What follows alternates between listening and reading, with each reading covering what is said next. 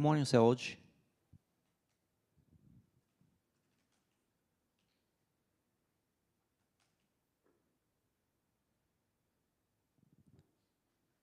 Good morning, Serge. Can you hear me?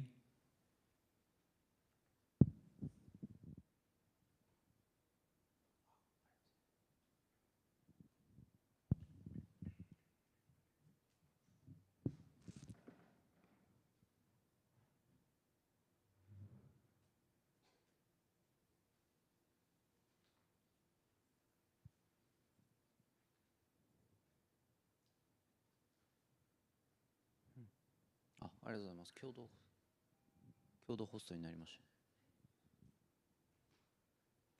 Good morning, Serge. Good morning, Karim. Can you hear me?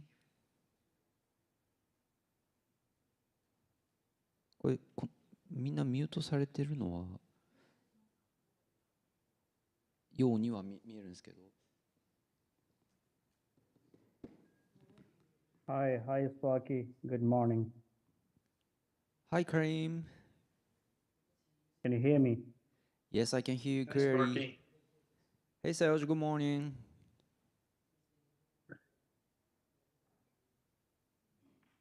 Thank you too for joining even very early or too late in the evening.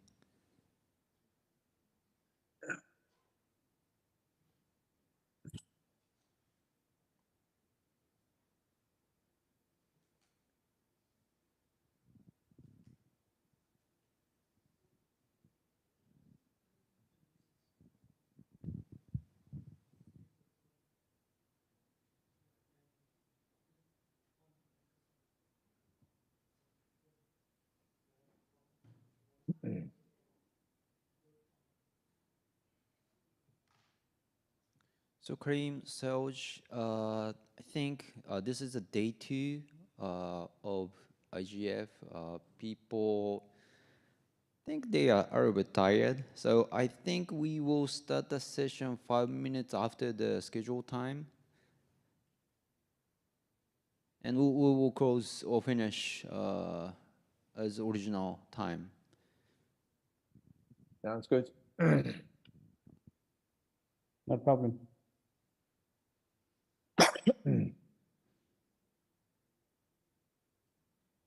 Good morning, Dr. Switch. It's 5. Morning, Alan.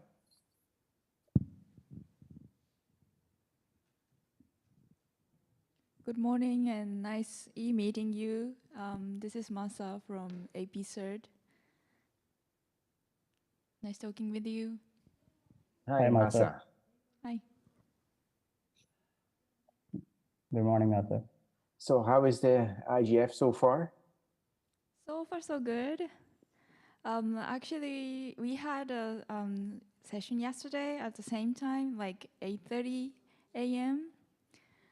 And there, actually, we had like less than 10 people, and online was like 1, 2 people. okay. So it's like, yeah.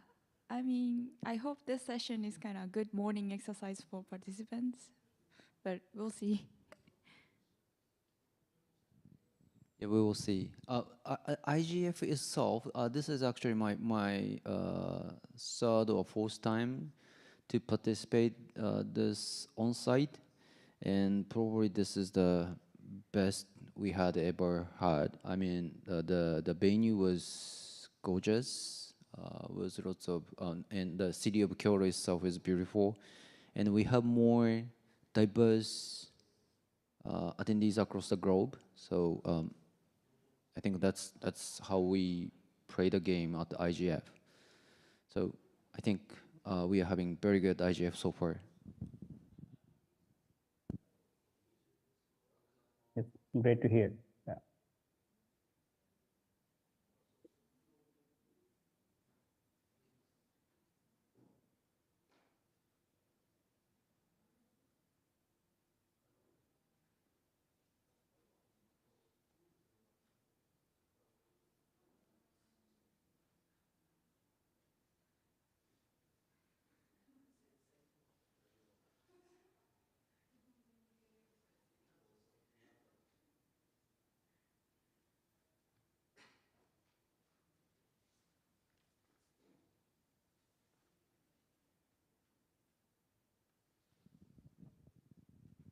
So thank you those who come to this room on time. We will start 5 minutes after the scheduled time. So have some coffee before that.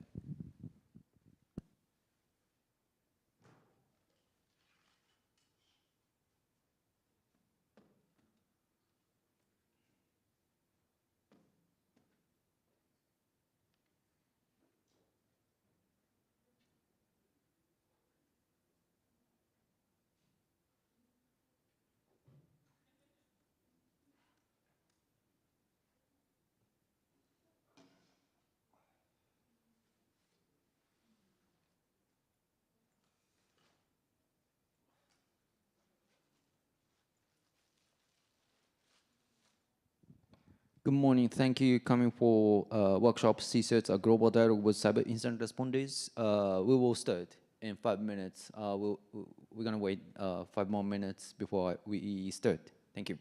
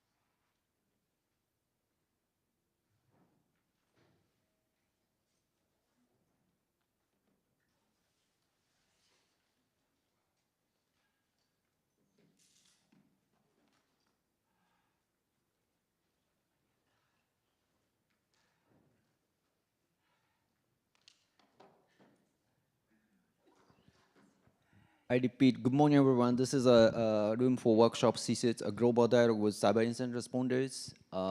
We will start from 5 past, well, from 8:35. Thank you.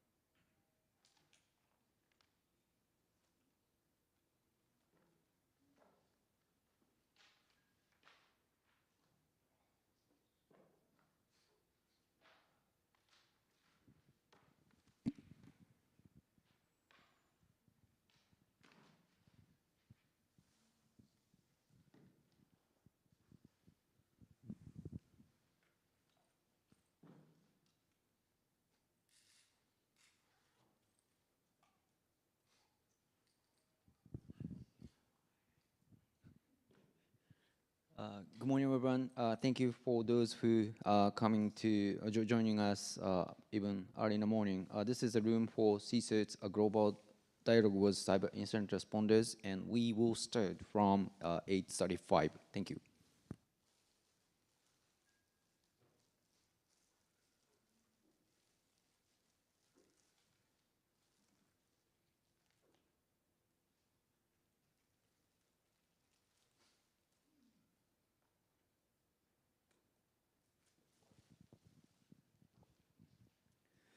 Good morning, everyone.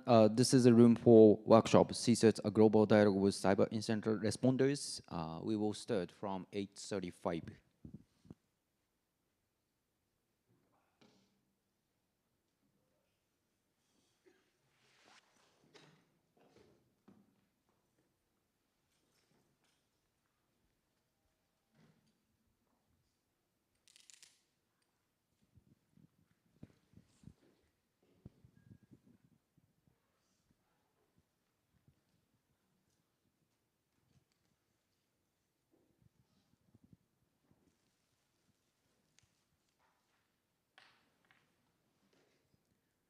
Good morning, everyone. This is a room for workshop, CSIRTs, a global dialogue with cyber incident responders, and we will start from 8:35. Thank you.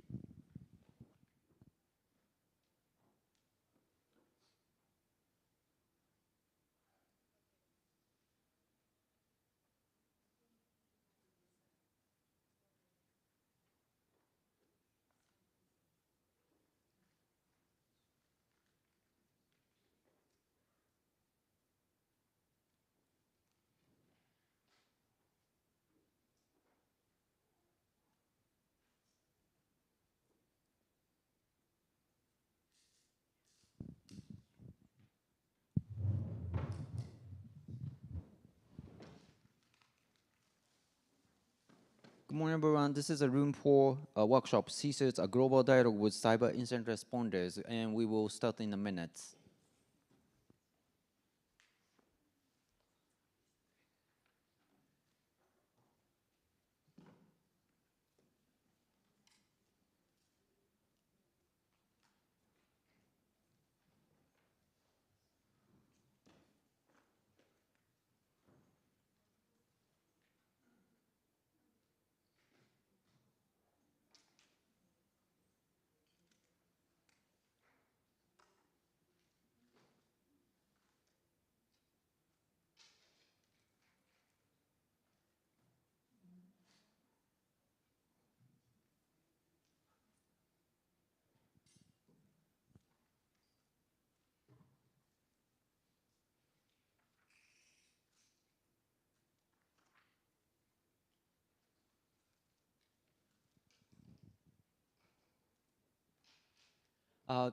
Very good morning, everyone. Welcome to this workshop, CSIRTs, Global Dialogue with Cyber Incident Responders. I welcome you all very much. Thank you for coming, even even 8:30, early in the morning. My name is Koichiro Sparky Komiyama from JPCERT, Japan Computer Emergency Response Team, and I'm work as a director for Global Coordination Division at JPCERT. Like many of you here, I'm enjoying my third IGF, my third in-person IGF. It's lovely to see lovely to see just the fact people getting together in a same big room and share the space with each other. Also, it's fantastic to see the diversity of participants this time. Think compared to previous one, I think maybe the charm of Kyoto or weak Japanese yen, we succeed to get all the people flying to Japan. And we had a great booth of exhibition in the hallway. Bento lunch boxes are all excellent. And we see the fireworks at Gara. And so today for this workshop, let me begin with may I show the two panelists online? So what I like to do with this workshop is CERT, Computer Emergency Response Team, or CSERT, Computer Security, again, Incident Response Team, is an organizational unit that provides service and support to defined constituency for preventing, detecting, handling, and responding to computer security incidents. And it used to be recognized as a firefighters in internet or cyberspace. When there's a fire, firefighter come to rescue you. In the case of cybersecurity incidents or cyber breaches, a CSIRT come to your place to rescue you or system administrator or cybersecurity team. If it was first established in 1988, so 35 years ago, immediately after the mass computer virus outbreak called Morris worm, it crashed 1 in 10 email servers at that time, but again, 1988. So immediately after this case or incident, U.S. Department of Defense convened a meeting with inviting all the stakeholders and decide to launch a new organization or team to share the remediation or mitigation with everyone else. So that's the first CERT, Computer Emergency Response Team. A lot has happened since then. We have now many CSERTs around the globe. For example, Japan, we have more than 500 CSERTs in, for example, companies like Sony, NTT, and others.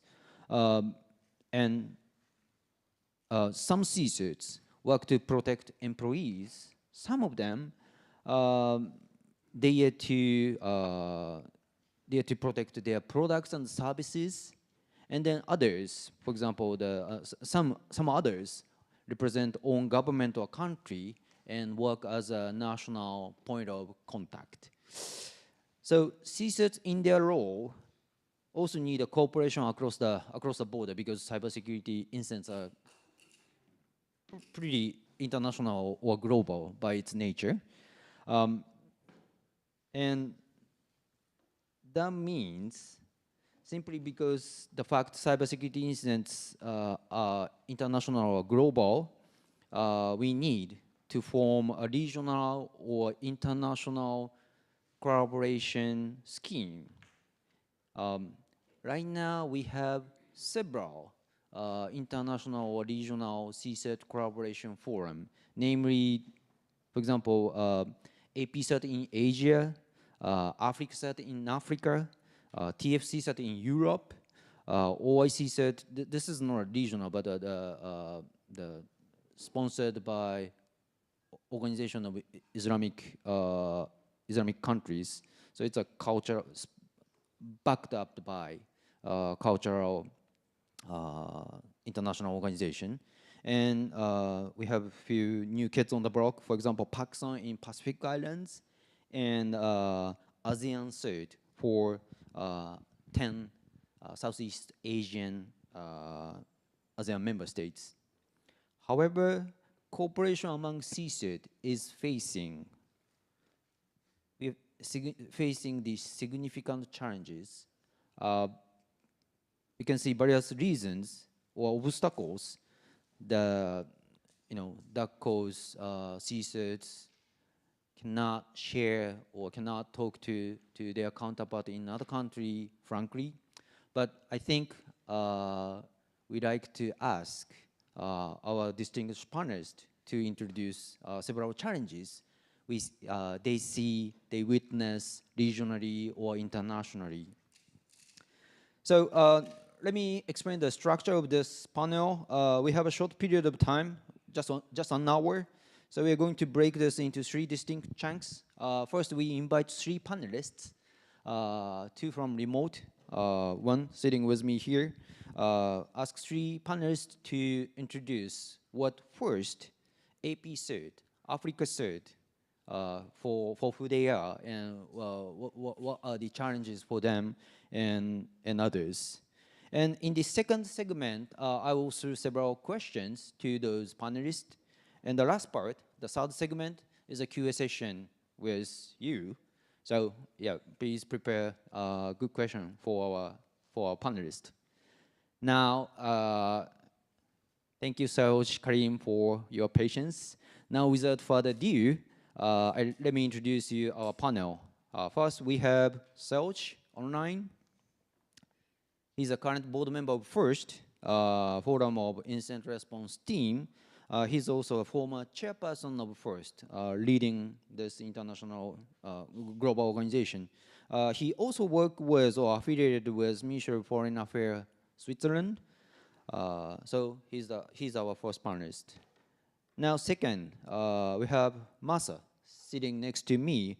She works for JPCERT, so we work for same organization. And one of her main role is serving APCERT, Asia Pacific Wide CSERT Committee, as a secretariat. Then we have Mr. Karim Usmani.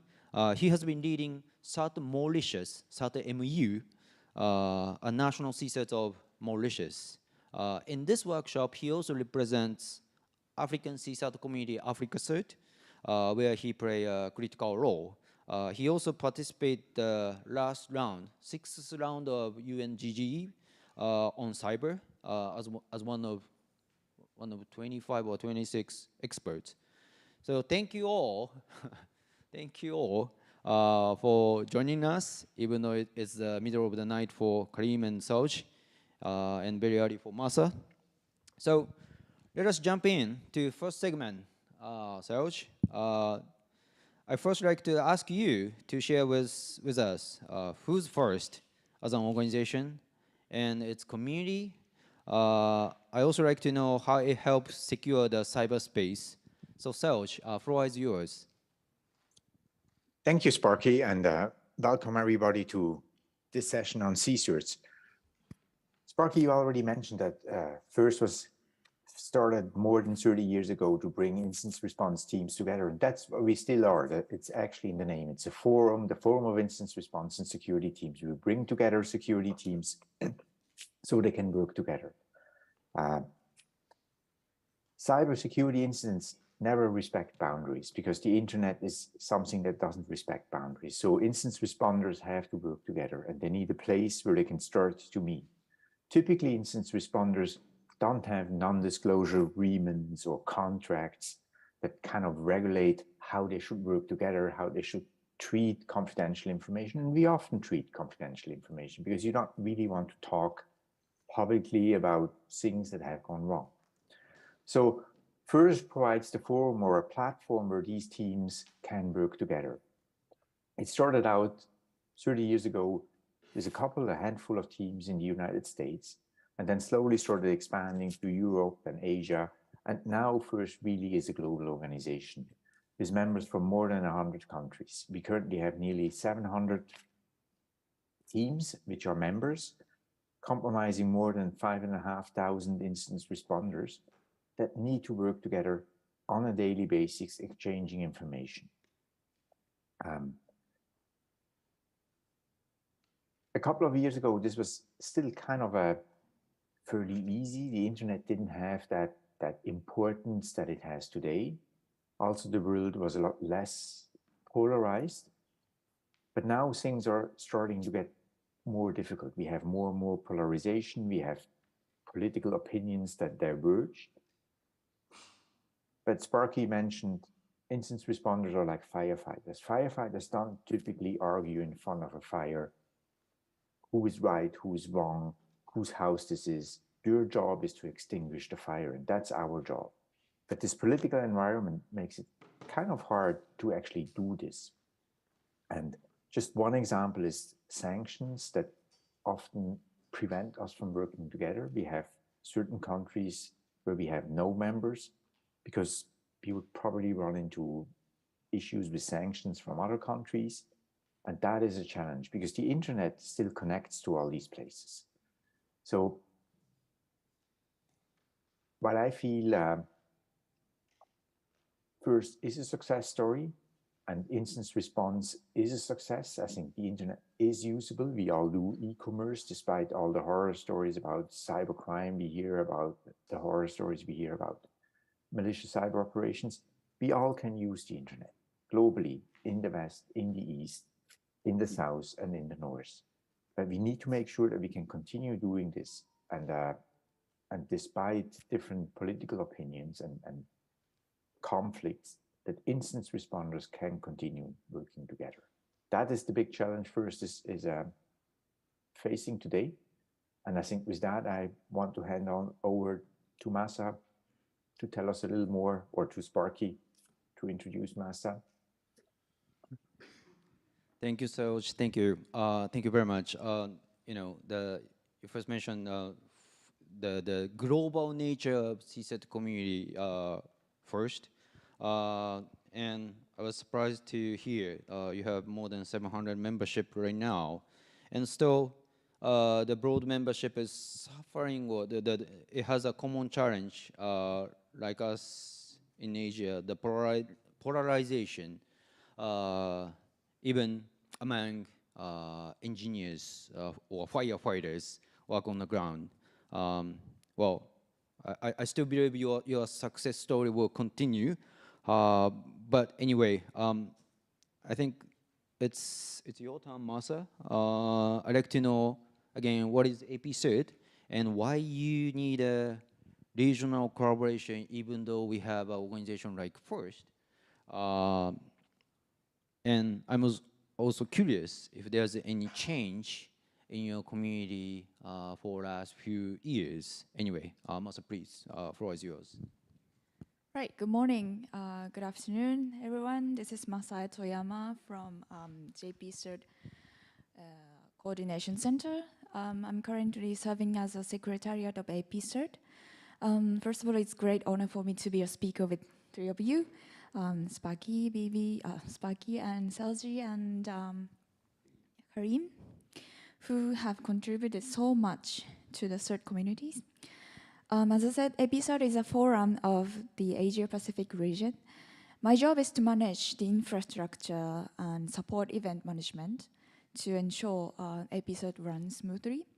So I'd be happy to speak from the viewpoint of the secretariat who takes care of administrative duties. Back in the APCERT was formed in February 2003, so it's like 20 years anniversary this year. And JPCERT has been in charge of secretariat since its establishment. And we've been coming so far to very nicely. Since APCERT is a voluntary community of 33 teams from 24 countries and economies, from India in the west to Tonga in the west. Member CERT vary in size and maturity. National certs make up the majority of members CERT, but academic certs, financial sector certs, and private company certs, such as Panasonic and Group IB in Singapore, are also members. One of the collaboration activities that I would like to highlight in this session is we do have our APCERT Cyber Annual Drill. So it's the event that we get together and check the incident response flow for each team. So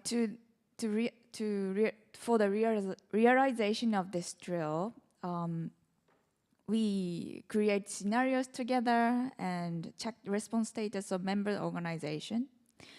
So this year we had 16th drill, and the theme of the supply chain attack, with a total of over 35 teams taking part of, including OIC CERT and Africa CERT members. So we actually extend the invitation to the drill for OIC CERT and also Africa CERT.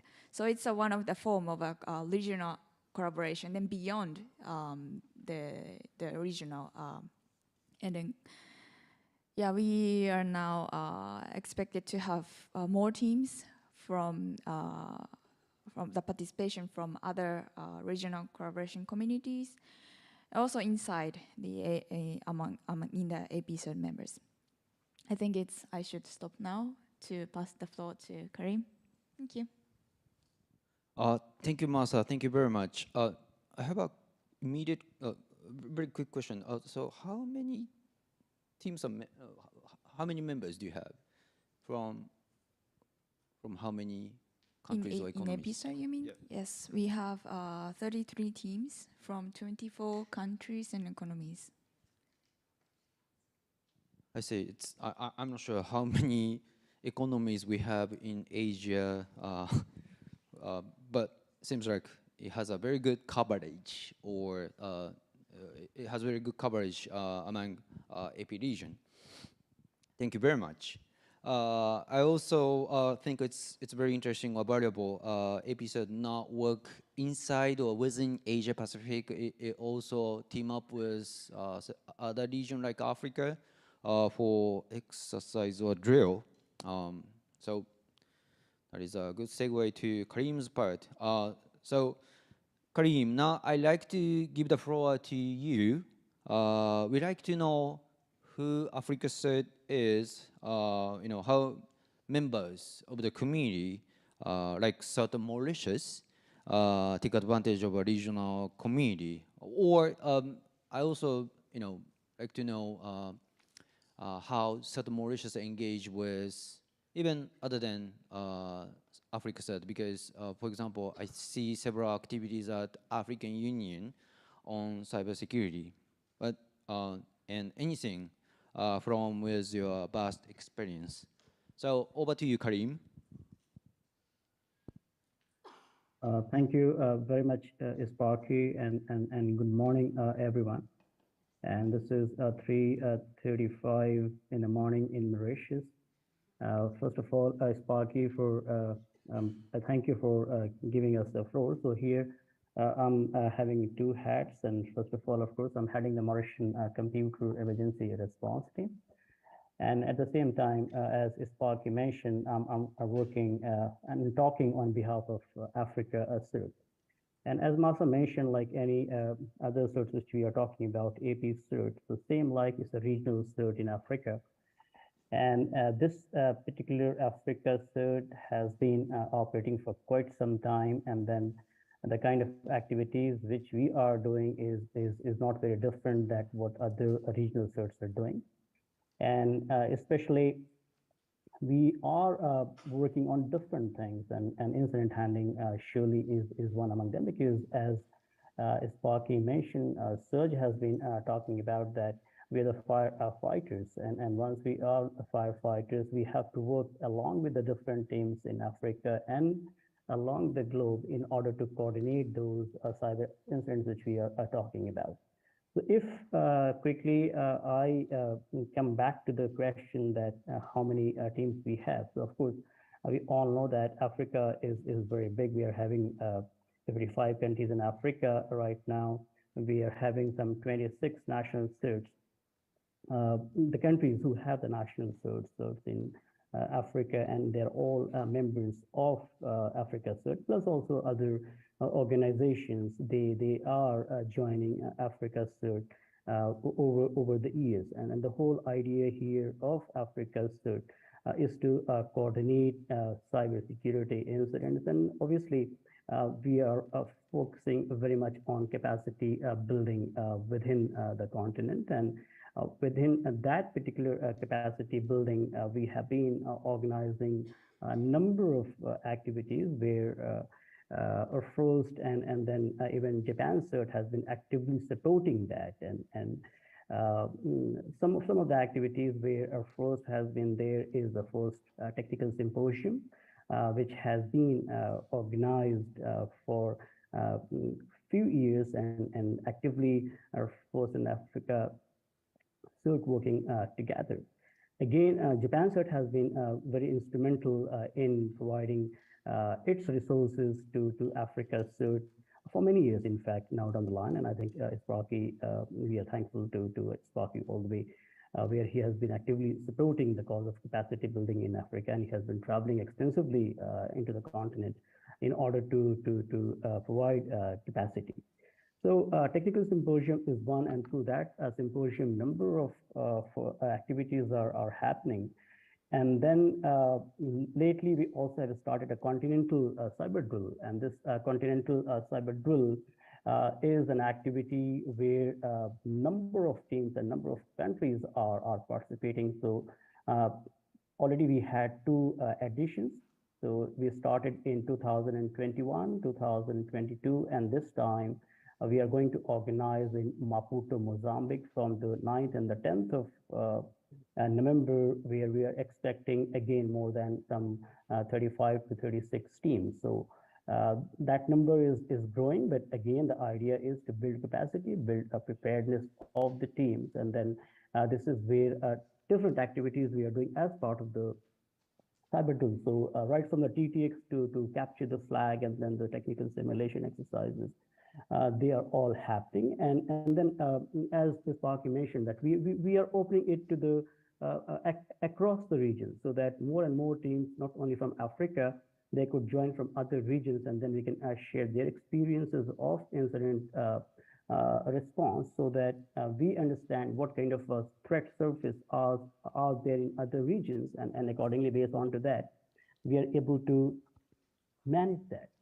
So that's something what is in there. And then even if we see again few activities which we are trying to promote apart from many other, because like any other regional cert, we are also the part of the different forums. So in different forums, if I talk about, we are the part of the ITU TST17 AFR activities. We are part of the ITU D4 CSERT capacity building.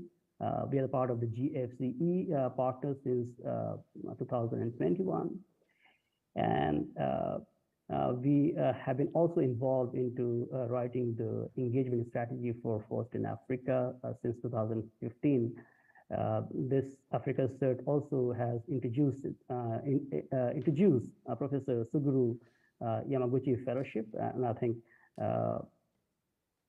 Sparky is here, and again, Professor he has been supporting these activities, and again, we did those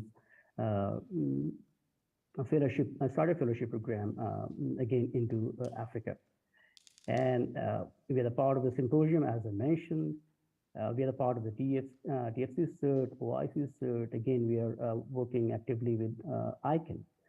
So in a nutshell, more and more teams are joining Africa CERT, because more and more teams are the countries, they are setting up their national CERT. So that's what we have been trying, so that because out of 54 countries, the number of CSERT teams in Africa is fairly lower than other regions. And I believe even FOST has been promoting and focusing onto that, so that more and more teams are able to, countries in particular, are able to have their national certs. So, and that is something even we are promoting all the way. So one specific activity which also I'd like to mention here is information sharing. And information sharing, I believe, is important across the regions, and that's what we're trying to do within Africa.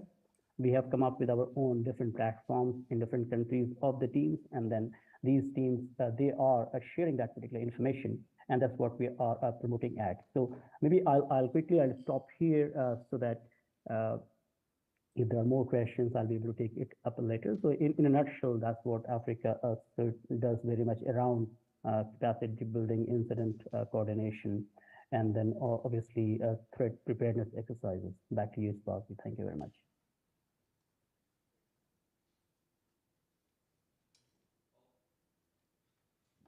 Thank you, Karim.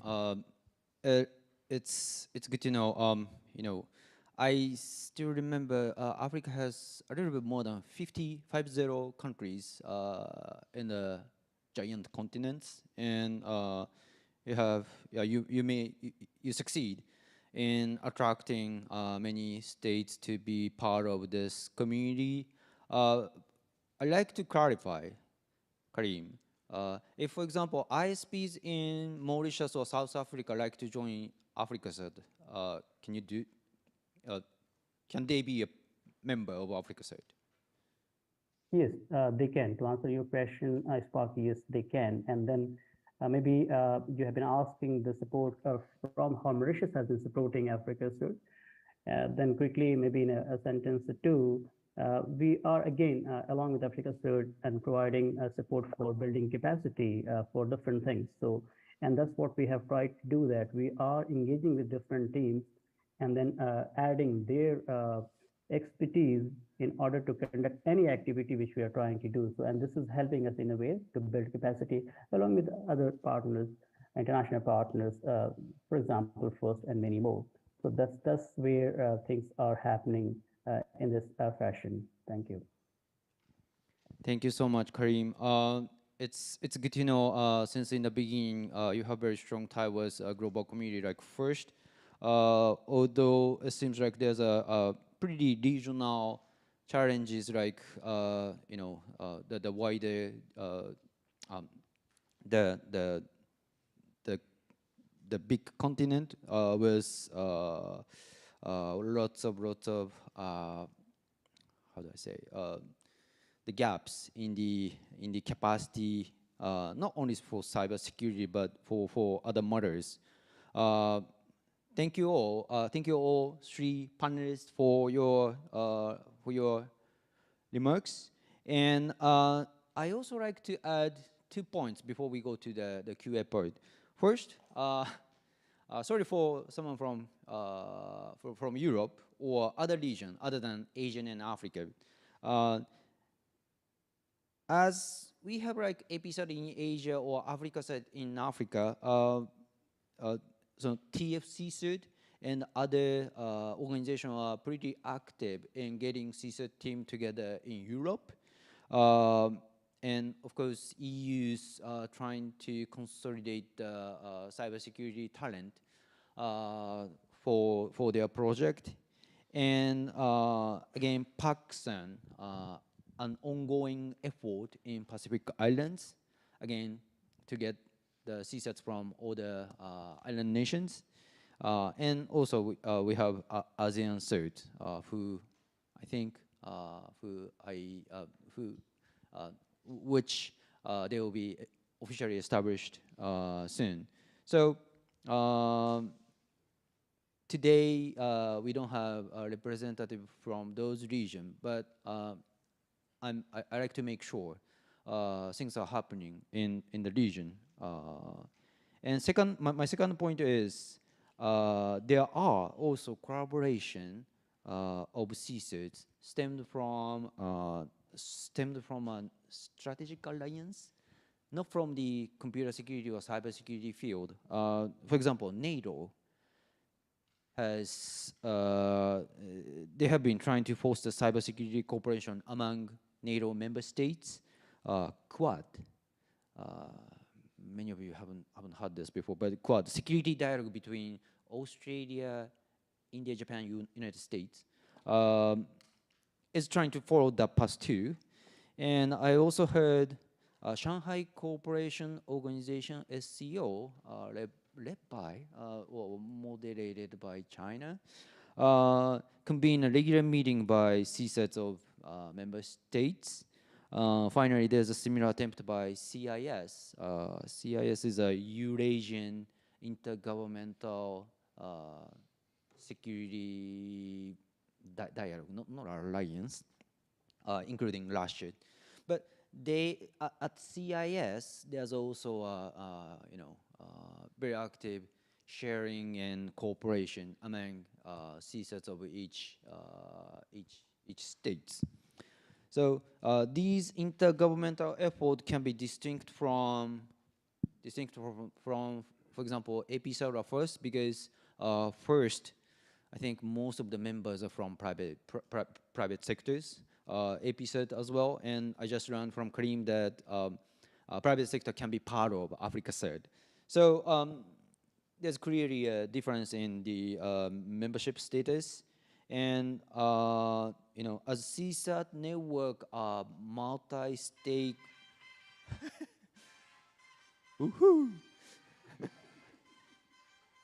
multi-stakeholder organization.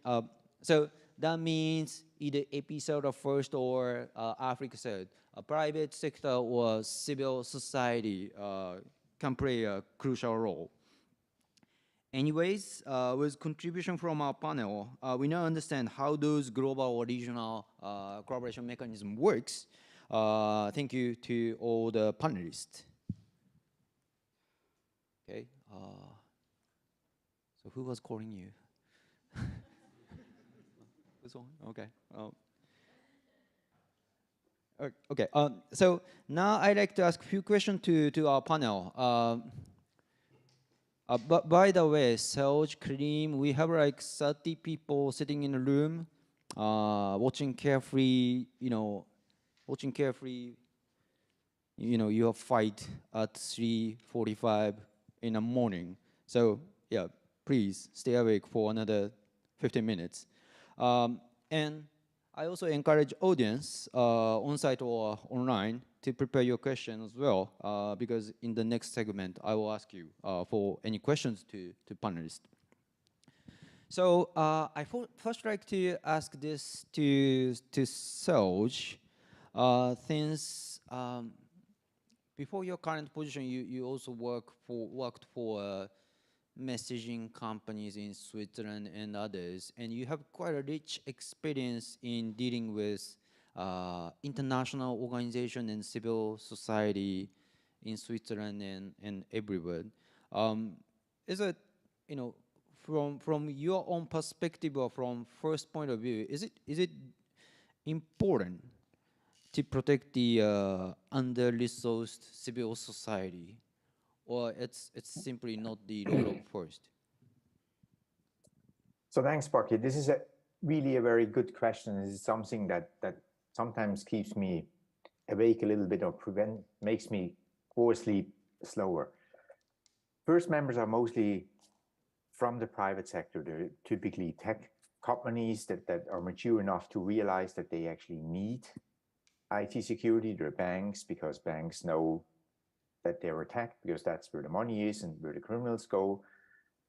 Other parts of the membership communities are states, because states realize that this is important. But really what we are missing is civil society. We are missing many of the organizations that protect individual users, that protect minorities, that protect groups that are under pressure. Part of this is explained through the resources these people have. Sometimes I have the impression a CSIRT is in this community, or the security person in this community is just one person and their cat. And these people just, they don't have the resources to kind of apply for first membership and become a member. Yet we exactly need these people. And we as a community, as a global community, need to start thinking about how we can support this. That sounds all nice and dandy and easy, but it's actually quite a challenge, because for very good reasons, quite often members of civil society distrust big companies. They distrust states. And that is a challenge. And again, I think we have to get the firefighter paradigm. The firefighter doesn't really care if the house of a billionaire is on fire or of a poor person. It shouldn't make a difference. And that's the same way we have here. So our hope really is that civil society gets up and starts talking to us. And I do know a lot of people in the first community that are more than happy to start helping and supporting these communities, appreciating that they don't have the resources that many of us within FIRST have. So here is a pledge also to a lot of the organizations present at the IGF: start talking to us. This is too important. Thank you so much, Serge. Now I really miss you. Miss the fact that you cannot sit with us this time. But thank you so much, Serge. And for Karim and Masa, I have same question for two of you. In what circumstances have you faced or have you felt a mismatch between expectation outside your community and your own capacity? I think people like myself asking AfriCSAT or EPISAT to do this, you're in those cases, do you think you are self-sufficient and can respond to any request outside, or you have any, you identify any area you need to work on? So, not sure who goes first. Maybe Karim, can you go first? Ladies first. Okay. Ladies want you to start first. All right, no problem. Okay. So, not coming back to this question, Sparky. This is again interesting, because, and that's what we have been talking about, and that's what we should discuss, because capacity and then the to deliver to your constituency or to your region is in fact is important, and this is again a very demanding and a daunting task for any regional CERT. And then same applies to Africa CERT, and just to put it on record here that we have been trying to, because though our team size is smaller than other regional CERTs in different things, but the way of modus of operandi of Africa CERT is a little bit different, because we are trying to gather teams together, and with those teams we are trying to execute the needs of the region. So I think that's a little bit differently we are trying to operate. And yes, lots of capacity building is happening along with other stakeholders in different things. Actively, Africa CERT has been able to form different working groups at the same time, and we are trying to extract the expertise of experts within the region in order to build up the capacity around those areas. And especially if I talk about critical infrastructures, if I talk about the cyber diplomacy, if I talk about the SCADA systems, if I talk about information sharing. So these kind of things are happening already.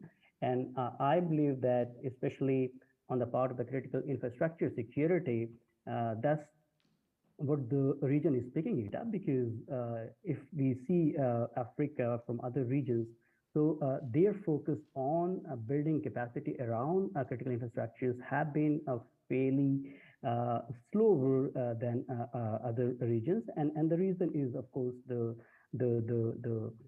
expertise, and then also in terms of their preparedness for different reasons. So I believe that's the focus line for us, and from there we are trying to pick it up, and this is where with the different agencies we are trying to train people within the region on critical infrastructure protection, and specific training programs have started. So it's just the beginning, but of course that's the challenge for us, where more teams and more countries they could be exposed to this kind of training, so that they are able to protect their infrastructure or critical infrastructure better. So I think I'll stop here, Sparky.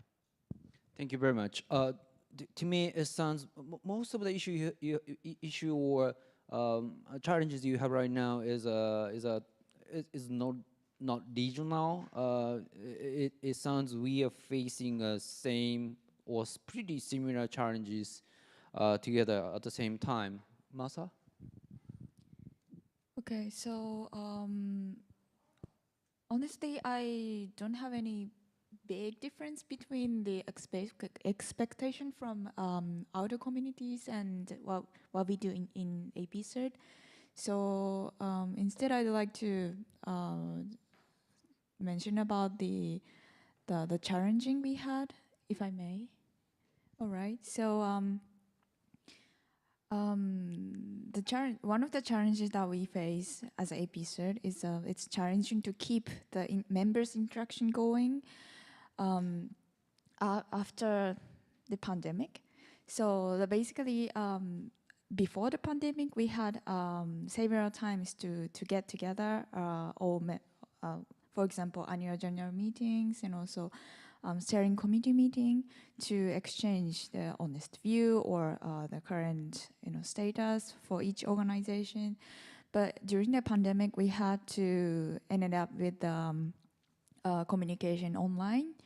So right now we have we are so excited to restart the in-person activities, and then we had steering committee meeting in September last month, exactly same place here, and it was the first time in 4 years.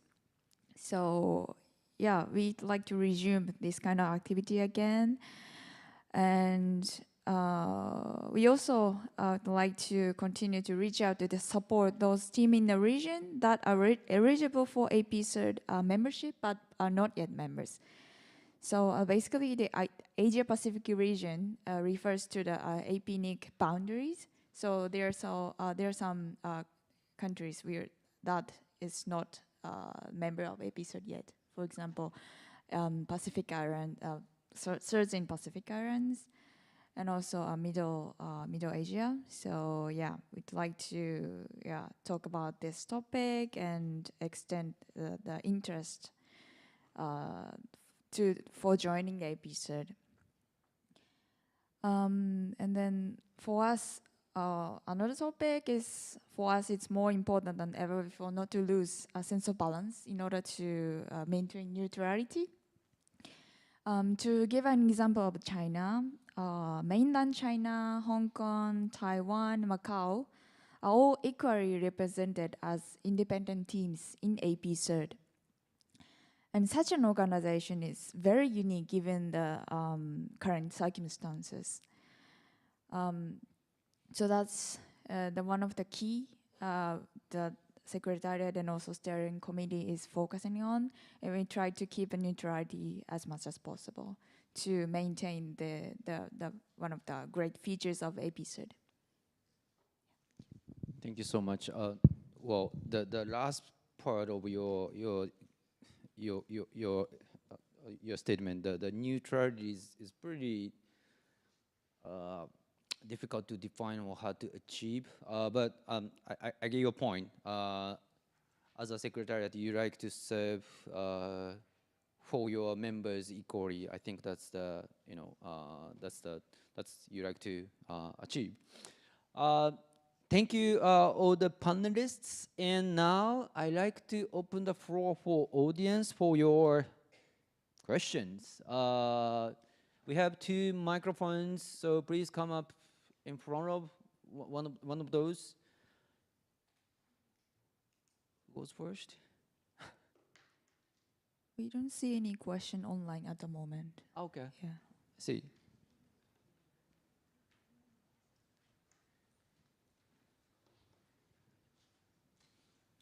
Oh, great.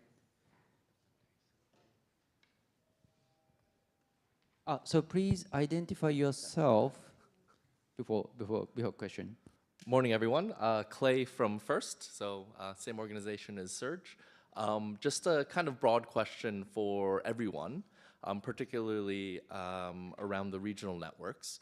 What can the regional networks do to improve cybersecurity more broadly that they're not doing already? What are some kind of ambitious activities that you think organizations like APCERT, PAXON, AfricaCERT, CCERT Americas, name them all, could do to kind of spread resilience beyond just the incident response community? So I guess this is a question to mainly for Karim, Masa, or maybe myself. Karim, if I may go first, or like to pick up this question? The way you prefer, Sparky, you can go ahead and then I can Sure, thank you. come back later. Yeah. My response to the question on how regional CSAT network can help mitigate the problem. We sometimes see regional threat or the regional issues in cyberspace. Give you an example. There's a very popular Korean IPTV set box, which is quite vulnerable. And since it's a very popular devices, can be sold, and it is widely used in Japan, Hong Kong, Singapore, maybe Malaysia, and of course Korea. Even to this date, we have similar type of the regionally popular products, and in those cases, for example, in APCERT, there's a joint traffic monitoring project, and we see spike in certain ports of TCP traffic, and can at least tell affected countries or affected CSATs of affected region to check to see if there is something they like to address. So the existence of regional threat is something to me the major motivation to maintain the regional collaboration framework. Karim? Thank you, Sparky, and thank you, Cleve, for this wonderful question. In fact, because this cuts across all the regions, and as you rightly said. But again, I have the way I want to answer this question. There are different things. Obviously, if I look at the African region, and one of the things is how do we manage threat best? And once how do we manage threat best, and the way we see in Africa, so monitoring of threats is a kind of a challenge for each and every country, and the reason is that different countries, they have a different level of maturity, and some countries, they have started a little earlier. Some of the countries, they have started some 5, 6, 7 years back, and some of the countries, they're starting now. And once they are starting now and then 5 years back and then earlier, they have a different level of maturity. And we being a CERT community, I believe, and other regions, they have done it. How can we join hands together in order for us to monitor things regionally or specific to a particular region, where different teams, they could join hands together in order to manage threats. And one example could be sort of a regional monitoring and information sharing support, which the countries they can have. And just on to that part, like SADC in Africa, Southern African Development Community, they have set up a SADC CSIR task force. And this SADC CSIR task force has been set up, still in a very initial stage, with a view that we can have a common goal, and then all different teams, those who have the capacity, they are able to help the countries in the case of cyber crisis. So that's one component. But I think the second component also, which we need to understand, is that the technical infrastructure, which is very important, and technical infrastructure because in terms of number of things, technical infrastructure for information sharing, technical infrastructure for bot detection, technical infrastructure for a honeypot setup, and then combining all these together, and then monitoring somewhere from a security operations center. So this is not a new concept, but this is a kind of a concept which is required in the region, so that everybody could help each other in order to manage threats better. So I think that's what is coming to my mind, and this is where I want to stop. Thank you very much. Back to you, Sparky. Thank you, Karim. Thank you very much. We have another question, please. Good morning, and thank you to the panel. My name's Tom. I'm from the National Institute of Cybersecurity in Taiwan. And I'm here to say that we're here to help. We are a newly established institute, and we have a mandate to collaborate internationally. And as Toyama-san said, we're also really excited to get back into physical interactions. And so my question for the panel is, I'm looking at different models that countries are using to bring people together physically to improve cyber capability in different countries. And I saw, for example, in 2021, Lithuania established a regional cyber defense center, and they've been gathering together with Ukraine, Georgia, Poland, and the USA in person to help improve the cyber defense of the region. So they're all quite advanced cyber actors. But should we, those of us that have the capability to fly places and meet in person, be conducting those kind of activities around the world? Thank you. Thank you very much. That's a pretty interesting question. But I'd like to begin with, I'm not sure if the Slovenian regional collaboration is done by CSIT in the region or militaries. Okay. So we see, of course, many activities by our armed force, Ministry of Defense, and other forces in the region. But as far as I can recall, there's no, international permanent joint operational center which Japan is part of. But Sauj, Kareem, do you have any thoughts on this question? Yes. So I think what you kind of implied is that the in-person gatherings are about kind of building up capacity, building up know-how and stuff like this.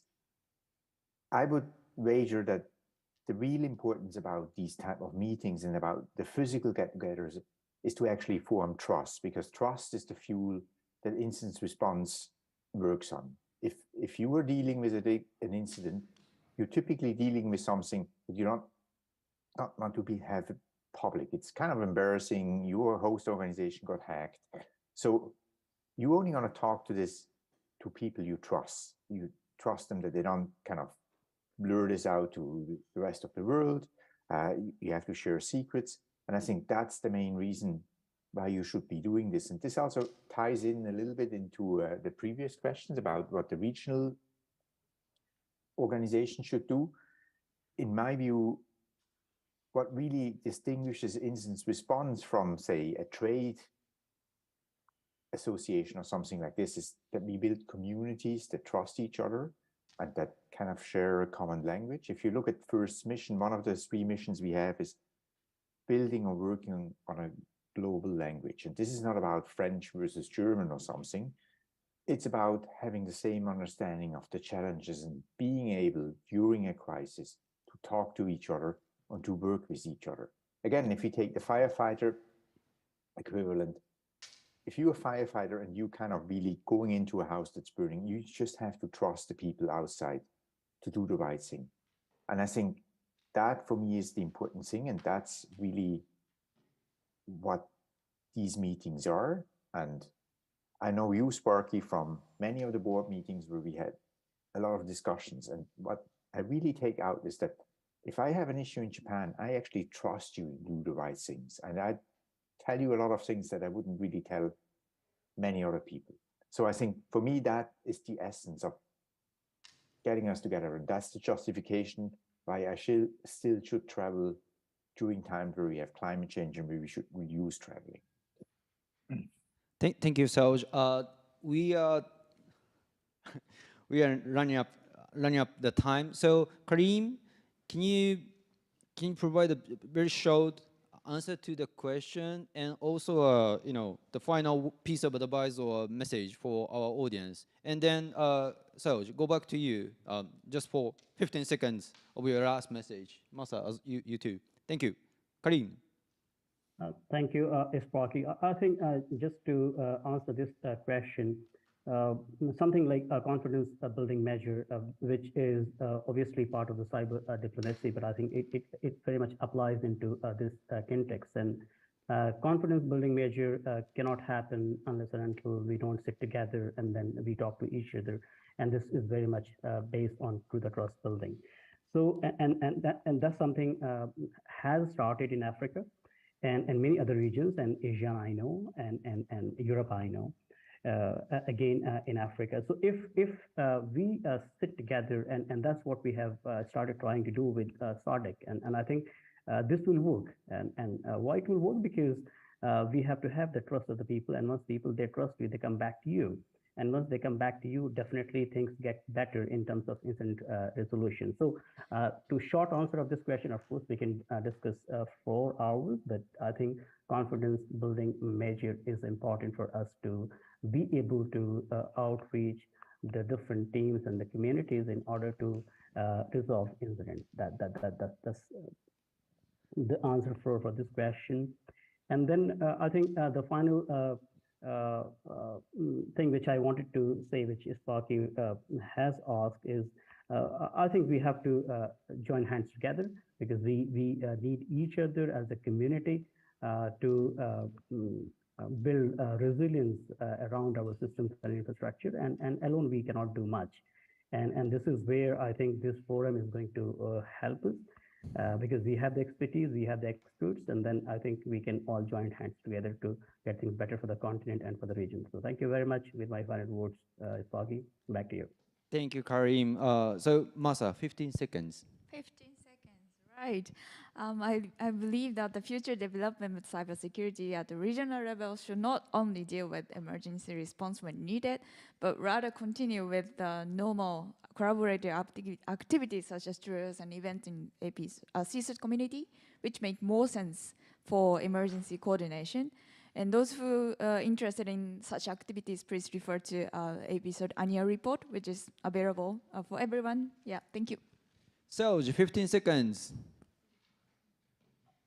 So speaking for first, I mean, my big wish really is that we have strong cyber security communities all around the globe, and that these communities can work together and that they do the right thing. So we also should continue thinking about what is it CSIRT should be doing and what is it they shouldn't be doing.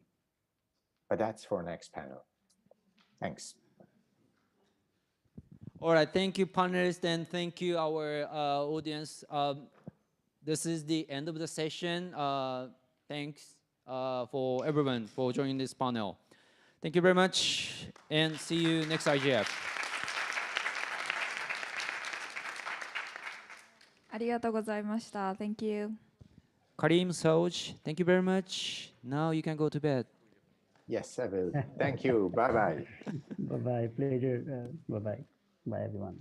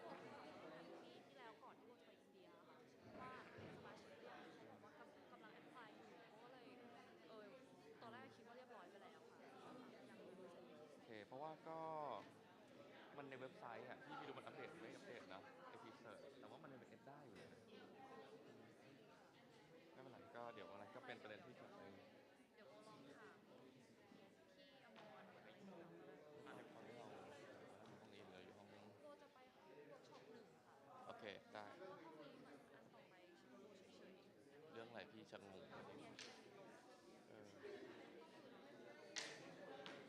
อีกทีคือที่ไอที่มัน compulsory คืออะไรบ้าง จะไปก่อนเพราะว่าเห็นว่าเขาพูดเรื่องดาร์กเว็บแล้วก็เป็นแบบ อ๋อ วิวใช่ไหมอะไรอย่างเงี้ยก็ ไม่เป็นไรก็แล้วมันจะรวมกันอีกทีตอนไหนนะไม่ยังไม่มีเวลา เวิร์กช็อป1ค่ะเซสชั่นต่อไปเอ๊ะไม่ดิ คือตอนนี้แล้ว ได้เลือก แล้วแต่เราใช่ไหม โอ โอ เค เคไม่โอเคน้องโมไปอย่างกันนะพี่เลือกดูก่อนว่ามีอะไรซึ่งยังไม่ได้ดูมันไม่มีอะไรเลยใช่ไหม ก็จนถึง11 โมงเลย เดี๋ยวนะกำหนดการมันแบบ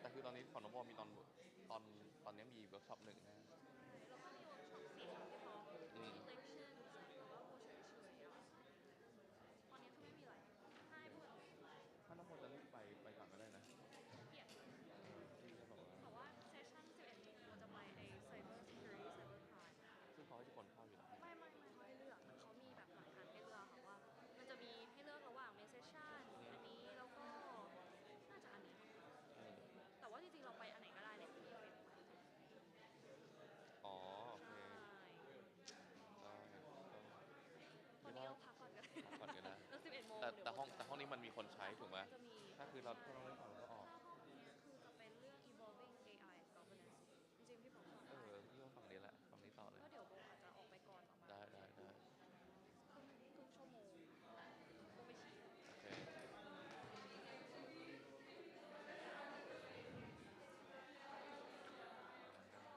เคยอยู่ฝั่งออสเตรเลียใช่ป่าววะน่าจะใช่คนตายเราไปอยู่กับกันชน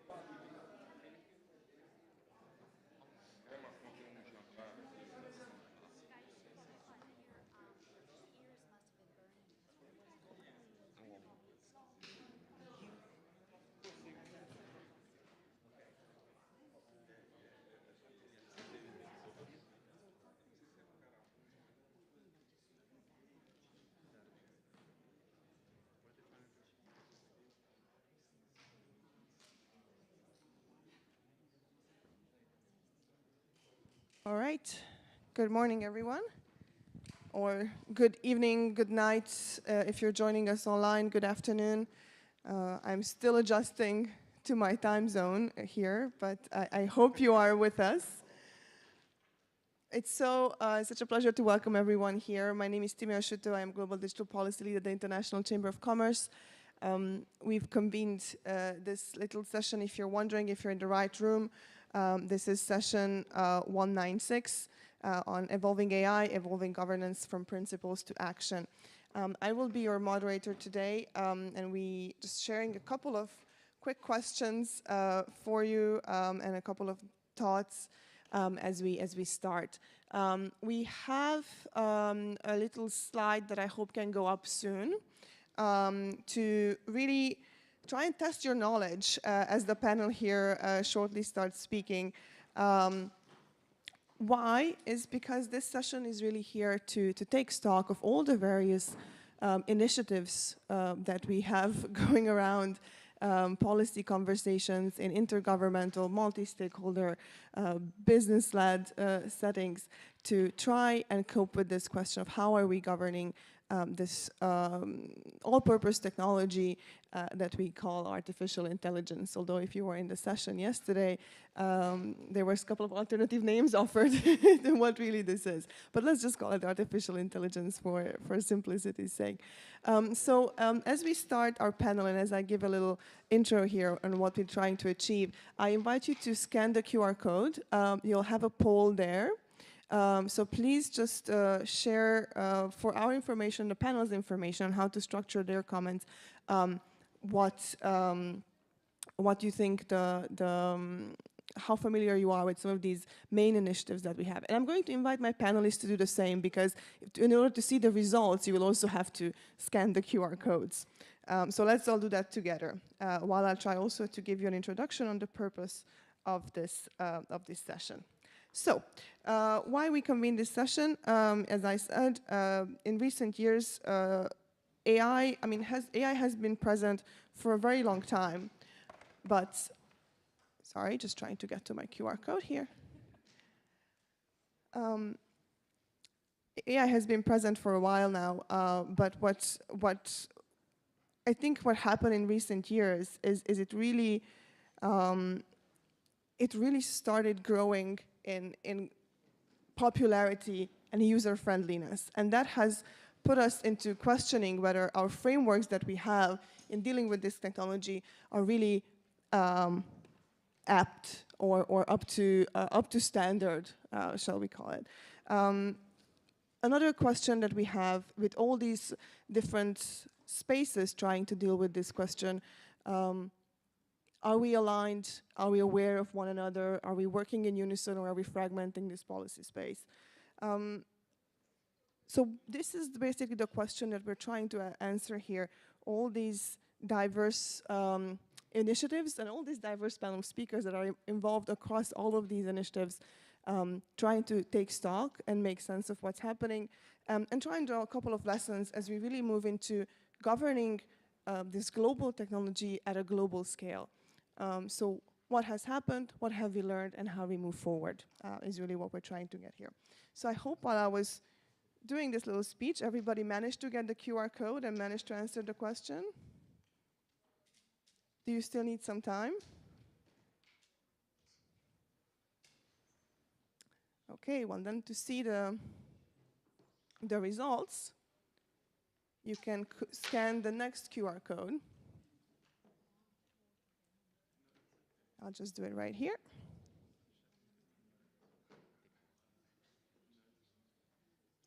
And let's see. Oh, quite a good set of results. I'm sorry I can show it on the screen for you, but what I will read them out. So here are some of the initiatives that we thought are the most popular ones, and on a scale of 1 to 10, how familiar the audience is with them. The OECD principles on AI lead the way, 5.9 on a scale of 10 of familiarity. Then on the second place, we have a tie between the UNESCO recommendations on the ethics of AI and the G7 Hiroshima AI process. Of course, that probably has grown a lot in popularity these days. So it's 5.7 on a scale of 10. Then third place, we have the Council of Europe's Convention on AI and Human Rights, 5.6 on a scale of 10. And then lagging a bit behind remains the NIST AI Risk Management Framework at 3.7 familiarity on a scale of 10. So panel, please organize your comments with this in mind of how familiar the audience is with some of the things that you might be referencing. But also try and make sure that in a way that you are presenting, we manage to have a dialogue. And without further ado, then let me introduce those up here and online that will be speaking with you today. First of all, we have online, and I hope she's connected, Ms. Suzanne Akabawi, advisor to the Minister on Data Governance, Ministry of Communication and Information Technology of the Government of Egypt. Suzanne, I hope you're connected. We're trying to make sure. On the panel up here, I have with me Ms. Maria Paz Canales, Head of Legal Policy and Research at Global Partners Digital. Galia Daor, Policy Analyst at the Organization for Economic Cooperation and Development, OECD. Owen Larter, Director for Public Policy, Responsible AI at Microsoft. Dr. Clara Nepal, Senior Director at IEEE European Business Operations. Mr. Nobu Nishigata, Director for Computer and Data Communications Division and the Telecommunications Bureau at the Ministry of Internal Affairs and Communications of Japan. And joining us today, a little later, as they're running in from other session, will be Dr. Sad Center, Deputy Envoy for Critical and Emerging Technologies of the US State Department, Mr. Thomas Schneider, Ambassador and Director of International Relations at Ofcom, and in Switzerland, but also Chair of the Council of Europe's Committee on AI, and Mr. Pratik Sibal, Program Specialist, Digital Innovation and Transformation at the United Nations Educational, Scientific and Cultural Organization, UNESCO. So we will be joining a number of other speakers on stage today. But without further ado, I'm going to ask our first speaker to share some of her thoughts on what is it that we've done so far in the space of AI and how we move forward from here. Galia from OECD.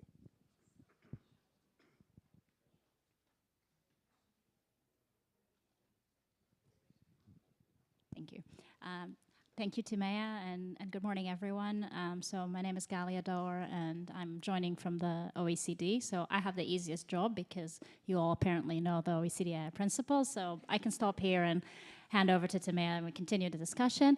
But if you allow me, then perhaps I will say a few words about the OECD AI principles and in particular what we've been doing since their adoption in 2019 to support countries and organizations in the implementation of these principles. So as obviously you're all aware, the principles were adopted in 2019 as a set of 5 values-based principles and 5 recommendations to policymakers, together the 10 OECD AI principles.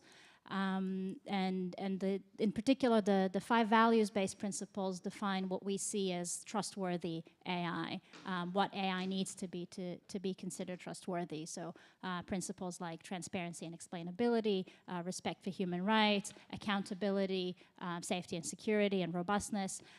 So that's just part of the list. Since 2019, we've developed a set of actions to support their implementation. So one thing that we've been doing is building the evidence base. So we have a online platform called OECD.ai that I recommend you check out. You all have your laptops and phones. So and that is the sort of the public evidence base that we have on AI. In particular, it includes a database of national AI strategies and policies, already covering over 70 countries, and a lot of different sets of data and metrics for measuring AI, including research publications, including jobs and skills demand, including investment in AI broken down into specific subsets like AI compute and generative AI. So that's sort of part of the evidence-based piece. In addition, we've worked on expanding our expertise. So we have a network of experts, of AI experts, now consisting of over 400 experts from a variety of countries and a variety of disciplines. And that allows us to both be sort of technically accurate, but also to make sure that we can adapt to changes. So we've adapted the work of this network to, for example, now we have a network expert group on AI compute. We have an expert group on AI futures, and that's how we sort of adjust our policies with time. The other thing that we've been working on is practical, concrete tools for implementation. And that includes our work on AI risk management and risk assessment, including the OECD classification framework for AI systems. So looking at how we can classify AI systems based on the different risks that they pose and taking into account the context, the data, the input, and sort of seeing that different systems have different risks, and that needs to be taken into account in policy making. And in addition to, so this is maybe to understand the risks, we also have tools to address those risks. So we have a catalog of tools for trustworthy AI, which is really a compilation of tools that exist out there that different actors use, from technical tools to educational tools. And so this is an interactive database that anyone can access and sort of see what is already there that you can take and use in your context. So maybe that's a moment to say, I don't know, we're talking about sort of good practices and implementation. So I think one thing that we can say from our experience is, it sounds obvious, especially in this context, but I think it's still important to say, it's really important to be as expansive and inclusive as possible. That's why we're covering 70 and counting countries in our database. That's why we have this expansive network of experts. And I think that's why also we come here and have this conversation with you. And so continuing maybe to maybe one more minute about our work on AI risk assessment and risk management. So we will soon launch a report that sort of looks at and goes back to Timea's point about there's many things out there. So we try to zeroing in on specifically on the risk component to see what frameworks exist and what they might have in common. And this is a report that, as I said, will be published in a couple of weeks. But it let us see that sort of at a high level, a lot of these frameworks that exist have the same phases in common. So they have sort of a define, assess, treat, govern phase in all of them. But if you go into the details, then there are differences, in particular when we go to the govern, the how you govern the risk in your organization. And I think that's sort of a first step into how these things can work together. Another thing that we're working on is an AI incidence monitor, so to look at in real time, based on sort of real world data, what harms AI systems can cause. And so that helps us obviously both to be aware of those harms, but also to inform our work and sort of to let others inform their work on AI. This maybe leads me to my last point, which is the challenge that we see in that, which is there is a lot of information and data and policies out there, and it can be challenging to sort of make sense of all of that in a way that is really practical. So one thing that we're developing is an AI index that will have you one metric of is a policy trustworthy, or what is the trustworthiness score of an AI policy. So that's maybe a step towards compiling all this information and give you a number that hopefully can sort of give you some sort of informed basis for decisions. But I still think this is a real challenge. So I really would like to love to hear what others have to say about that. Thank you. Thanks so much, Galia, for that comprehensive overview and sharing all the work that the OECD is doing. We have asked if people are aware of the OECD's principles. Maybe we should have asked if they're aware of some of these initiatives that you mentioned. But if you're not, do look them up. There's a lot of good work being done there. So now that we've heard from Galia, I'm going to be jumping between international and national approaches on the panel, try and see how some of this international ideas and norms and principles that we've set commonly at a global level, how they translate back into national implementation or implementation by various stakeholder groups, whether that is in a company, in an organization, or a standard setting body, maybe. So with that, I'm going to turn to Nishikata-san to discuss how do you see the OECD's work and other international work translated into national work in Japan, and what is really the nexus between these principles, regulation, and then innovation. Thank you for the introduction. My name is Nobu Nishigata. Good morning to everybody here. Welcome to Kyoto on behalf of the hosting government for the IGF this year. So the next deck, please. Next slide, please. This is just who I am. I'm doing the division director at the Ministry of Internal Affairs and Communications. And I covered many things, and particularly for the IGF, it's internet. Then I'm going to ICANN meeting, doing some internet governance within Japan and both abroad. And then here, since I used to work at the OECD with Galia, during the 2017 to 21, when the OECD developed the council recommendation, which is OECD AI principle now, and it is very happy to hear that we made a top of the recognition among the initiatives presented by the moderator this morning. So, and then the next slide, please, and then. Today, I'm talking the things, of course, I'm talking about some nexus between innovation and initiatives on AI policies, but let me introduce some history of the AI policies discussion in the international fora. And I believe one of the beginning is 2016 when Japan hosted the G7 meetings. And we had a very good ministerial meeting among the ICT ministers at the time. So then before that, of course, G7 takes place every year. Then the chairs takes turns among the 7 countries. But before 2016, then we didn't have too many ministerial meetings on digital or ICT or communication, etc. It's the first time after more than 20 years to host a ministerial meeting for ICT. Then it passed it around the Italy, then the Canada, France, US, and etc.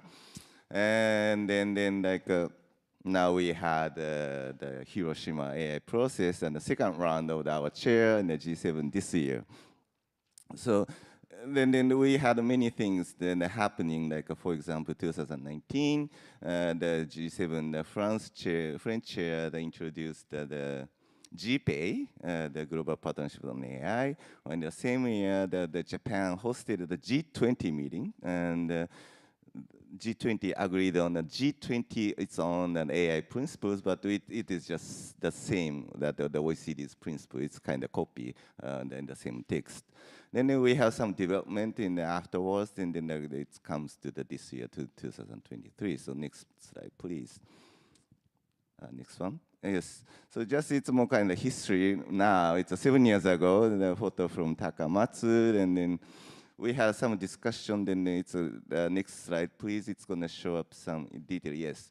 So it is the first time that at that time the Mr. Takaichi, the proposals and the discussions among the G7 at the time to talk about AI, like what the risk, what the opportunity, and then what next. And then Japan wanted to have some common understanding, common principles to cope with these new technologies at that time. So the bottom line may be touching upon the relationship between innovation and regulation, those kind of things. Just think about what Japan is right now. We are facing several big social problems that are aging, and we need more like people. I mean, to sustain our economy, and then we need more machines. So Japan is, I think, one of the kind of aged position to more like we need more machines to help us to sustain the economy and the business and etc., or even the daily life. So we are very much friendly to the AI, but of course we recognize some uncertainties in this technology. So then we started a discussion at the G7, kind of trying to how they feel about the AI at the time. Then fortunately, our proposal on the AI discussion was very well received by the member of the G7. So the Japanese government decided to ask the OECD to continue the work further. Then they came out to the OECD principle in 2019. So that's the kind of the beginning, the history of what we have now. And then the next slide, please. So that's just the introduction. Then, since Gaia didn't have the deck, I can do it for you, for her. That's what the OECD principle is. It's very simple, 10 principles. The first 5 is more like the value-based principles, and then the other 5 is more like a recommendation to the policymakers, to the government. Then they just the 10 things. So the next one, please.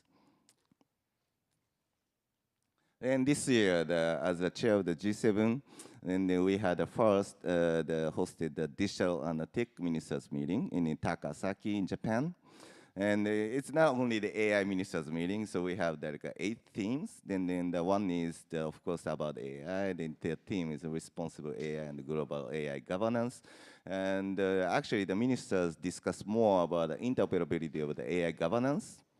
Looking at some, the European countries are working hard to pass the AI Act on it. Of course, we know it, but on the other hand, still Japan is not the one to introduce the legislation over the AI technologies yet.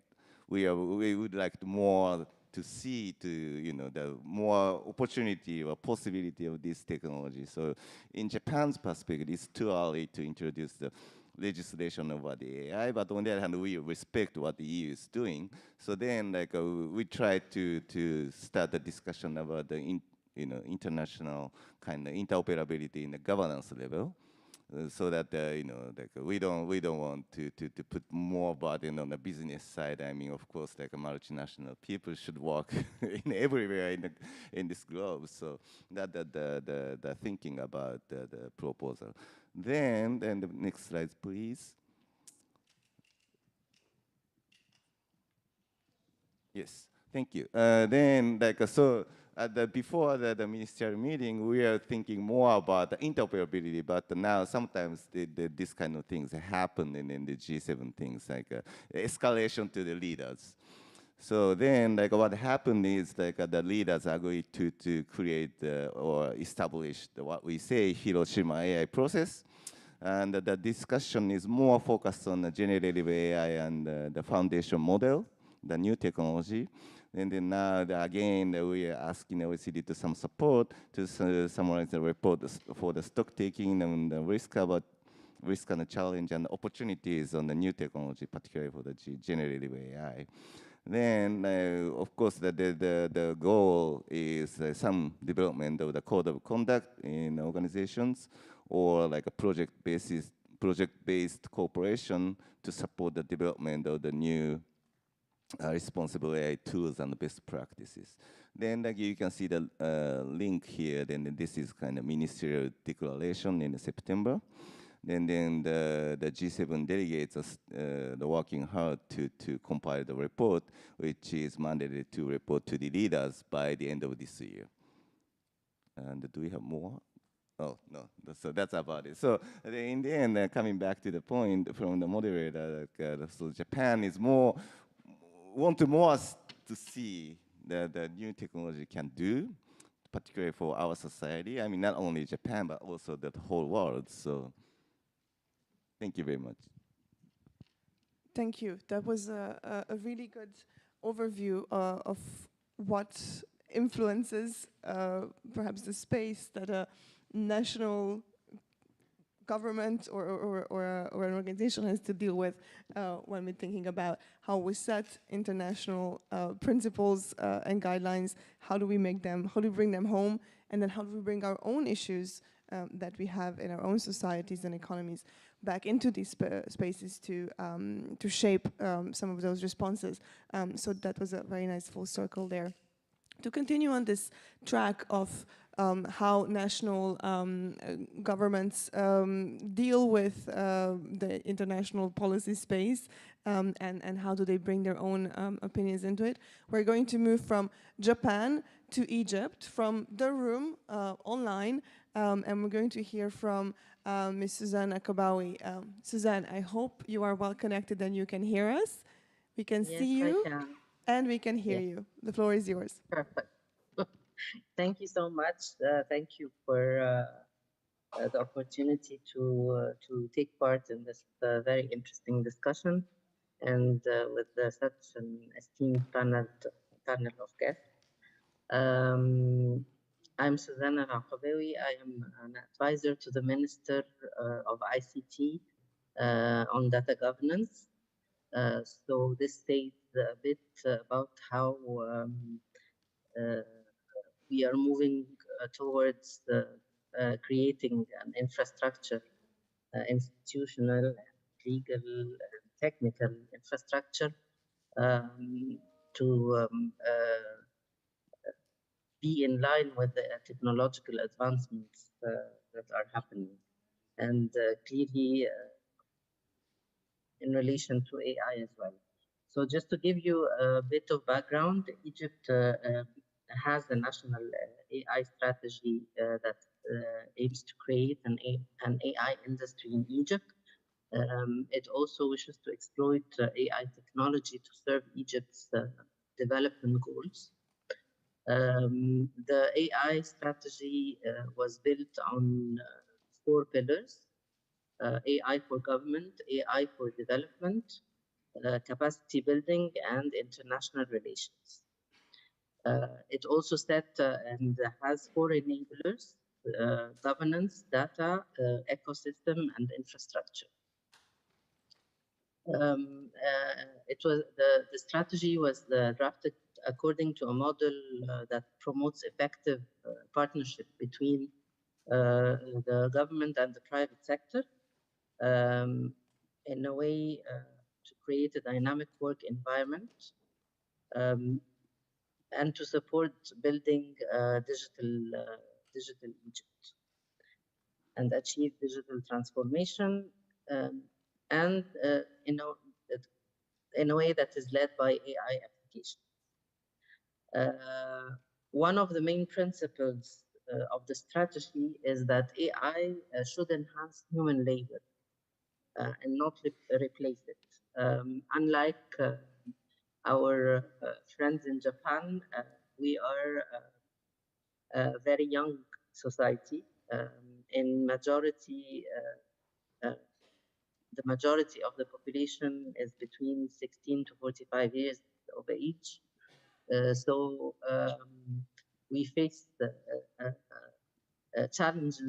challenges with respect to the acceptance of AI and in showing that it has positive aspects other than taking away jobs from this young population. So one of our main principles for the strategy is that AI should enhance human labor and not replace it. And this requires that we conduct a thorough impact assessment for each AI project, focusing on whether or not the AI is the best solution to the problem at hand and what are the expected social and economic impacts of each new AI system. The strategy also emphasizes the importance of fostering regional and international cooperations. As mentioned earlier, we are members of the OECD AI network. The 70 countries that were mentioned earlier were one of them. Recently, we have enacted, also we've published an AI charter for responsible, a charter for responsible AI. The charter is divided into two parts, general guidelines and implementation guidelines.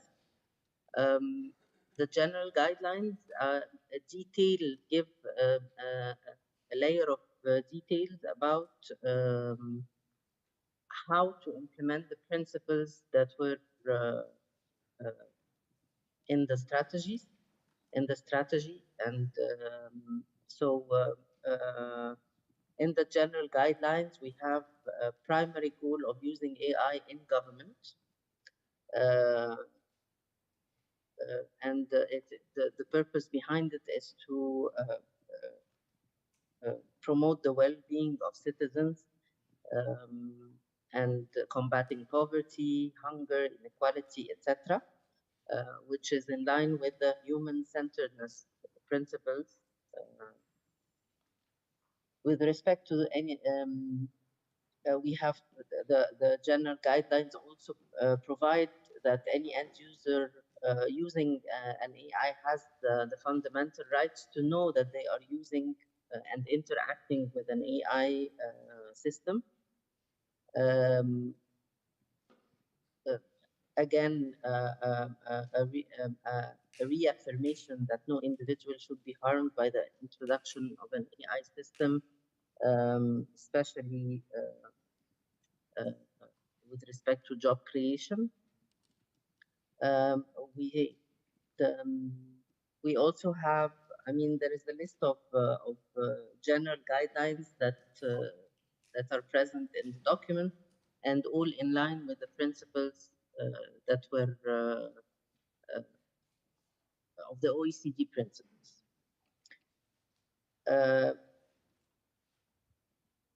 For the implementation guidelines, which is the second part of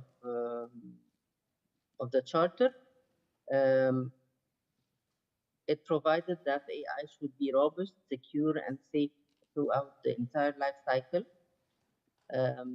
That any AI project should be preceded by a pilot and a proof of concept, and that additional measures should be in place in case of sensitive and mission critical AI applications. So in short, this is where we stand. We are in line with the existing principles, guidelines, and frameworks that were decided on the international arena. And we have a clear understanding of our cultural differences, trying to find ways to bridge the gaps, the cultural and sociological gaps that come with the technological advance.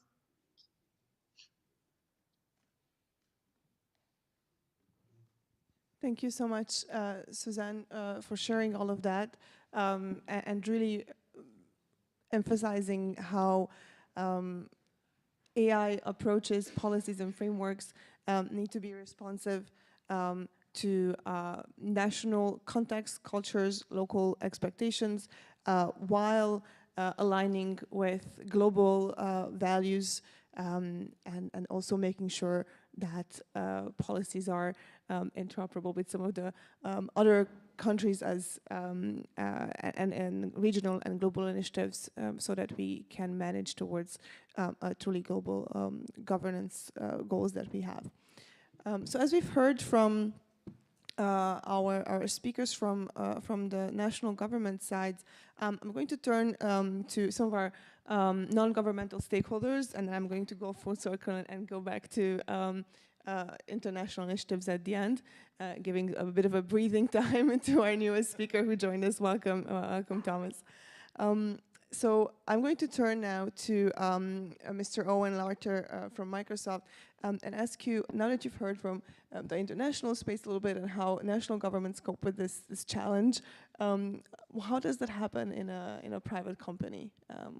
How do you implement this? How do you come up with some of your own? And how do you dialogue with these initiatives? Fantastic. Well, hello, is this on? Can people hear me? Excellent, thank you. Good morning, everyone. So my name is Owen Larter. I work on responsible AI public policy issues at Microsoft. It's a pleasure to be here and a pleasure to be able to join such an esteemed panel. So we are enthusiastic at Microsoft about the potential of AI. We're excited to see the way in which customers are already using our Microsoft AI co-pilots to be more productive in their day-to-day life. And I think more broadly, we see a huge amount of promise in this technology to help us better understand and manage complex systems, and in doing so, respond to major challenges, whether it's in relation to healthcare or the climate or improving education for everyone. But there are clearly risks. We feel as a private sector company developing this technology that we have a real responsibility to lean in and make sure that the technology is developed in a way that is safe and trustworthy. So I sort of wanted to talk about 3 buckets of responsibilities that I view Microsoft as having to contribute to. The first one is to make sure that we're developing this technology in a way that is responsible. And so we've been building out our responsible AI program for 6 years now. We've got over 350 people working right across the company on these issues from a real diversity of backgrounds, which we feel is very important. So we have people who are deep in the engineering space, research, legal, policy, people with sociological backgrounds, all coming together to work out how we identify AI risks and then put together a program internally that can help address them. So we've got as sort of the core of our program, our responsible AI standard. This is an internal standard. It is based on the OECD principles. It's based around making sure that people are upholding our AI principles at Microsoft. We've got tens of requirements across our 14 goals, and it really is a rule book. So anyone at Microsoft that is developing or deploying an AI system has to abide by this responsible AI standard. We've also shared this externally now, so anyone could go out and find it online if you type in Microsoft's responsible AI standard. We think this is really important, A, to show that we're doing the legwork here and it's not just nice words, but B, so that others can critique it, can build on it, and improve it as well. And then we're building out the rest of our responsible AI infrastructure at Microsoft as well. So we have a sensitive uses team that anytime we're engaging in developing a higher risk system, we bring greater scrutiny, we apply additional safeguards. We have an AI red team that is a centralized team within the company and goes product to product before we release it, making sure that we're evaluating it thoroughly and that we're able to identify, measure, and mitigate any potential risks. So that's that first bucket around responsible development.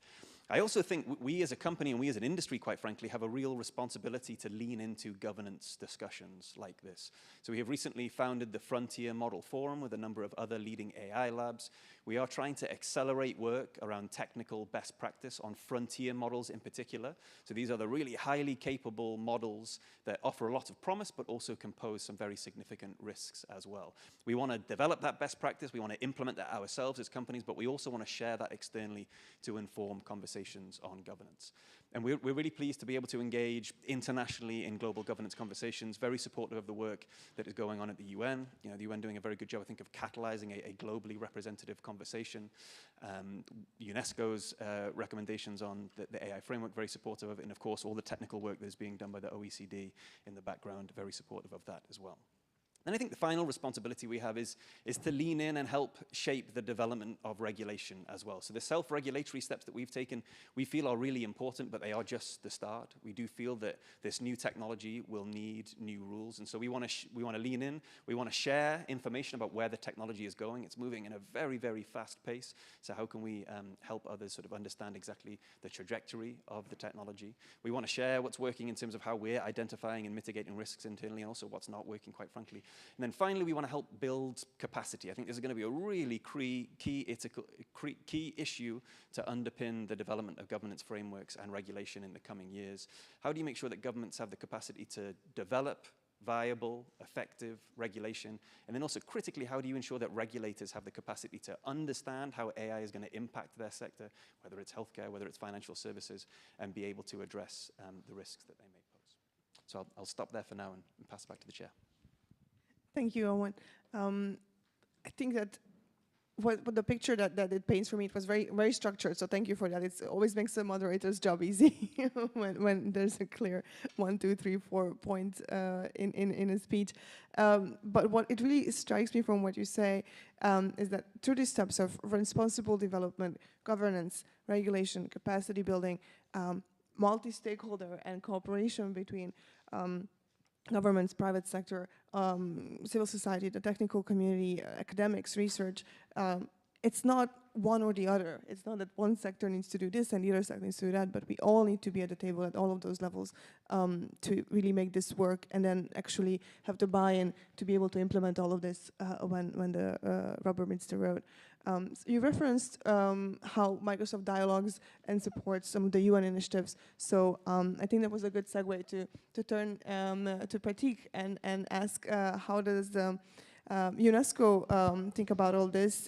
You've done a lot of work in coming up with the ethical guidelines on AI. You've missed the beginning of the section. We've had a little poll here to the audience to see how familiar the audience is with some of the AI policy frameworks out there, and UNESCO's was closely second after OECD's. So there's a good understanding of what is in there, I think, in the guidelines. But I think it would be great to hear a little bit about what you do and how it works when you actually try and implement this, what are the lessons that you've learned, and what are the challenges in actually bringing those global principles into the national level, building capacity, as Owen mentioned, and how is that working? And how much time do I have? 5 minutes. Okay. Right. Thanks, and apologies for being late. There was a scheduling conflict, and I was hosting another session. So just very briefly on the UNESCO recommendation on the ethics of AI. It was developed through a multi-stakeholder process over a period of 2 years. The recommendation itself, we had a group of 24 experts which were selected from around the world who prepared the first draft. This draft was widely consulted with different stakeholder groups in different regions, in different languages. And then the document went through an intergovernmental process of about 200 hours of negotiations. And then we had this as the first global normative instrument on artificial intelligence, which was adopted in 2021 by 193 countries. As far as the structure of this recommendation goes, maybe it's worth spending a little bit of time of why we are talking about ethics. And so when we are talking about technologies, there are different kind of views of how we see technology. One is a very deterministic view of technology, that you have technology, it will guide our life and it will do things. Then we have a very instrumentalist view of technology, which is like, oh, it's just a tool and it's up to us on how we use it and what we do with it.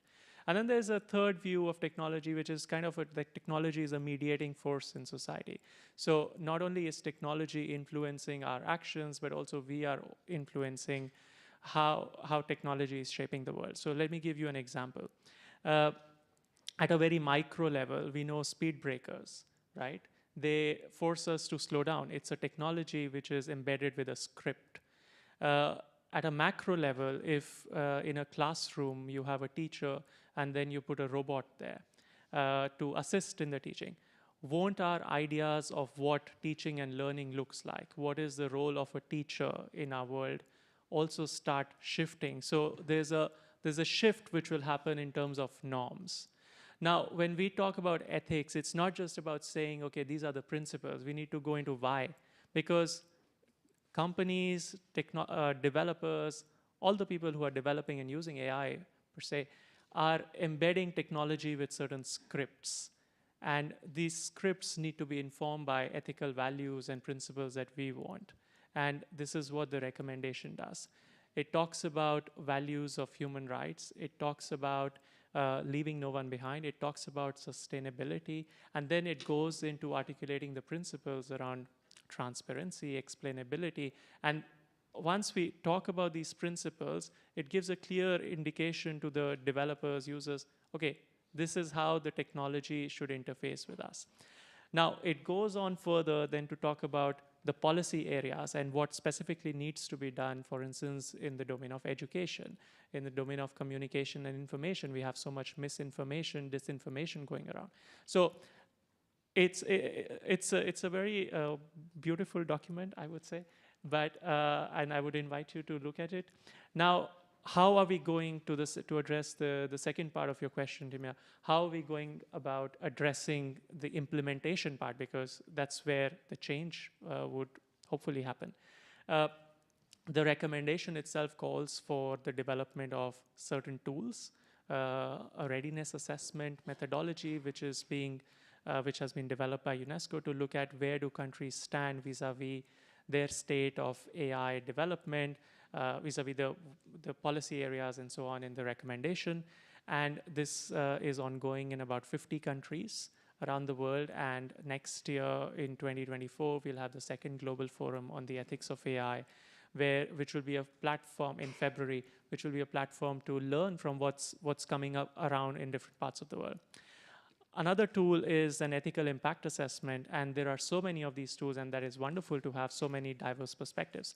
This is really to guide companies, to guide governments who are procuring AI systems on what are the ethical aspects you need to look at, what at each stage of the AI life cycle, what do we need to be concerned about. Going forward, I think capacity building was also mentioned by Owen. We don't need to wait for these kind of regulations to be put in place to start working on capacity building. As an example, we are working with the judiciary. And the judiciary can actually, even in a lot of countries where you don't have AI, in most countries actually we don't have any kind of AI regulation, they can rely on existing human rights frameworks or other laws like data protection laws to start addressing the challenges around bias, discrimination, or privacy, and so on. So at UNESCO, we are working with a network we've been working with the judiciary for over 10 years, and we have reached over 35,000 judicial operators over these 10 years in 160 countries on issues related to freedom of expression, access to information, safety of journalists, and in 2020, we started working on AI and the rule of law. And we have now a massive open online course, which was used by about 5,000 judicial operators. When I say judicial operators, means judges, lawyers, prosecutors, people working in legal administrations on what are the opportunities of using AI in the judicial system. So use cases around case management, we caution them about predictive justice, but also what are the broader human rights and legal implications of this technology, and how can they address those challenges? Because you'll also start seeing binding judgments, and we are already seeing this coming around. And we're working specifically with regional human rights courts in Europe, in Latin America, in Africa, so that when we have those judgments coming on, it percolates down to the national level. And finally, I will say the work that we are doing around capacities for civil servants. We keep on loading civil servants and governments with a lot of new work, complex, volatile, uncertain environments, and ask them to work on regulation and implementing them without really equipping them with the necessary skills. We saw the case in Netherlands, even the RoboDebt scandal in Australia, where AI systems were used and thousands of people were deprived of public benefits, and which had very serious implications. So these duty bearers, we need to work with them on strengthening their capacity. So we've developed an AI and digital transformation competency framework for civil servants. And in fact, I was this morning, we were launching a dynamic coalition on digital capacity building, which will focus on capacities for civil servants. So I'll stop here, and happy to go on later. Yeah. Thank you so much, Pratik. There was a lot there to unpack, but what particularly was striking in your comments that we don't need to wait for AI regulation to start addressing some of those biases that we sometimes see coming out in AI systems, and I think that is something to note here. We finally have a full panel. As you can see, we've expanded beyond the door, the table. I'm sorry that most of you are sitting so uncomfortably, but yeah, we really packed everything in here. Welcome, Dr. Center, to the conversation. We've been really jumping between national and international frameworks, and how do we set some of these guidelines, norms, how do we implement them, and having this conversation. And we started this morning with a poll on how aware some of the audience is here by some of the initiatives that are in place at national, international levels. We haven't asked them about the White House framework, but we did ask them about the NIST risk assessment framework. And I have to say that was the one that the audience was least aware of. It was a 3.9 awareness on a scale of 10. So with that introduction, not to say that anything wrong with the framework, but it might need a little bit of refresher for the audience, and what the US is doing. I think the audience is keen to hear from you on how the US is positioning around AI governance, AI frameworks at the national, at the international level, and what are some of the approaches that you're taking.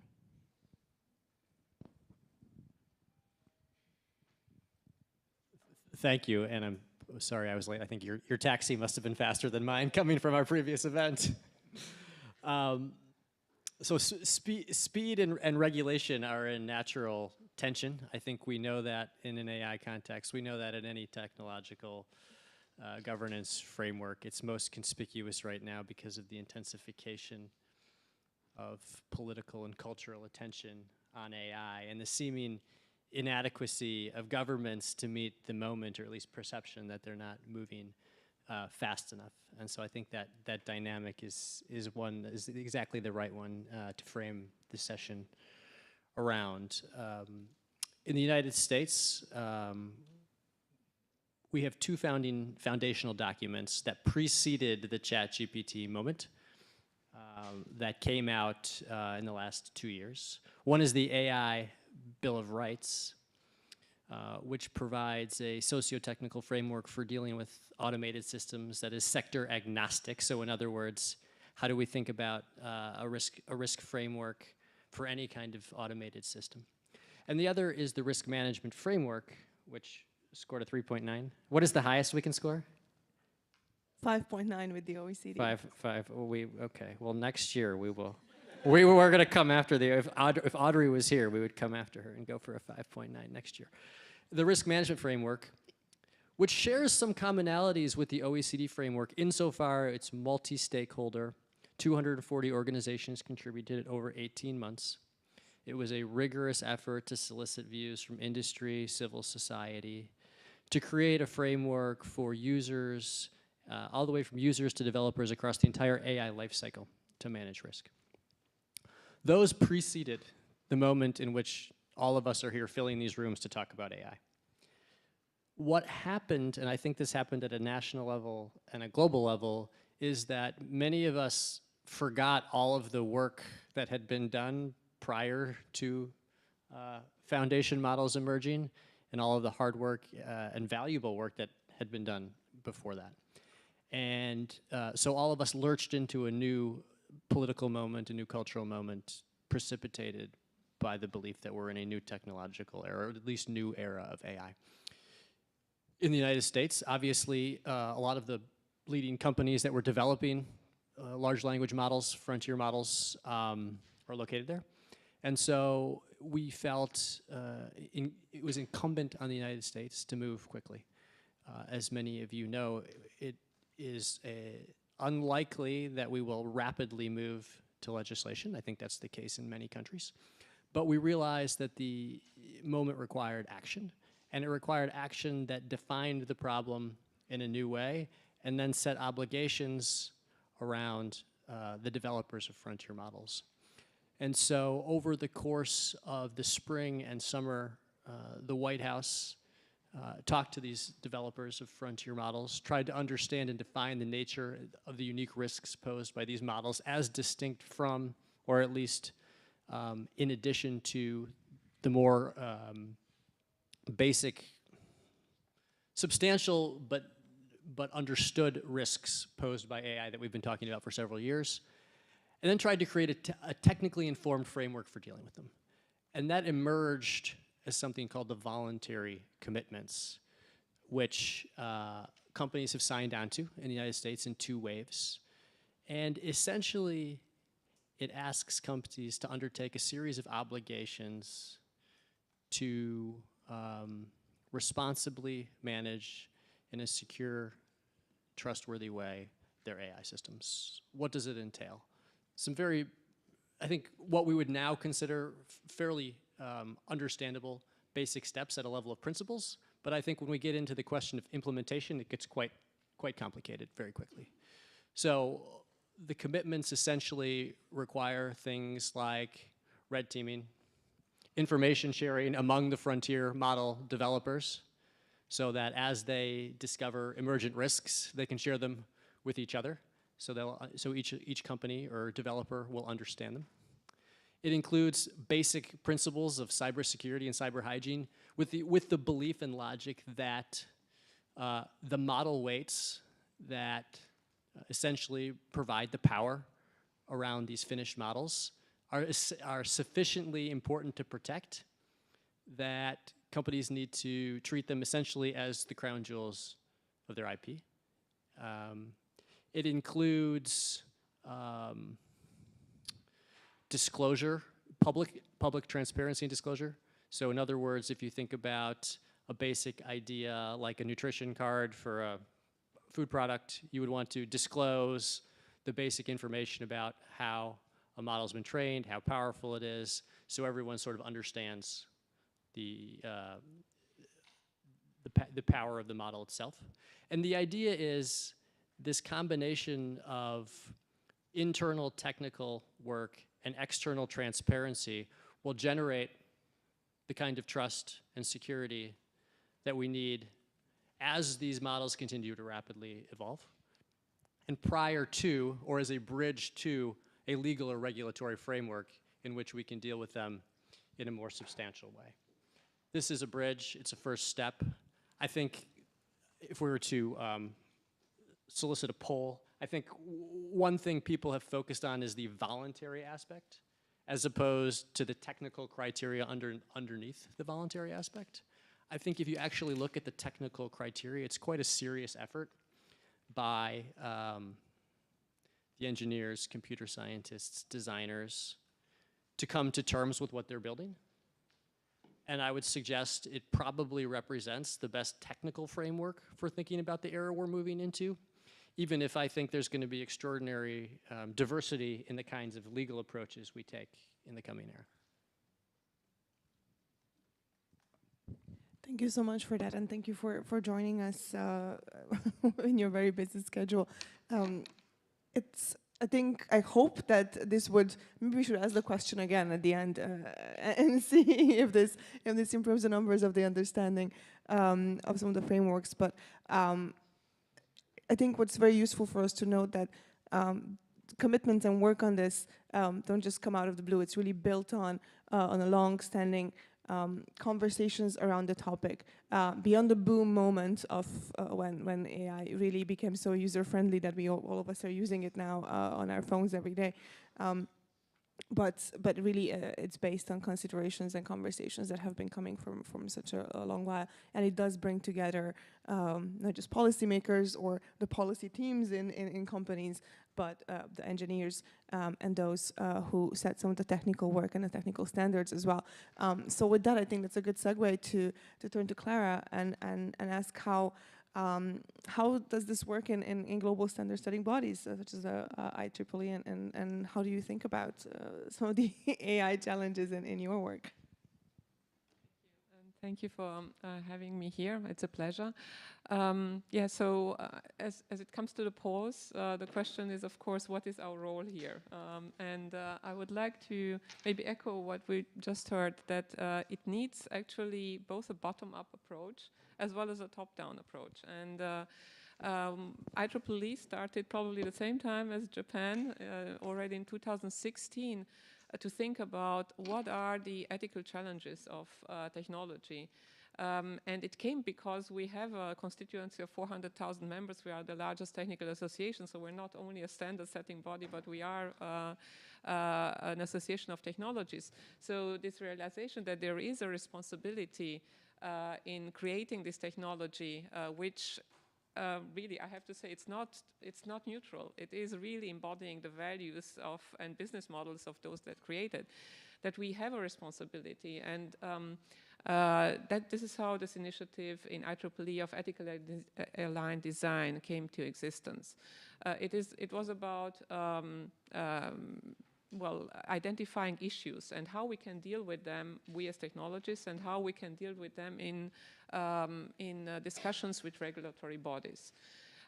So what happened since then is that we developed a set of socio-technical standards. We are already been developing a lot of technical standards, including the Wi-Fi standard that you are using right now. But when it comes to socio-technical standards, it is a completely different discussion, because what we heard here, we need to have then this multi-stakeholder approach. So we have in our standard setting bodies now people that were not accustomed to this, and we had to develop a common terminology, of course, when it comes to value-based design. When it comes to what does it mean to transparency. Everybody agrees that transparency is important, but what does it actually mean? And what is it, first of all, what we want to achieve, and how we are actually achieving it at a technical level. The set of standards, as I said, one is on value-based design. It is really around identifying what are the values or expectations of the stakeholders of an AI system for a given context, and how you are actually prioritizing them, because there is you cannot have everything built into the system. How you are actually prioritizing them, and how you are translating them into concrete system requirements. And I think it's about also practice and experience. Since then, we have several projects, including public-private partnership projects from UNICEF, but also including industry, which prove that it is a very valuable standard, and giving this methodology to developers and system designers, which actually influences the outcome of the system. So you actually come up with a different system which takes this value into account. As I already said, when it comes to transparency, we have a standard which defines transparency. There are different levels of transparency, so it gives a common terminology when we speak about these terms. The same thing if it goes to bias. We are discussing about bias, and that we have to exclude bias and deal with it. But again, we don't know what bias is for a certain context. For instance, when we are going to a medical application, we actually want to have a certain bias. We want to have, for instance, different treatment of women and men because we have different symptoms. So we need to have that, that kind of context sensitivity when it comes to certain things that we all agree on. But then, so this was the bottom-up approach. And the question is, how does it come together with a top-down approach, with all these different frameworks that we are also heard, and the poll very clearly showed that people know more or less about it. So we engaged also from the beginning with the OECD, with the EU and at the high-level expert group, with the Council of Europe. And so I would say when it comes to this question that, of course, industry has, what is the interoperability when it comes to regulatory requirements, I think the standards will play a very important role, because that gives the let's say, the very practical approach, how to move from principles to practice. And we are part of the discussion. So we are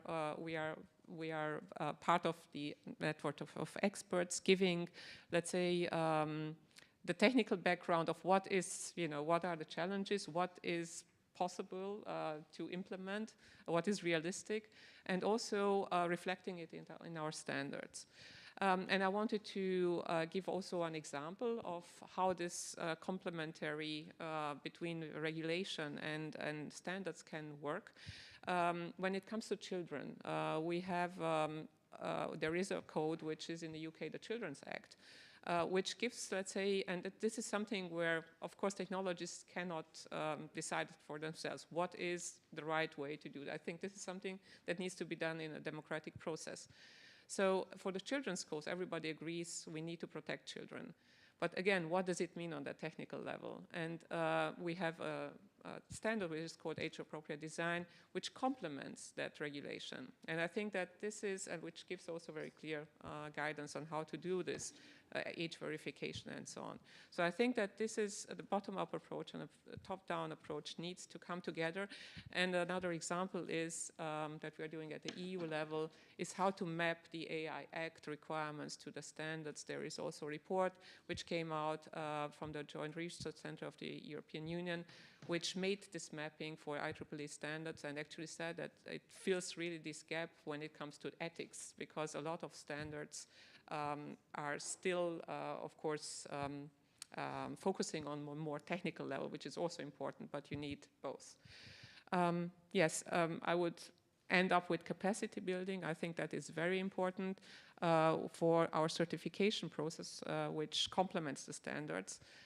We started building up an ecosystem of assessors. We already trained more than 100 people, and what is also important that we have to have certifications of products and services, but also certification of people.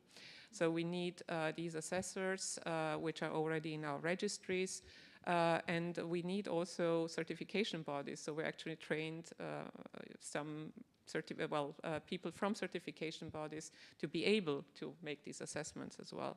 So I think that these are the things that we will continue doing. Thank you. Thank you so much, Clara. And thank you for sharing all of that from your work and making that connection between the bottom-up and top-down approaches. I guess capacity building is also we're in the middle or around all of this to make sure it all fits and that we all have all the necessary skills and capacities to deal with that. I'm going to turn to our last two speakers for today. So I would like to encourage you to please go online and type your questions or comments into the chat box so that we can weave that into the discussion, as I will give a last round to the panelists to react to one another and to your questions. I'd love to see some of them pop up here. The chat has been a bit silent, but do go online and share your questions so that we make sure that we weave some of the perspectives from the room as well. And with that, I'm going to turn to Maria Paz and ask, you are here on a panel representing civil society.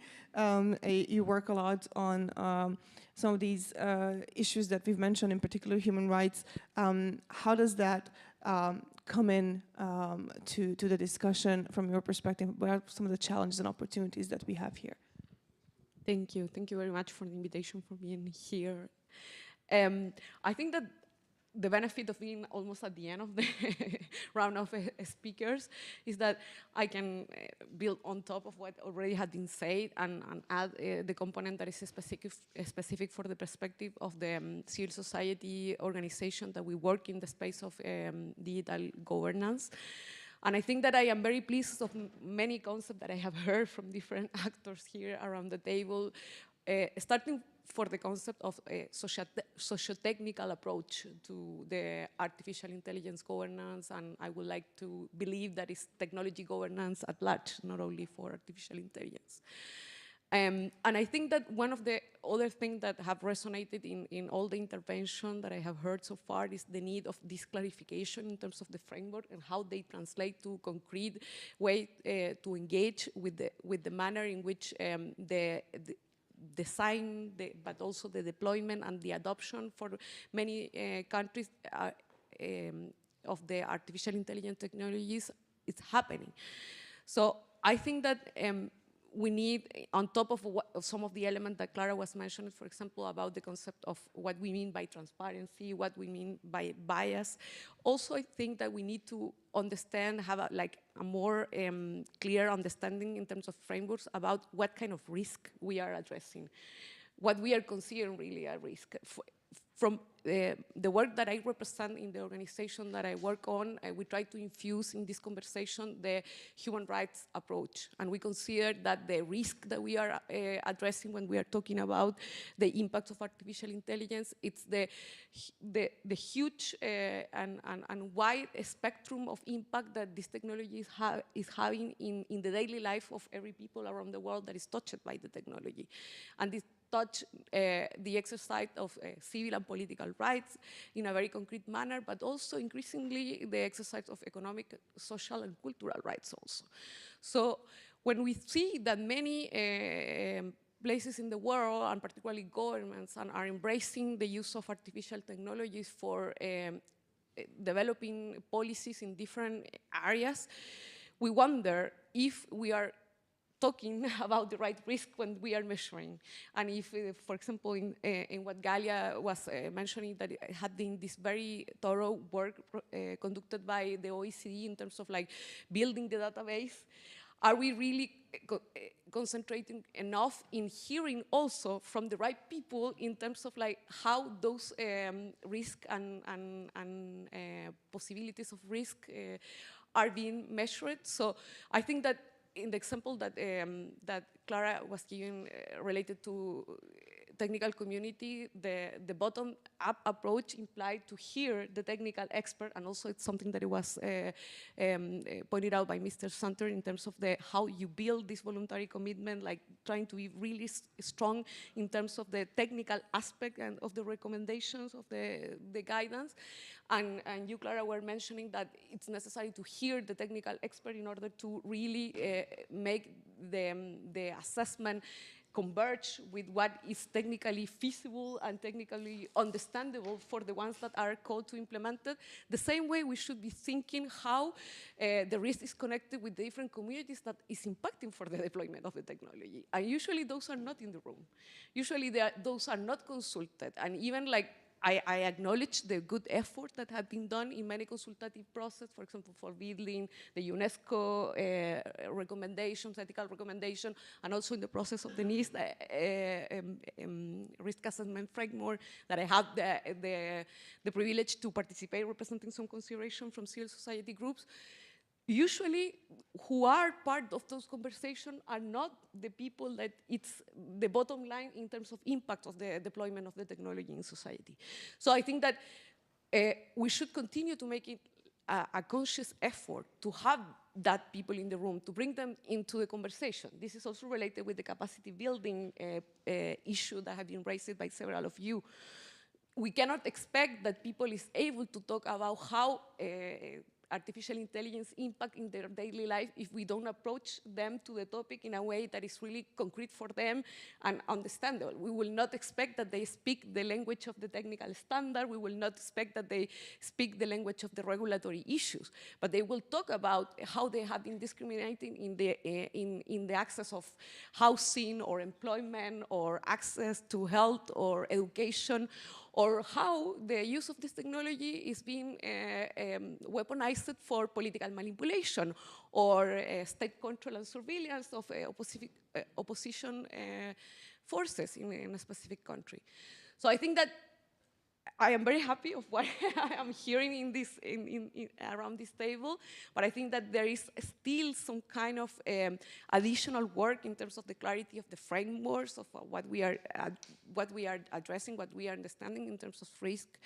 And at the end, when we use the concept of responsible AI or trustworthy AI, for me, those are not tags that are really useful in terms of like unpacking what it should be done in terms of like addressing the governance artificial intelligence issues. Those will be the result of like unpacking in a good way the governance issue. And as a result of a good governance, in my perspective, with a human rights approach, we will have responsible technologies and we will have trustworthy artificial intelligence. So I will leave it there for the next round of reaction, but very happy to be here Thank and you. bring that perspective. Oh, thank you, Maria Paz. First round of applause. We're not at the end just yet because we have to hear from Thomas. And I think you set him up for a very difficult question because Thomas, in addition to working on these issues in your home country, in Switzerland, you're also chairing the process at the Council of Europe that is coming up with the first binding convention on AI and human rights. So I'm not going to ask all of the questions that Maria Paz asked of you because it will be very difficult to answer in the 5 minutes that you have. But how is that process considering some of the human rights impact and what do you expect from it? Yes, thank you. And it's actually good that we live in a hybrid world, so I was able to follow the discussion and the poll already from the taxi through new technologies like Zoom meetings. And so, yes, hello everybody, happy to be here. First of all, thanks to the ICC for putting this together, because I don't think it's a problem that we have several ways, several instruments to try and cope with a new technology. And I think this is the only way to go, because there's not one single instrument that will solve all the problems or enable all the opportunities when it comes to a new technology. So we need a mix of instruments. And we also should not forget that we already have technical norms, legal norms, cultural norms that guide our societies and that have guided us with previous technologies that have also been maybe more or less disruptive. And so we do not have to reinvent the wheel every time something new comes up. We may have to adjust it or maybe add a little bit to the wagon, but it's not everything is completely new. So it's good to see what is new and what is not new, or what is maybe a new version of something that we may already know. And actually, if you look at AI, in many ways you can actually compare it in its disruptiveness, that AI is replacing cognitive human work through machines. AI is a driver, is an engine that drives other machines. You can actually compare it in a number of ways to actually the combustion engines and their disruptive effect that they had a few 150 or 200 years ago, and actually until now, because also there you don't have one law that is regulating all engines worldwide at once. You have thousands of technical, legal, and cultural norms that are actually, most of them, not focusing on the engine itself, but on the machine that the engine is driven by, or on the people that are actually guiding the machine, on the infrastructure that the machines are using. And for instance, and there's different levels of harmonization between these rules. If you take machines that move people in the airline business, you have quite a harmonized set of rules across the world. If you take cars, looking at my German friends here, they think that they can still live without speed limits, and apparently they don't live that badly without speed limits. In my country, slightly different. The US has even lower speed limits than we do. And some people drive on the left side of the streets, but the British or the Japanese can drive on Swiss roads. They just have to pay more attention. So there's different levels of interoperability or harmonization according to the specific application of an engine in a particular machine that is used for a particular purpose. It's also, there's a difference whether you move goods or you move people. There may be different requirements and so on and so forth. And we are about to do the same with AI in the sense that we try not to regulate the tool itself, but the tool in the context that it's applied. And the tool may evolve very quickly, but maybe the context is not so quickly changing, because in the end it's people, and people tend to not to evolve so quickly as maybe the tools, which should actually make it easier for us to try and understand the processes that we're in. And what the Council of Europe is doing is trying to fill one piece to add to this set of norms, where we have technical norms that may be one element to actually react quickly to developments and solve issues on a technical level to the extent it's feasible, to create a certain harmonization, to create a certain level of security, also of predictability of systems. The cultural norms is something else that I don't have the time to go beyond German motorways, but we also may have different ways of dealing with risks in general in different societies. And then you have the legal space, where it is great to have industry players taking on responsibilities to regulate themselves. It is good to have guiding soft law guidance from UNESCO, from the OECD. The Council of Europe has also developed since 2018 a number of sectoral instruments, like an ethical charter on the use of AI in the judicial system, a recommendation on human rights impacts of AI systems in the field of media and elsewhere. So this is all fine, but it may not be enough, because, and I will be very curious to see how these voluntary commitments are followed in the US, because voluntary means like you can, but you don't really have to. Well, there may be, if the incentives are right, a voluntary system may actually work better than a so-called compulsory system if it's too complicated or non-workable. So I don't necessarily say that this is not a good approach, but again, I think it's good that we have different approaches. And while the European Union has decided to develop an instrument that is basically a market regulatory instrument, the Council of Europe, for those that are not familiar with the European system, the Council of Europe is not the European Union. It is something that is comparable to a UN for Europe. And it is 46 member states that have agreed on a set of norms on human rights, democracy, and rule of law. There's about 250 conventions and thousands of soft law instruments. And so one of the latest things is that we are trying to agree on a number of very high-level principles that are probably not that different from other high-level principles that we've already seen in a convention. And the new thing is that this is the first intergovernmental agreement that states commit themselves to live up to these principles, and these principles are based on the norms of human rights, democracy, and rule of law. And what is special in this case, but there have been others before, is that this is not a convention just for European countries, for member states, for the 46 member states of the Council of Europe.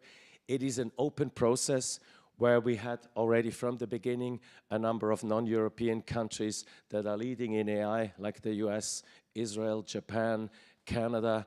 We have also Mexico on board since the beginning. We have a number of other countries joining, in particular from Latin America.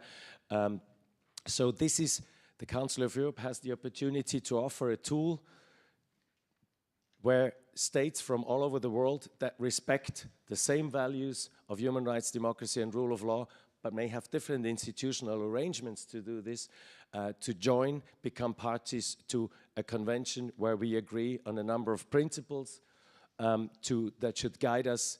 And it's not just human rights, it's things that are slightly more complicated because they are not that clearly institutionalized like democracy. And to agree on a number of principles.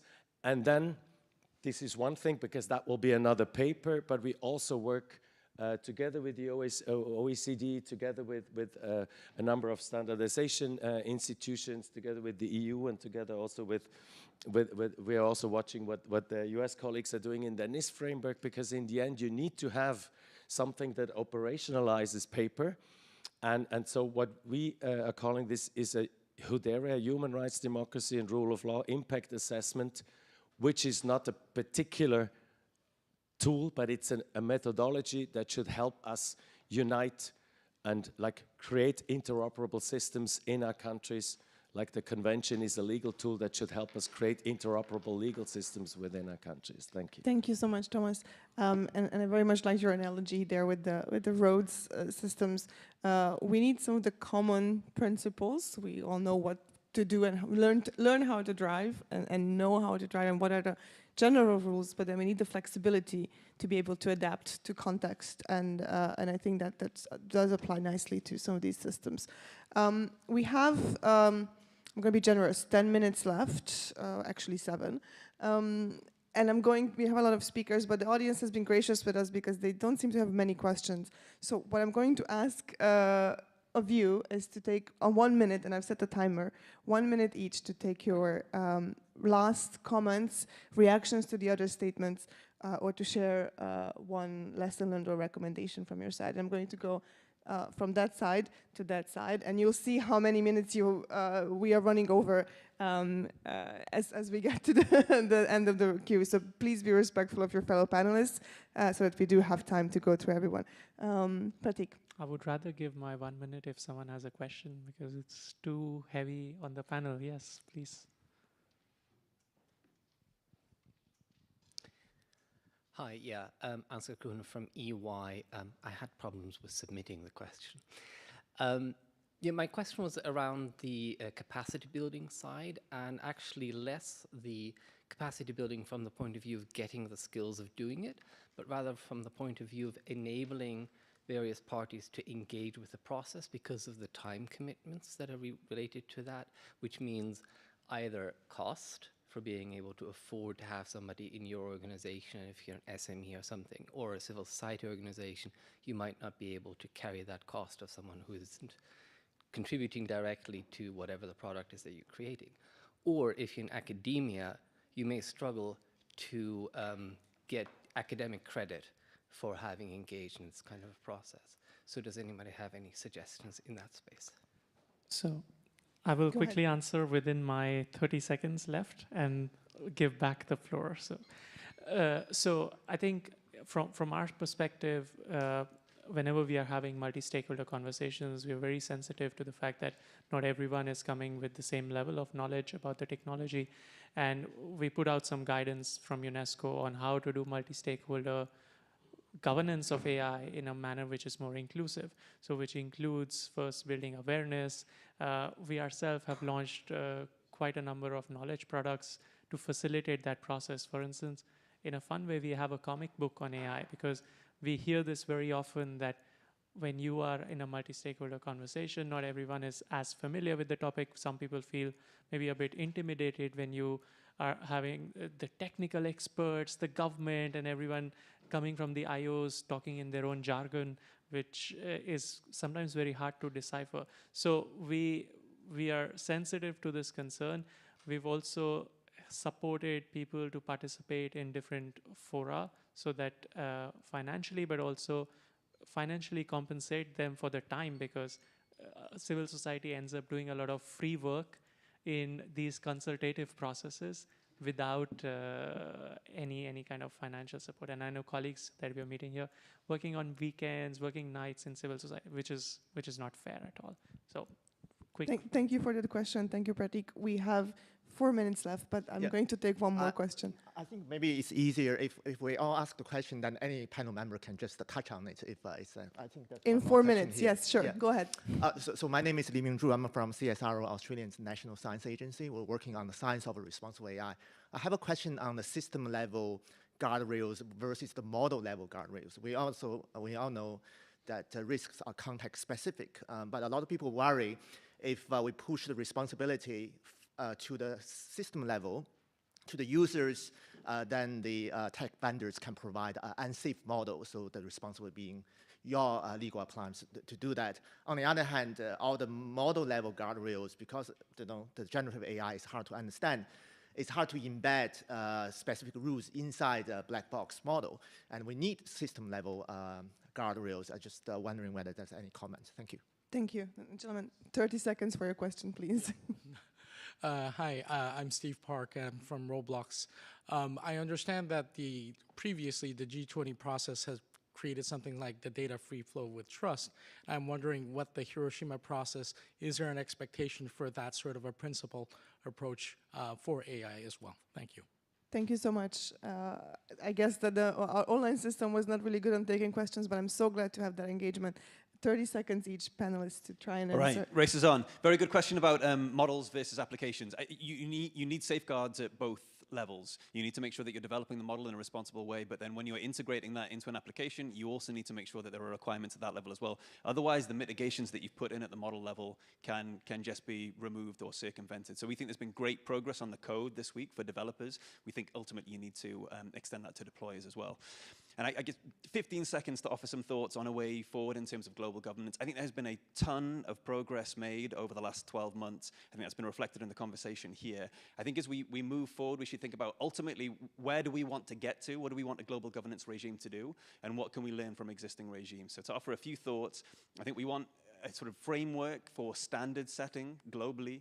I think organizations like the International Civil Aviation Organization, where you have a representative process for developing standards that are then implemented at a domestic level, really, really helpful. I think we want to have conversations to advance a consensus on risk. I think of organizations like the Intergovernmental Panel on Climate Change, which might be a good model to follow. And then I think ultimately we want to keep building that infrastructure. So both the technical infrastructure so that we can advance work on evaluations where we have still really major gaps to address, but also continuing to have these types of conversations. The point that you were making sure we have a representative way of having these conversations on global governance and pulling in perspectives from across the world, I think is going to be really important. Thank you, Okay. and very efficient and Oh, speedy in response, as the at private least. sector generally is. Nobu-san, please. Thank you. Then answering the question, then maybe I would say like back in 2016, it's more like Japan initiated the discussion, but this time for the Hiroshima process, I would say it's a G7's collective effort. So, and the main point is like a focus is generative AI and the foundation model. Then the back in the slide, and then it's more like about the voluntary commitment. So maybe just you can see that some shifting the discussion even in the G7. So what I expect is just more like started by the government of Japan, but now it's all inclusive dialogue around the G7 and around the OECD other fora as well. So the Japan would say that we are very happy to see what happened, even though we already have some things that we didn't expect in the 16, but still I would say that the things are going well around, and we have to continue this kind of dialogue among the whole world. Thank you. Thank you, Nobu-san. Clara. So very quickly, I think that we need really to balance between voluntary and legal requirements. I think that it is not the responsibility of the private sector to have guardrails for democracy and rule of law, for instance. So if we want to have certainty on this, we need a legal certainty as well. So we need to have regulation on these issues as much as possible. And I think that this legal certainty is also expected from the private sector. I think that what is really bad right now is the uncertainty that they are facing. Responding to one of the answers, I think that how to engage, what I think is going to be essential is to enable feedback loops. I think that this is going to be one of the most important thing of especially working with generative AI, enabling these feedback loops and making sure that these feedbacks is actually taken into account by retraining systems or taking them into account when learning from the aviation industry. So the benchmarking, I think, is also important, and common standards, of course. So, Thank you. So I'm going to take on your points also. one of the examples in which it's evident that we need some level of complementarity between voluntary standards and legal frameworks. It's particularly linked with one of the questions around this responsibility at different levels of the safeguard, being in the design stage, but also in the implementation and functioning of the system. So for example, that's a topic that should be considered as a part of the regulation, how we distribute and we create obligations related with transparency in the information that were mentioned also by Mr. Center related to the voluntary commitment, how we ensure that between the different operators in the change of use, production and use of the artificial intelligence, there's also enough communication that is not against the competition rules also or the intellectual property rules, but they are shared responsibility and the framework, legal framework account for those different responsibilities. 15 seconds on the role. I talked a little bit more during my intervention about this need of the bottom-up approach in terms of societies and different stakeholders in society, but this also applies geopolitically at the global level. In this conversation that are unfolding at the global level of discussion of governance, we need to hear much more about global South experiences from different stakeholders that make this process of identification of risk and relevant elements in context much more sensitive to different considerations. Stop there. Thank you so much, Maria Paz. And I don't try to silence anyone, but we're making our gracious host very, very anxious. So 3 minutes, please.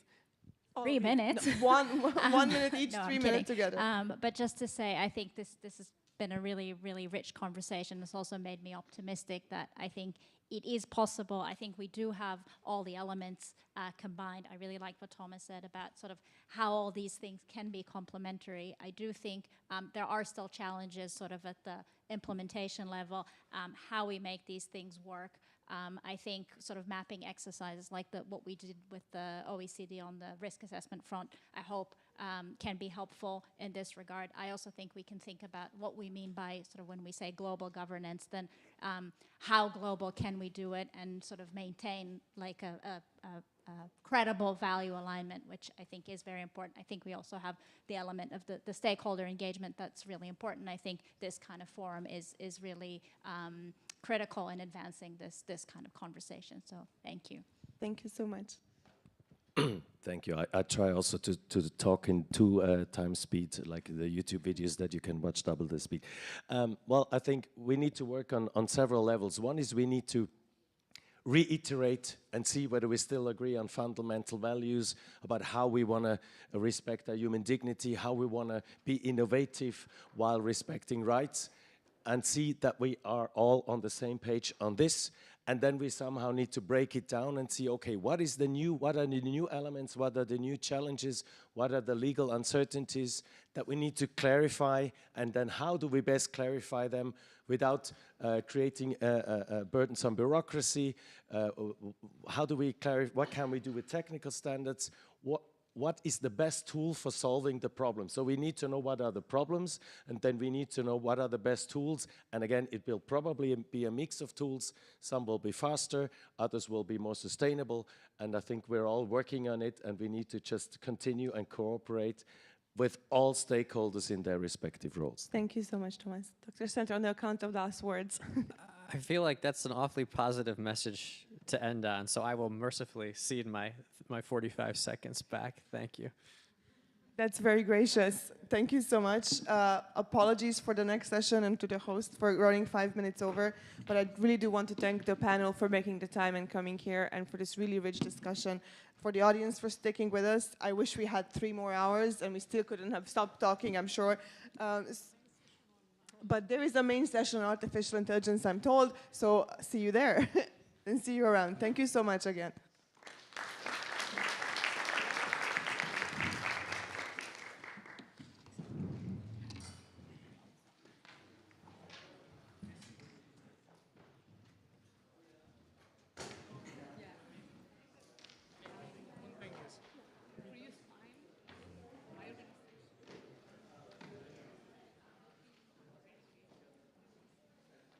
I actually wanted to talk to you. Yeah. I'm going to have another session.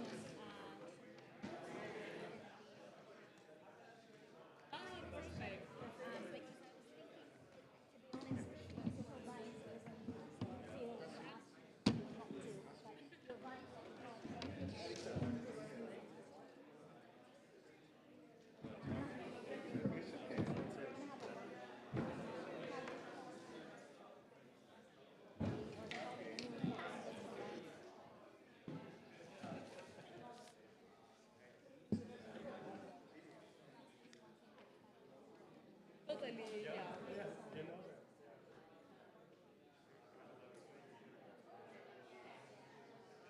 I mean, I was based in Paris until 3 weeks ago. I'm now closer to Geneva, but yeah, it's still close by. Yeah.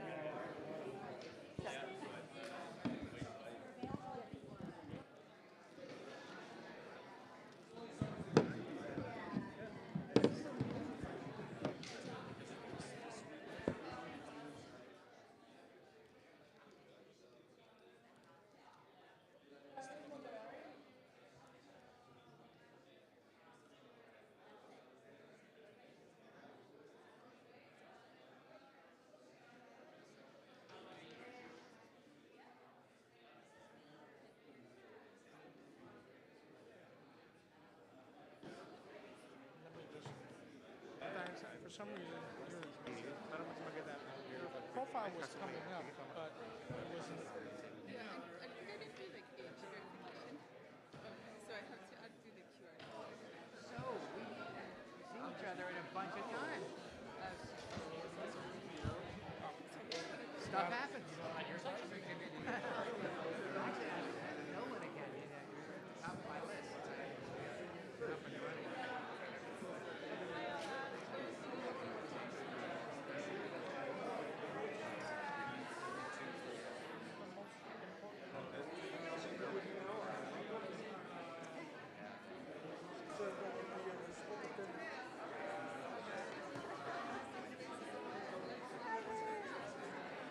No, just take whatever seat you like, but just I've been on stage before.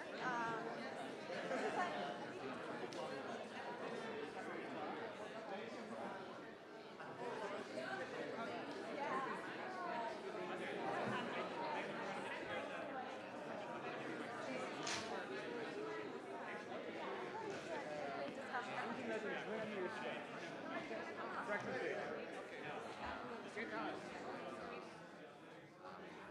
By the way,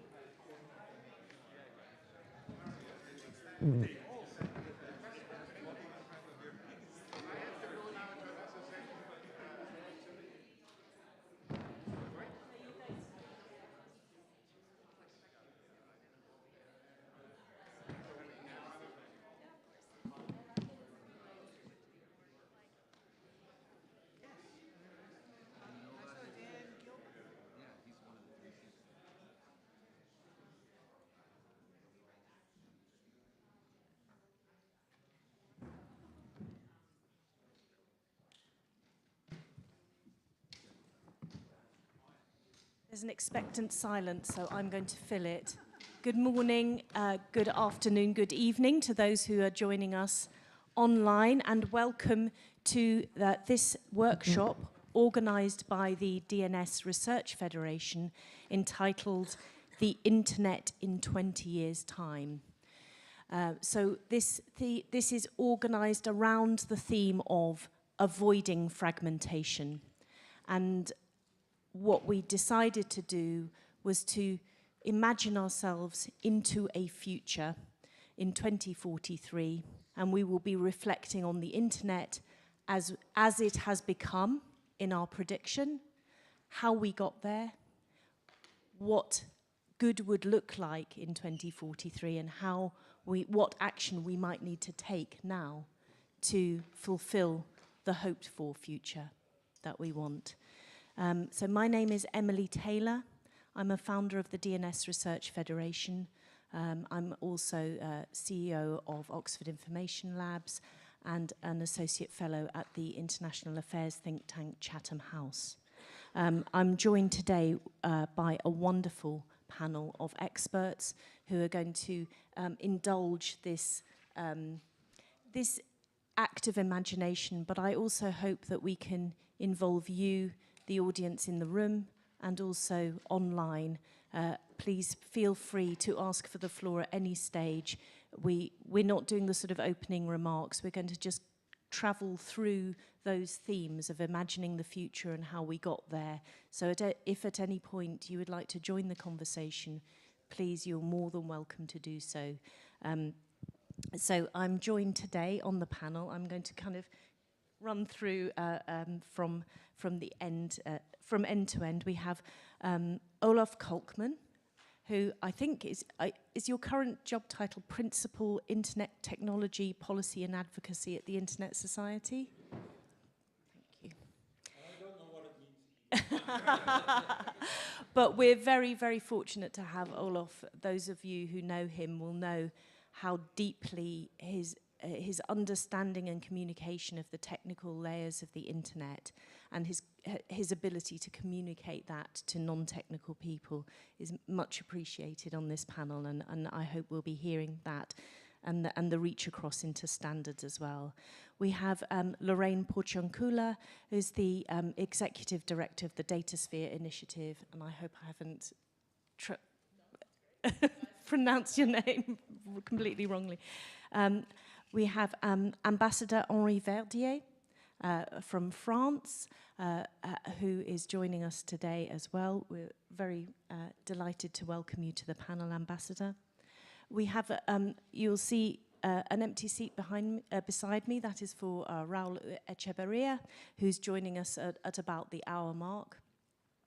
He's the Executive Director of the Latin American Internet Association. We then have Izumi Aizu, a Senior Research Fellow at the Institute for Infosocionomics at the, something like that. Did I say that right? At Tama University here in Japan.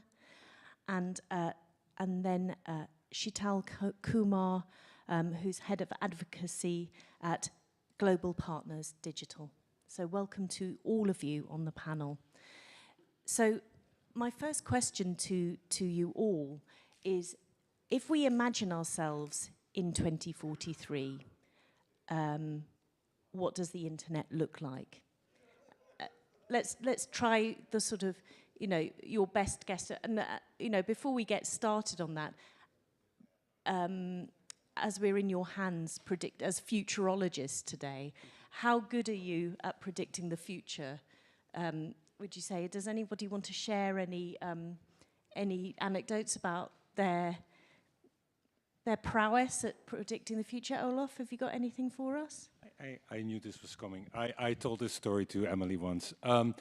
In the second half of the 90s, sort of 95, 96 or so, I was making web pages in the university, studying astronomy. And at some point, a PhD student that I was working with came to me and said, let's bail out, let's start a company making web pages. And I told him in his face, no, I will not do this. This whole web thing will not go beyond academic libraries and preprints.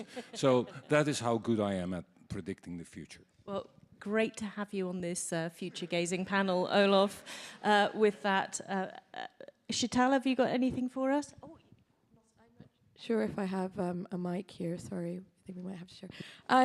So I think the danger with these questions is it also forces you to reveal your age to some extent, which is part of the game, perhaps. But I do remember, perhaps it's not me, but I remember my parents saying that one of them, that they imagined 20 years ago that in 20 years we would have cameras on us all the time, which is true. We have our phones. And we would be able to access, what we want to see on smaller phones, because they kind of imagine that the devices, the pagers, and then the big block phones that we were carrying around would just become smaller and smaller and faster and faster. So that happened. They actually should be on the panel. But I think that lends us to the question of how does that then evolve and what does the internet look like? I think it's more perhaps a question for people, what does the internet feel like? And it's, I think, going to be along the lines of course, what we create and what we envision and how we build that.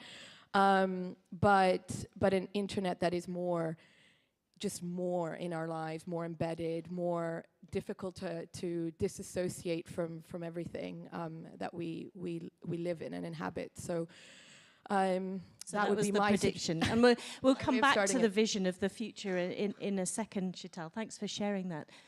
Ambassador Verdier, I think if we do that one.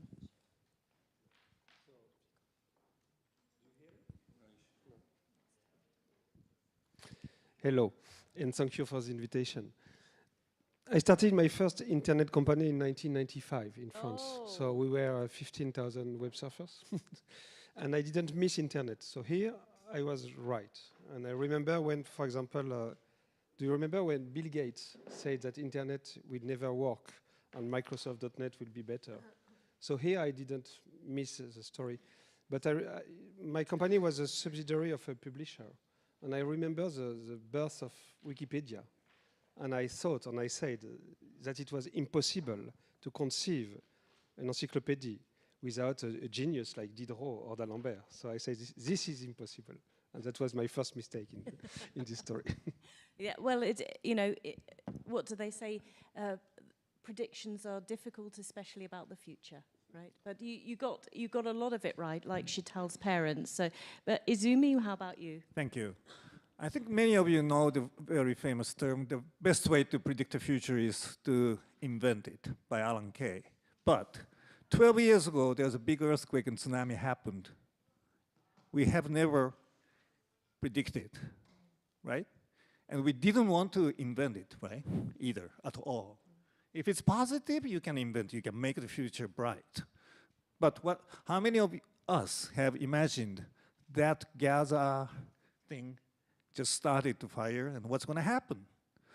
How many of you, Ukraine, not to mention, but also 28 years ago, there's a big earthquake in Kyoto, Kobe hit us, many killed. So yes, while we are very much optimistic about the future with all the great things like technology, internet, smartphone, AI, the reality may be composed by many different colors, dark, void, vacuum, green, and white. So I don't know how really to respond to your nice question, Emily, but I will try to come up later. Thank you very much. Lorraine? Thank you so much, Emily, and thank you for the invitation of this panel. I keep thinking that, well, I grew up with the internet, right? It's hard for you to predict something that it was part of the air, something that's already a given, right? And so I remember when I was very young, and my father had had a local ISP in Brazil. It was one of the first in Brasilia, actually. And I remember playing around the servers and the cool rooms and all that. That was very much part of sort of my life, right? Being part of that. And so trying to retrace when I started thinking about the internet as something separate was probably when I was around my undergrad studying international relations and economics, and I was very much into Amartya Sen, and as a Nobel Prize winner, thinking about capabilities and how that is development, right? Rather than just thinking about how much money you're going to make or GDP you're going to grow in a country, it's about capabilities of individuals or communities. And it struck to me, particularly because that was around where, well, the green wave and the movements in the Middle East were happening. There was the Arab Spring. And I remember the sense of excitement of what technology was going to bring, and the kind of empowerment and expansion of capabilities was going to bring. And this realization, very naively at the point, and I think was shared by many people, that there was no way to fight this because it was going to come in terms of liberating people and populations, and technology was going to empower everyone. And it was interesting because I did do a small survey asking people about their predictions, and there were a number of answers to that question. And a lot of people saying, well, there's just a lot of positivity and optimism in terms of what it was going to bring, right, to society. So when I think back to that, I think, well, maybe, I mean, we certainly are not there in terms of just being the solution to so many of the problems that we already have inherently as societies, but somehow it has brought good things. So the answer is way more nuanced, as with any prediction. It never comes in a extremist kind of scenario. Yeah, so we're not going to get it right, but I think that, you know, that view from you, Lorraine, as somebody who never remembers not having the internet, that you know, the future is difficult to predict. It will have good and bad aspects, as Izumi has said, but it's also, you know, one of the things I hope we can rediscover on this panel in a small way is that sense of optimism that you describe from your earlier time, so we set out in an accompanying paper to this session 3 possible scenarios for the future, which we've published on our blog. I don't know if you've seen it. I think it's on the page for this workshop.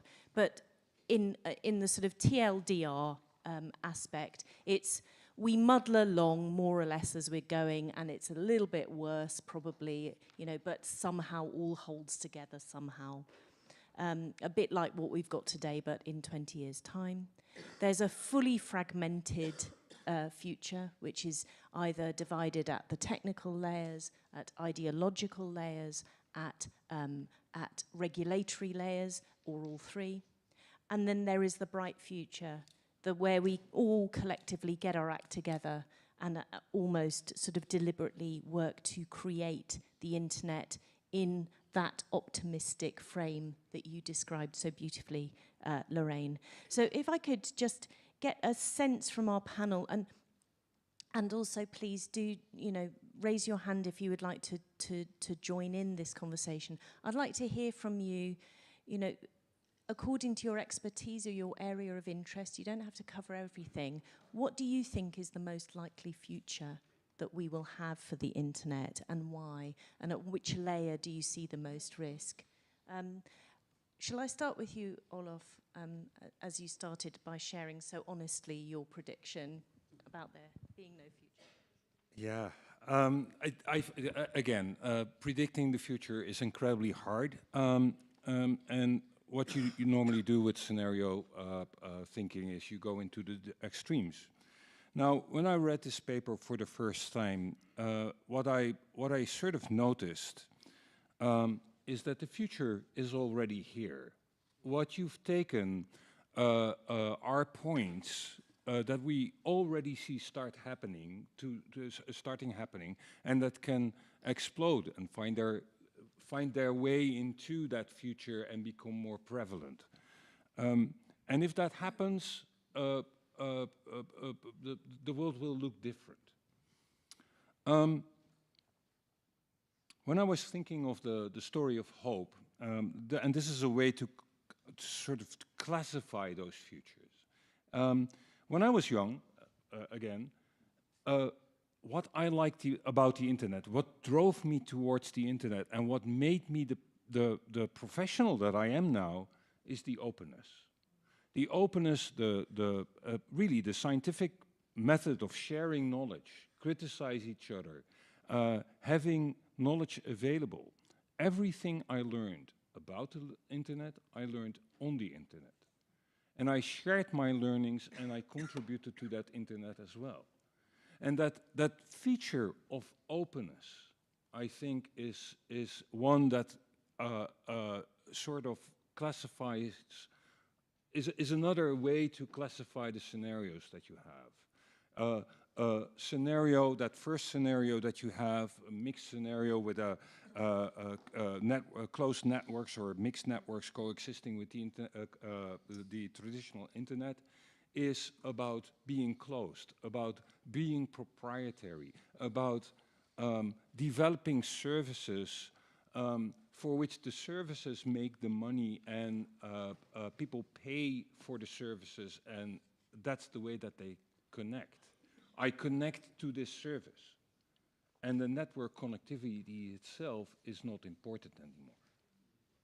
And that's different from the third evolution, which is more open and treats the internet as a way to connect to the rest of the world and choose your services. So I leave it at this for the moment. We can go in deeper. Thank you. I've got 3 people waiting to join the conversation, and I'm so pleased to see that at such an early phase. And also, I would encourage any women in the room who would like to ask a question to either raise their hands. I personally find the mic in the aisle quite a big step, but if any women would like to join the conversation from the floor, please do. And some younger people.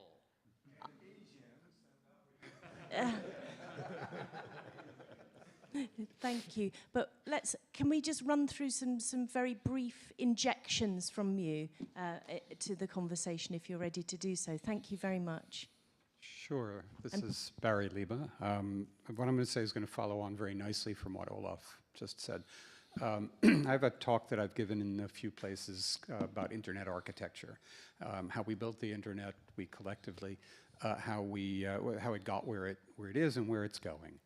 And in how it got where it is, there's a lot of what are the innovations that drove the architecture, and how did we add to the protocols, the suite of protocols that make up the internet, with things like media streaming and teleconferencing that we're now working on protocols for autonomous cars to talk to each other in a little pocket. So there's where we're going is a realization that what has driven the internet is innovation in use cases and applications, and the things that we can do with the internet have built up the suite of protocols and the technology that makes the internet. So as we look for the future, where it's going to be, I can't predict specifics, but what I can predict is that it's going to be some brilliant engineer who's a third my age, who has the next great idea for an application on the internet that's going to drive another set of standards and technology that builds the internet 20 years from now. Yeah, thank you. And thank you for also highlighting the role of standards in shaping the way that we experience technology. So I hope that we'll come back to that on the panel.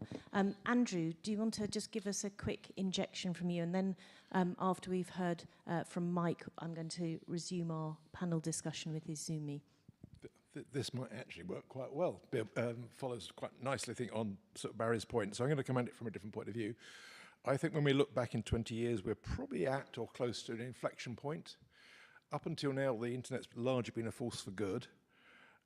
And I would observe that when we consider things like surveillance, capitalism, malware, disinformation and misinformation, and CSAM, we're at the point where the balance is shifting to it no longer being a force for good, and actually being a force for harm rather than good when you net out the various effects.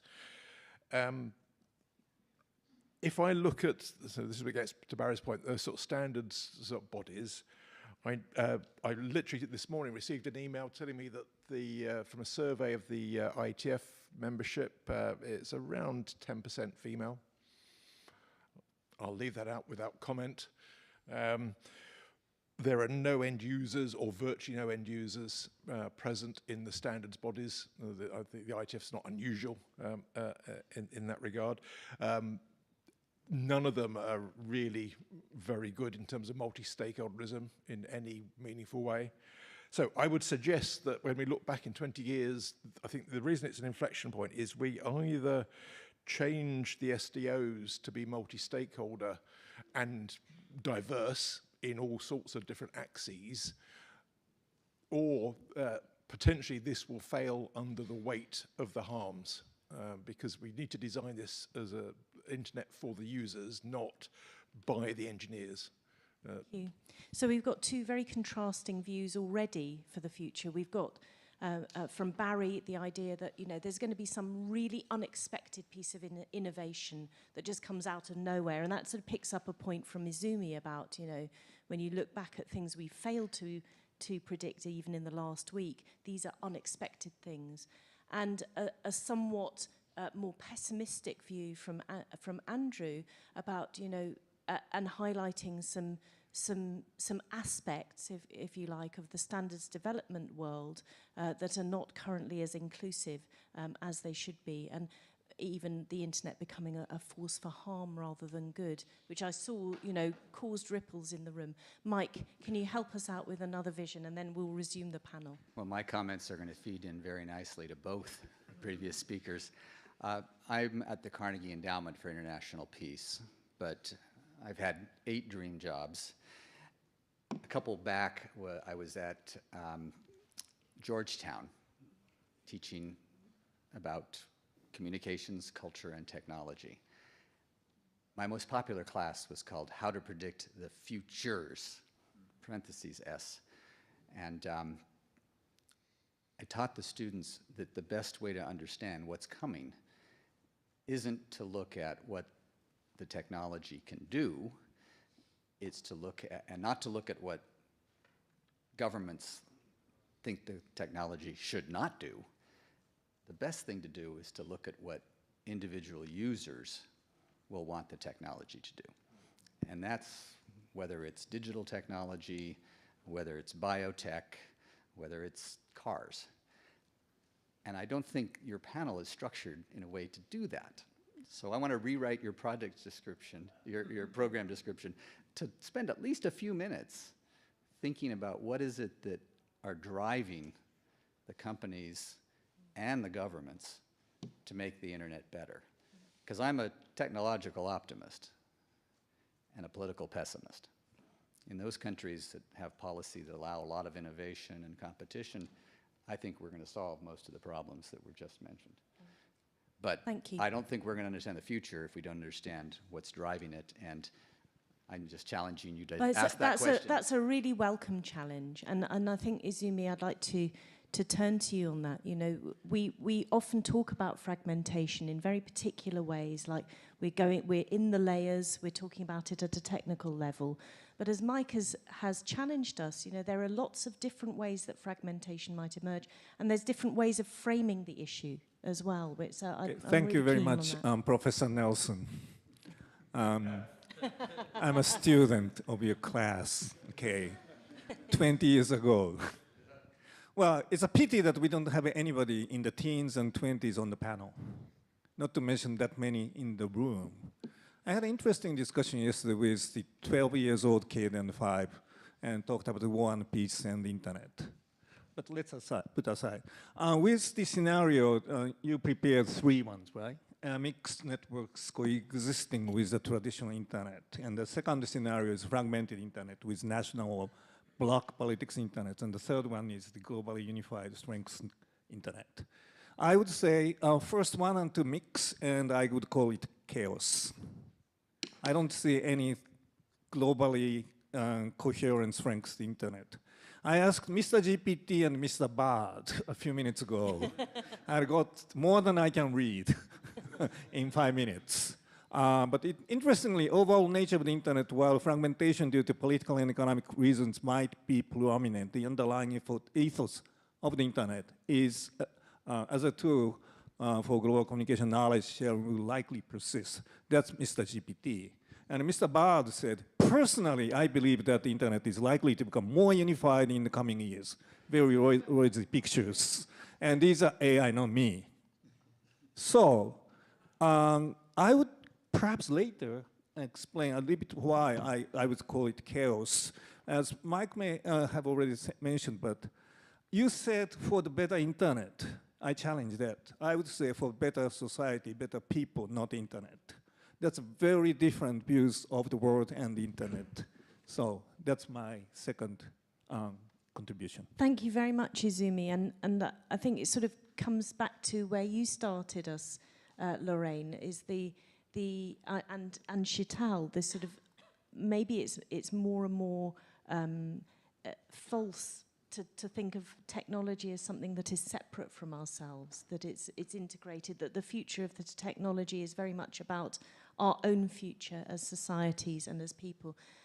Lorraine, what do you think is the most likely of any scenarios, but the three may have helped or not, but you know, we want to remember Mike's challenge on that. You know, you can just frame it however you want. No, thank you so much.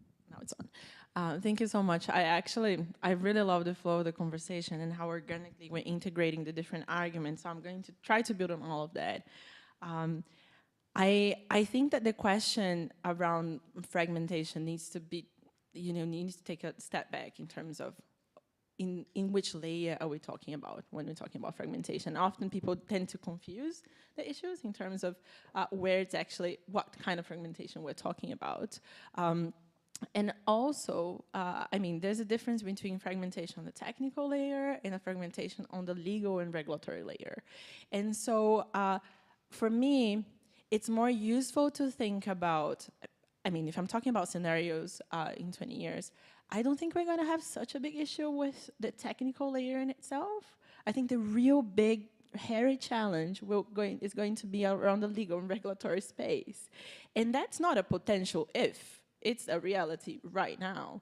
And so I'd rather focus on that scenario, which is very much true around fragmentation, around legal and regulatory aspects, than on what could happen if a number of things happen in the domain name system, etc., right?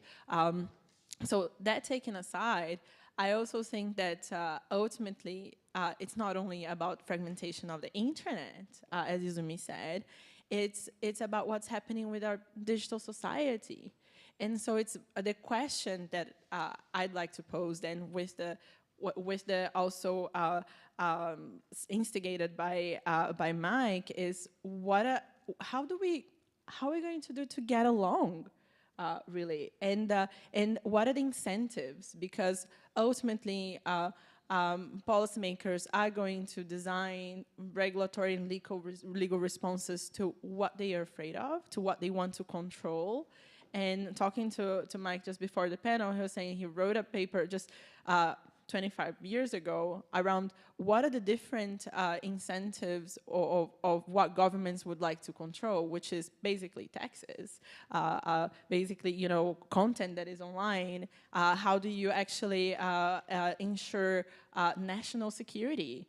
Democratic processes, all of this are incentives in terms of how do you build the tools from a national angle to and see them reflected in the technologies that we have today.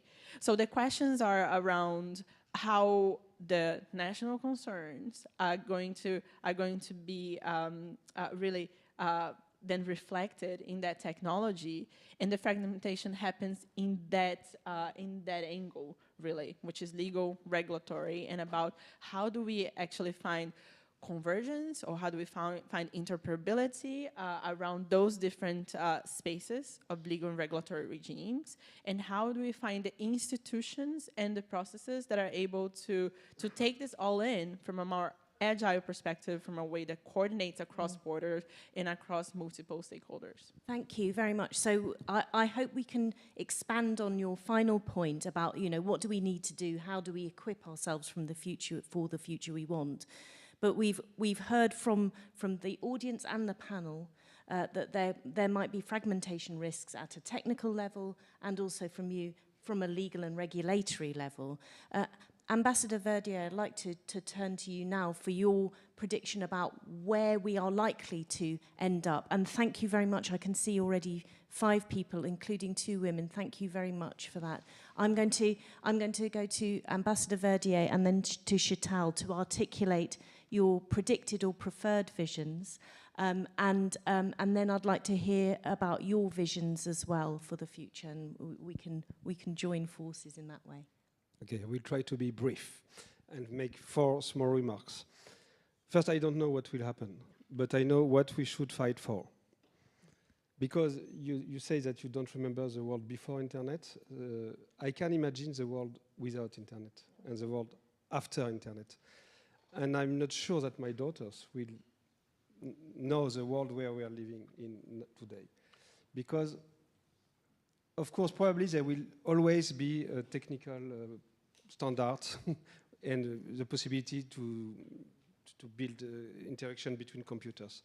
But you all know that some big states don't really like this free, open, decentralized internet.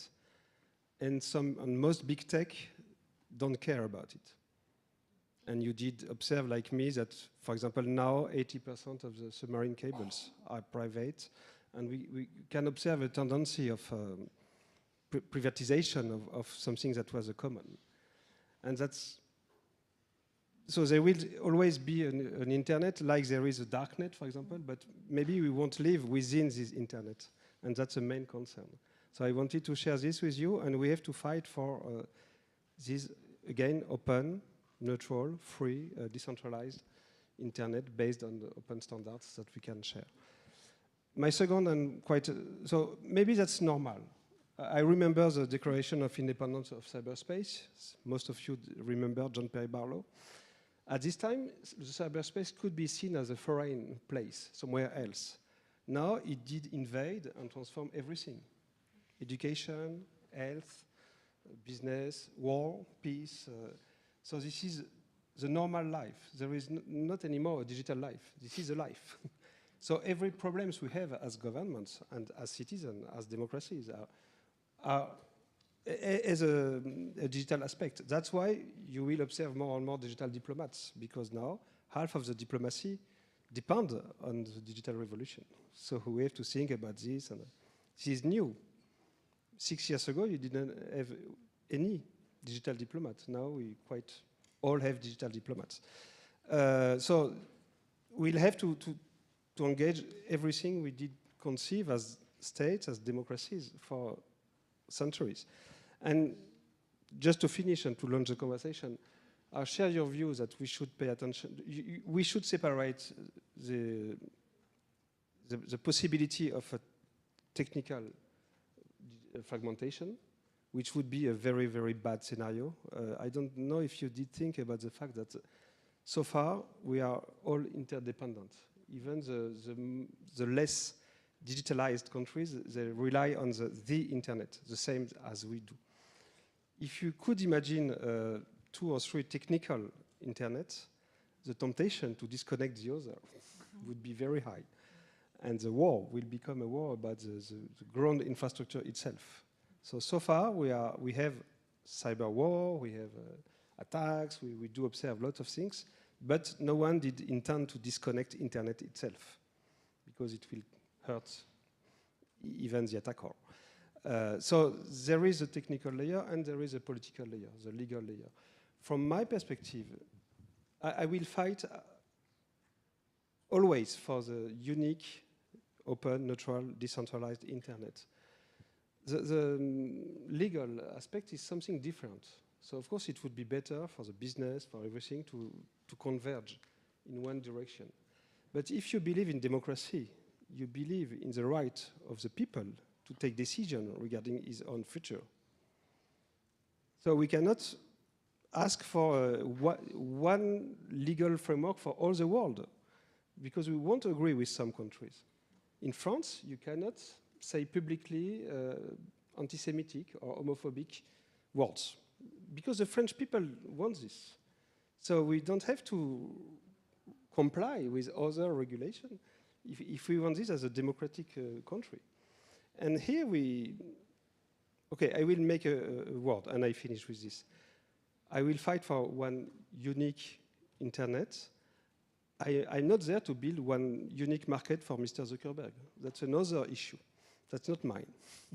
Thank you very much. And I found that very moving, actually, thinking about, of the same generation who remember not having an internet and thinking to our children's future, and that might be the same, more similar to our past than we would like.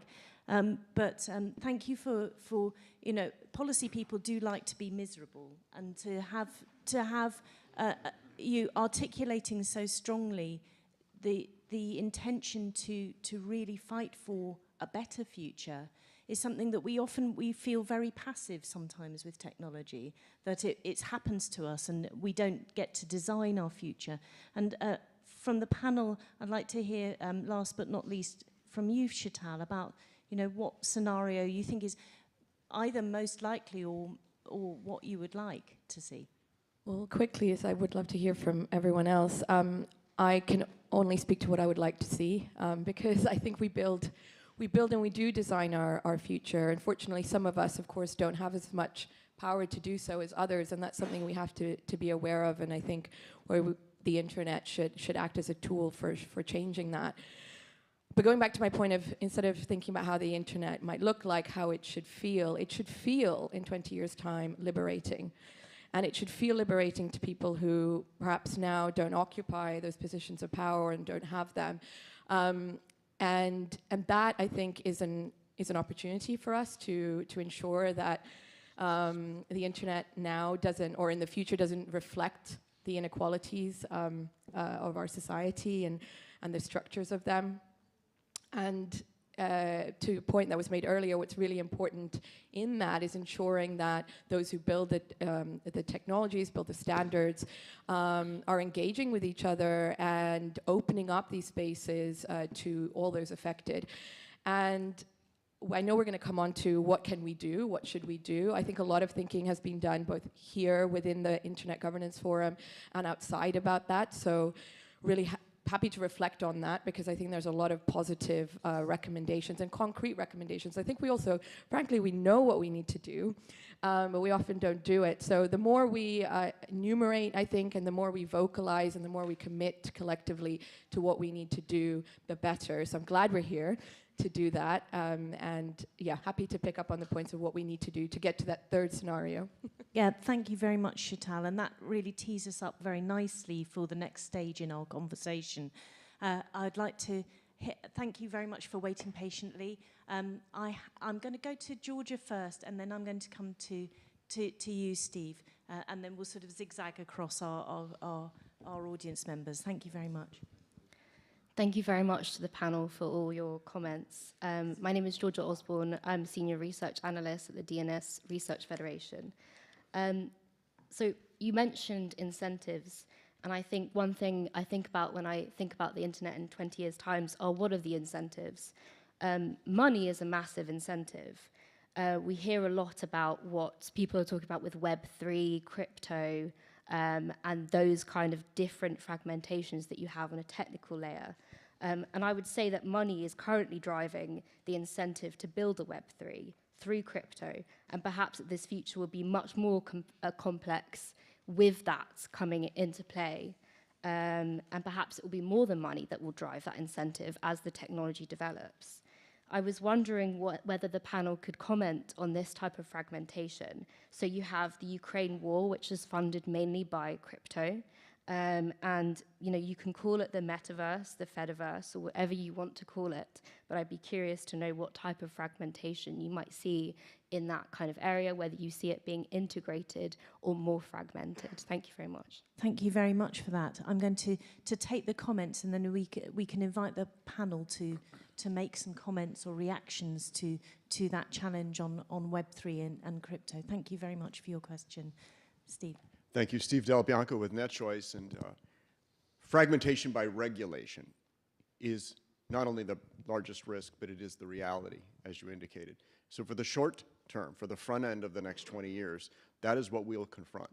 There are scarcely any inhibitions for a government to legislate in any way it wishes, in a populist fashion, particularly today, because the consequences are non-existent. The governments that try to control what their citizens see and say and contradictorily impose privacy at the same time they're trying to enforce the laws against bad actors, those contradictions are not enough to stop governments from doing so. 75% of this conference has been about AI, and it really isn't about a drive to consolidate and cooperate on AI regulation. No, it's been a competition. The speakers have competed with their vision of how they believe AI should be regulated, and that will continue.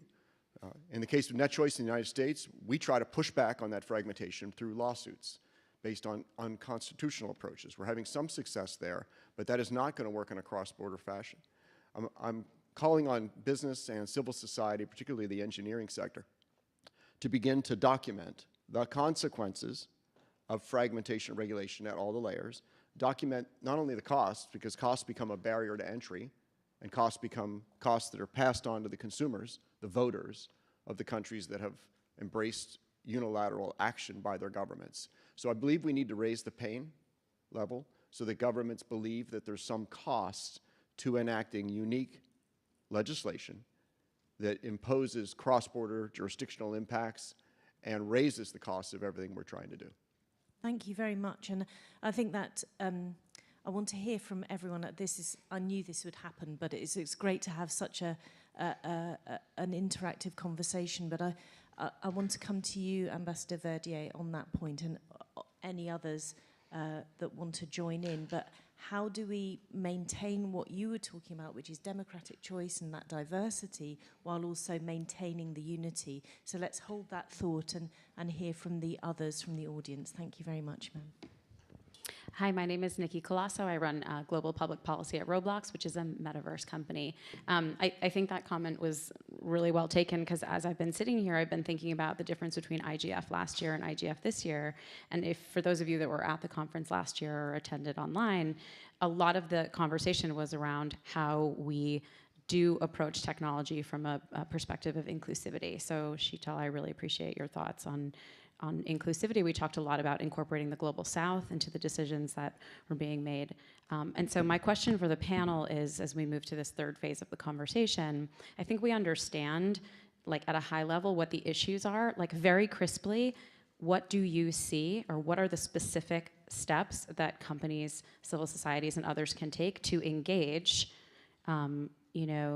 users, others, in parts of the world that may not get representation, and in countries that have geopolitical differences? How do we actually go about having those conversations? What is the way to do that? If we know we need to do it, that's agreed. How does that happen? Thank you very much for that. So that's so far we've got Web3 and money, interoperable laws, and involvement of Global South, and those where there is disagreement on the basic ideology. Sir. I was really wondering if you knew my name. That was going to be impressive. Hi, I'm Jarrell James, and I do have a question on, similarly with regards to money. I don't really know how to predict the future of the internet, but I do know how to look at history and see that money is the overwhelming factor for how power is flexed on certain communities. My question is with regards to both regulation and with regards to policy around sanctionable actions. So as we see regulation for monopolies exist in our traditional finance system, do we see a development where we stop what's essentially digital colonization from happening from large actors like Facebook into regions that are massively underdeveloped in the communications infrastructure sector? And do we create and enact actual policies to prevent those communities from only taking solutions from outside of their regions, instead of doing what we do, which is bring tech to these communities? How do we foster this development from within these communities so that in 20 years we don't sit on the same problem that we have now, which is, 21st century colonialism and resource extraction? And the further part of that is just with these shutdowns, is there sanctionable actions that can start to inform this direction? Thank you very much for that. And is Jarell, right? Jarell, yes. Yeah, thank you. So, so that we're adding digital colonialism, and how do we foster sort of indigenous development, if you like, if I can put it that way, and also sanction bad actors. Thank you. Good morning. I'm Jennifer Bramlett. I'm the ICT coordinator for the Counterterrorism Executive Directorate with the United Nations Security Council. The issue of money is very interesting. I was amazed by the remarks by the representative of Saudi Arabia yesterday when he was quoting the internet that we deserve and the billions of dollars that would be lost if we didn't solve issues of fragmentation and the hundreds of thousands of jobs. So I thought it was interesting that he put it right in front of us so bluntly. And when you look at gaming and all of these other industries, multi-billion-dollar industries, mobile gaming, regular gaming, I mean, it's an amazing amount of money being generated. Amazing amount of money being generated by bad actors, which is a space that I look at, is how terrorists and violent extremists are exploiting ICT for criminal purposes. One of the main areas that we're looking at is counter-narratives, and so how language is being proliferated across various systems to recruit, to radicalize, and to keep this criminal enterprise going. And that's one of the issues that we're looking at with regard to regulation is language across jurisdictions and what's considered harmful language, what's considered unlawful language, and how authorities in various jurisdictions are going to deal with that in these borderless zones for what's out on the internet. Also, one of the spaces that we're looking at in terms of futuristics is the concept of reality. I do remember life before the internet, and yet looking at the kids growing up, especially those who are playing in the games and in the metaverse areas. We've had some really good talks with Naver Zed recently, and the concept of reality, of what I consider to be real, I go into a game, I play, and I leave, and then I go do my life. Whereas for other people, it's becoming less and less of a division. And when we're looking at legislating crimes and bringing crimes into domestic frameworks, we already have a problem where we don't have the legislative frameworks and the capacities in member states to be able to even deal with the internet as it is now. Many states don't have laws that say terrorism recruitment online is illegal. They have laws against terrorist recruitment, but it doesn't apply to cyberspace. And so as we move into metaverse, fediverse type realities, what if something happens in the metaverse? If you, for example, detonate the White House in a metaverse world, it could be very real to some people. How do you even deal with that? And so these are things that we're starting to think about from our side of the house. Thank you very much, Jennifer. And that's a fascinating addition as well. So, a huge amount to unpack in that, but the recruitment of terrorism online, the establishment of counter-narratives, and also I think the key point at the end, the capacities and among legislators, the legislative frameworks in all countries. Let's have a very brief moment with Vittorio and Bertrand, because I feel like I'm neglecting our panel. I can see they're like, hang on. But I want to have a sort of a reflection on what you've heard, and then in the final stage of our workshop, to really think about action and think about how do we really start to articulate the vision of the future we want and what we need to do now. So let's go to Vittoria, and then Vittorio Bartola. Thank you. Thank you. I'll try to be, well, actually, I'll get to my question. Well, I make my question first, but then I want to make a comment. The question was, don't we think that we need the regulation to preserve the internet, the interoperability, the openness? Because I think that the reason why we, at least in Europe, we're seeing this wave of the regulation is exactly to preserve the globality, the interoperability, the openness of the internet, and not to break it. But I was prompted to make a comment by the previous round of comments about the future of the internet. If the future of the internet is decided by what the people want from it, what do the people want from the internet? If you take the average internet users today, what do they want? I mean, they want entertainment to fill up their lives, like football matches, porn, or whatever. Right. And they want attention. They spend their time going to Kyoto and not even looking at the places, but taking selfies and posting them to social and saying, hey, I'm here. Give me attention. I need someone to tell me I'm beautiful, interesting. And so, yeah, unfortunately. So we've been building someone which is growing the bad parts of for most regards, the worst parts of the internet personality of the people. So the problem is, what's the social purpose of the internet today? Because we see the purpose in terms of new technology. We want autonomous driving and whatever, AI and bionic arms. And why are we doing them? Well, because we can, and because someone will make money out of it. But what's the social purpose of this? I think we're missing that. We had one 30 years ago, but we don't have it now. Yeah, I think there's a real thread running through a lot of the comments on incentives and what people want, and going back to Mike's earlier challenge about the users, and you framed that really beautifully. Thank you very much. Bertrand. Hello, so I'm Bertrand Lachapelle with the DataSphere Initiative. I want to piggyback on the distinction that Lorraine introduced between technical fragmentation and legal fragmentation. What is interesting is a lot of the technical fragmentation, if it happens, is not driven by a technical objective, mostly. It's driven by the political environment and the objective of preserving spaces that would become separated because they would correspond to the spaces that are politically separated today. So the fact is that the legal fragmentation is a fact of the international system because of the national sovereignty, and that's a reality that goes, as Henri was mentioning, to the notion of territorially based national sovereignties. However, to go back to what Jennifer was saying, one of the challenges that we have is that even without interoperability of the legal framework, the separation and the legal fragmentation is what prevents us from addressing the abuses in many cases. When you have a criminal investigation, the framework for access to electronic evidence is non-existent at the moment and completely insufficient.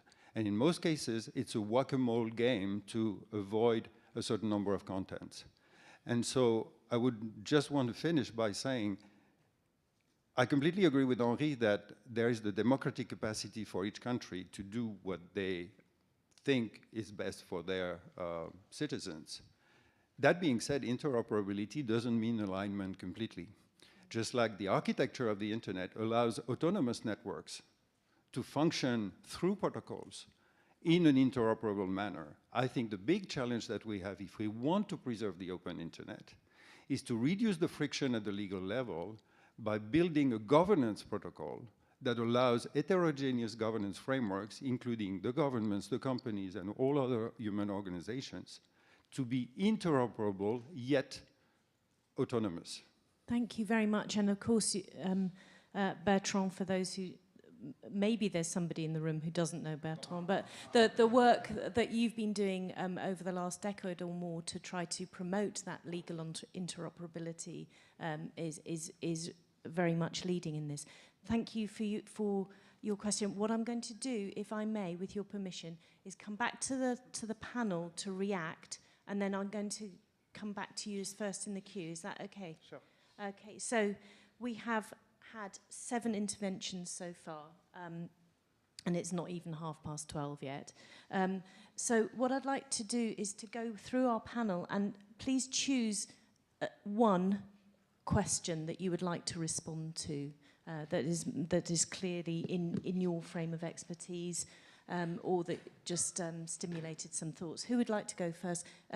Can I start with you, Ambassador Verdier? Because there was quite a lot on your that was sort of building on your points, or maybe challenging your points about legal interoperability, and how do we reconcile that autonomy with still being in a network? So, but I think that quite everything was said. As I said, first we have to fight to protect a common infrastructure that can be interoperable. Internet is a network of network. Internet is not just one standard everywhere. And there is a second and different question of legal fragmentation. I cherish your approach, Bertrand, that we should learn and try to build interoperable legislation. But so far we don't really do this, and there is no world government. So I will say something more. So let's try to progress in this direction, but we are not there. But maybe we should add one more observation from my perspective. You know, I come from the very libertarian internet. I did cherish John-Pierre Barlow 30 years ago. So most of my friends ask me, why did you join the government? Yes. The bad actors. Betrayed them. And why are you now fighting for regulation, for European regulation? And I don't feel that I did change, because from my perspective, that's personal. That's not the official position of the French government. No. When you enter within a social network, you leave internet. If you are within Facebook, within Twitter, or X now, within YouTube, you are not in internet anymore. You are within a private place built on internet. And I feel that there is a certain level of confusion in this conversation this morning, because we use internet to speak about TCP/IP and to speak about Facebook or Twitter or TikTok or whatever you want. And just to mention it, as a European citizen, I prefer the European rules than Elon Musk rules. And I prefer to discuss with other countries and other citizens and to decide something and to impose this decision to these big platforms. And I want to add this, because if we don't put this in the conversation, and we can still protect the free and open and decentralized internet. But people don't live. My daughters, they are never on a blog, for example, or on internet. They are always within something. Thank you very much. Chital and then Izumi.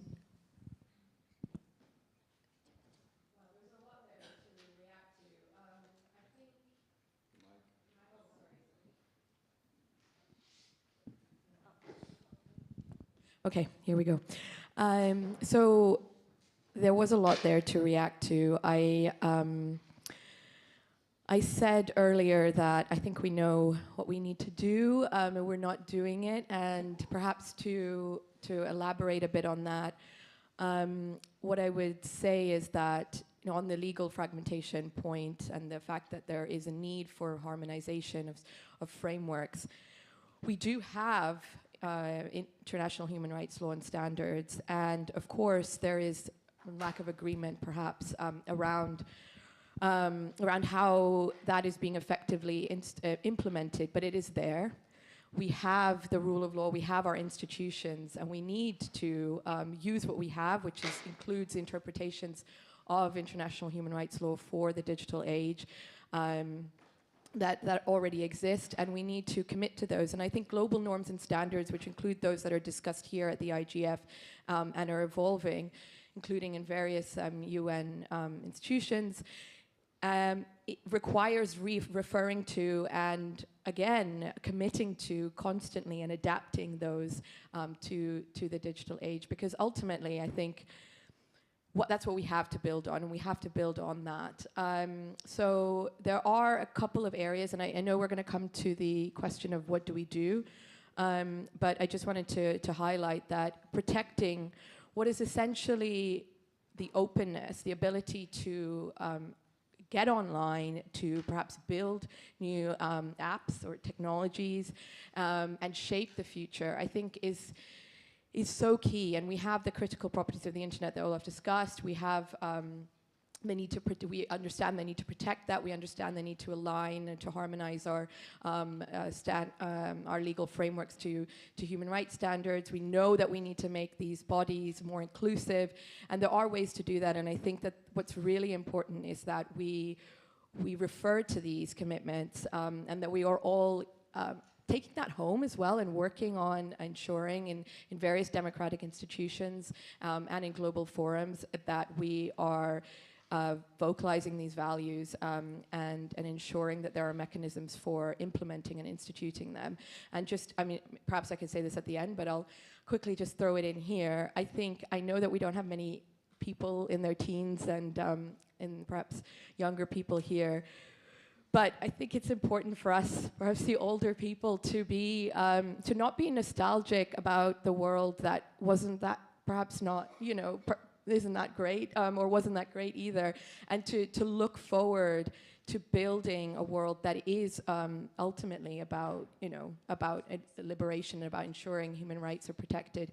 And that, when it comes to the internet, I think is what is really key is ensuring user control. So ensuring that the kind of control that has just been discussed about corporate actors or governments controlling and deciding what the internet is, that doesn't happen. So we need to wrest that back. And how we do that, I know we're having that conversation. I said we already have many ideas and ways to do that. But that's key, because it's that's shifting, and that's what people are worried about. And that's when I was a child, I remember thinking it was so cool that I could just get online, and I knew, it was transparent, knew how to, you know, where information was, and now I think what is happening is that the journey is becoming more intransparent. We don't know why certain things are happening, and that needs to shift. Thank you very much. Izumi? Thank you. Being a little bit older than you, I'd like to echo, say, 70% of what you said. When I was 40, I was really excited to see all the new things online and stuff. But to respond to maybe the Vittorio's and Bertrand's questions, comments, I'd like to respond to these. Yes, it's the people's will, as Vittorio said, or the jurisdiction, legal framework, etc., or international politics. I'd like to add a little more. If you think that we are now in 2043 at the World, let's say, conference or governance forum, World Governance Forum, not Internet Forum, or Internet Governance Forum, with the new United Nations and the new United Communities in 20 years from now. It could happen, right? After whichever will win at that war or this war. And then coming, the war is the climate change war. There might be a regulation that there shouldn't be too many servers at the data center, not too many AIs or crypto or these. These are environmental factors. You may think it's external factors to the internet, but I would suggest you to make it upside down. Back to the history, in the 40s, we had fought a lot. They killed each other a lot. With a reflection coming some of the use of the information, and then the ballistic calculators sending bombs, and then coming the internet during the Cold War days. But then in the 80s to the 90s, the world has changed. The Cold War was over. We hoped that East and West come closer. That's why the Eastern side wanted to be united using the internet, perhaps. The China wanted to have technology and science and economic growth. That's why they accepted the internet. We tried hard to talk with them. So these wills of the people, entities, allowed some technology to be picked up and made global. How about now? China reached there. India reached there. And do they need real, globally united science sources from the West? Yes and no, right? So my first take of the mixture of the fragmented one as well as some chaotic one, we all need both, but we don't know what's the reality of the politics and the environmental changes and stuff like that in the near future, not to mention the far. So I think we should go out of the box, go out of the ivory tower or IP tower, internet-centric thing. The future of the internet, who cares? The future of us, we care. So then how technologies, including the current and the future internet that we guys will work, may make something better. That's kind of my suggestion. Thank you. Thank you very much. Lorraine. Thank you, and I think that's a perfect segue to my point as well.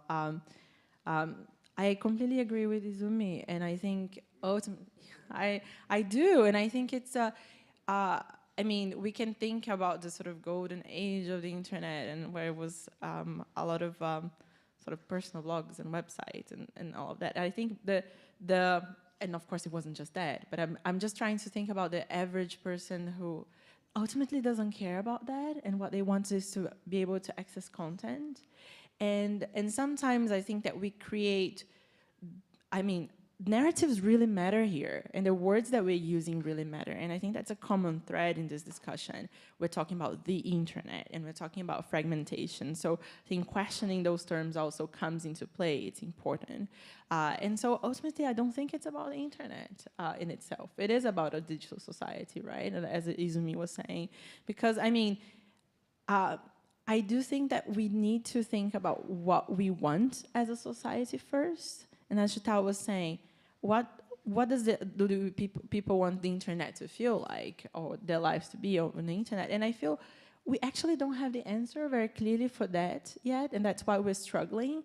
Because if we do know, we are then not just creating those big enemies out of entities that are not entirely bad, certainly not entirely good, but not entirely bad because they offer services that are useful.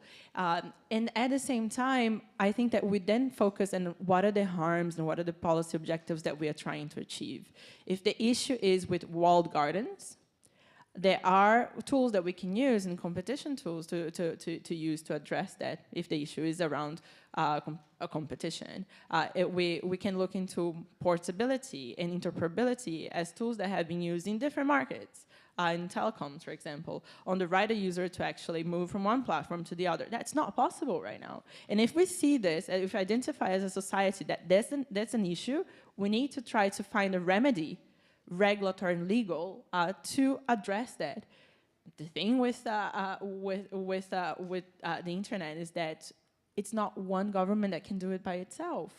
And so the question comes back to the point that Izumi made and to the point that Bertrand made. It's about governance. It's about how we cooperate in the international setting. And so for me, instead of using 75% or 18 workshops of the IGF to talk about AI, mostly very sort of in a high level, I would rather that we use that time to talk about how do we cooperate and how do we govern this complex adaptive system that it's really difficult to address, and how do we actually identify what are our objectives, economic and social, and what are the best remedies to get there. Thank you very much, and that tees up the final part of our conversation today, which is how do we get there. But Olof, unfortunately, you're the last to go, and there are several questions that have not been addressed by the panel so far.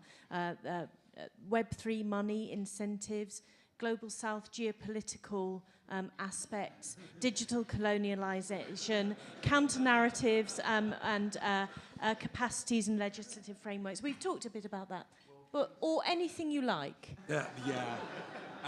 My first response would be Stack Overflow, but that might be a little bit... I DDoSed you. You DDoSed your brain. I had indeed made a bunch of notes, and I actually don't know how to start, where to start. But let me start with not having infrastructure at all is the ultimate fragmentation. Not having it at all is the ultimate fragmentation. And I so associate with Joel, empower communities. What we do at the Internet Society is empower communities by building IXPs, by giving cookbooks for building community networks. And that's not the only way. I know that Joel is working on his own stuff and is very smart about it. But that's really empowering, and in the end, that's bottom up. Other parts. We talked a lot about economics and government rules. And when you talk about economics and standardization, I think we have to be honest. Standardization is also, to a large extent, industry politics.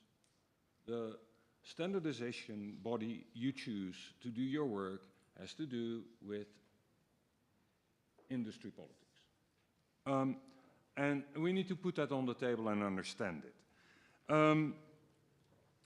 Economics, of course, consolidation happens. Even if you have open technologies, companies will try to extract money out of deploying that open technology. Consolidation happens.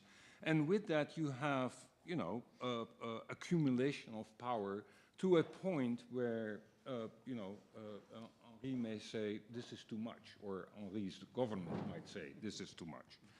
And I associate with that to a large degree.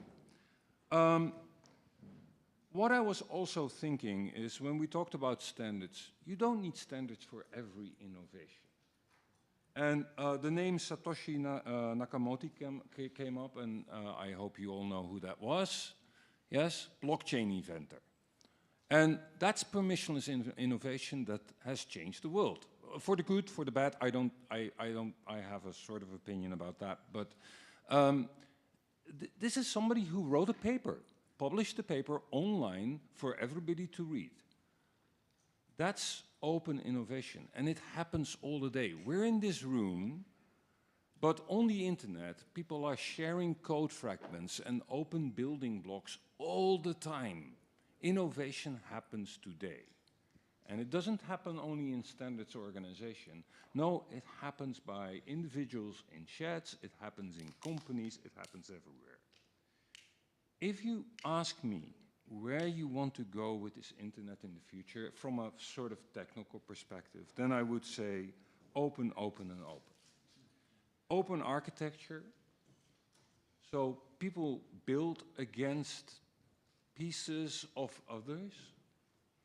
Open source, so people can reuse those building blocks, and open standards. And with a lot of transparency around that. And I think that the building blocks of a positive future are basically open. I think that was I drained my stack. That's brilliant. Thank you very much. Well, we've just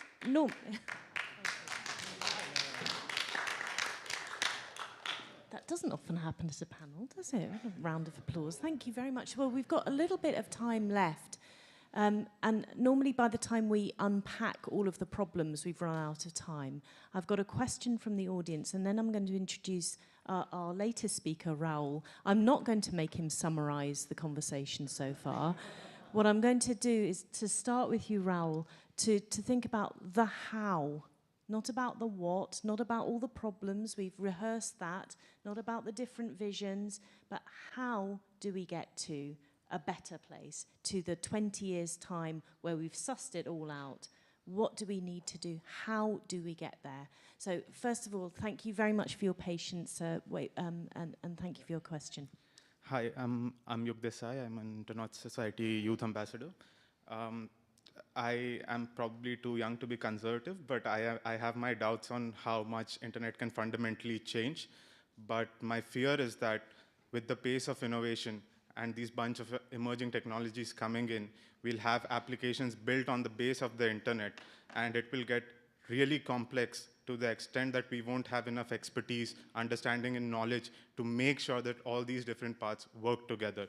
One of the panelists mentioned complex adaptive systems. I'm not sure how we are going to adapt to this. So 20 years from now, I think we will have fragmentation not by design, but by default, because we just don't know how things work. And standardization is being mentioned quite a lot, and that is possibly one of the solutions. But standardization is also an extremely slow process. And with this pace of innovation, I am not sure standardization can keep up. Also, the interests that go into standardization, as Olaf was mentioning, it's largely industry-driven. So I want to press the panel and the audience to think on how we can include more stakeholders, especially the users, in standardization process and make it accessible to them. Thank you. Thank you very much. So that's a good how question as well. How do we make our processes more inclusive? But I think let's run through the panel. Let's start with you, Raoul. Thank you very much for joining us, and welcome to the panel, Raoul Echeverria. How do we get to, what do we need to do to get to that brighter future that we've articulated?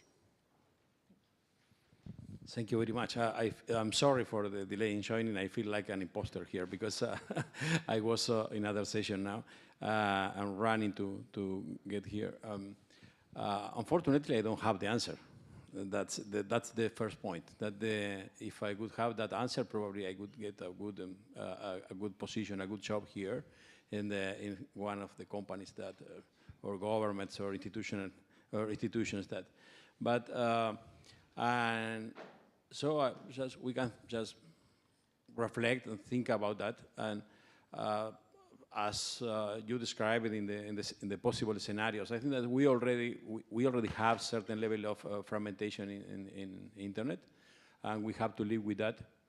And so I don't think that is a feasible scenario where that we have that ideal internet and perfect internet that all of us want to have.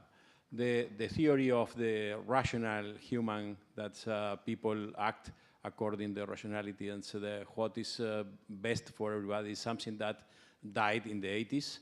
And so the incentive of policymakers are diverse. Many times, even knowing that the decisions that are being taken are not the best one for one objective, like keep the internet not fragmented. So many times the decisions will go in a different direction. So what our mission is to keep the internet as less fragmented as possible. So if there was one thing, I think that's I could say that's two things.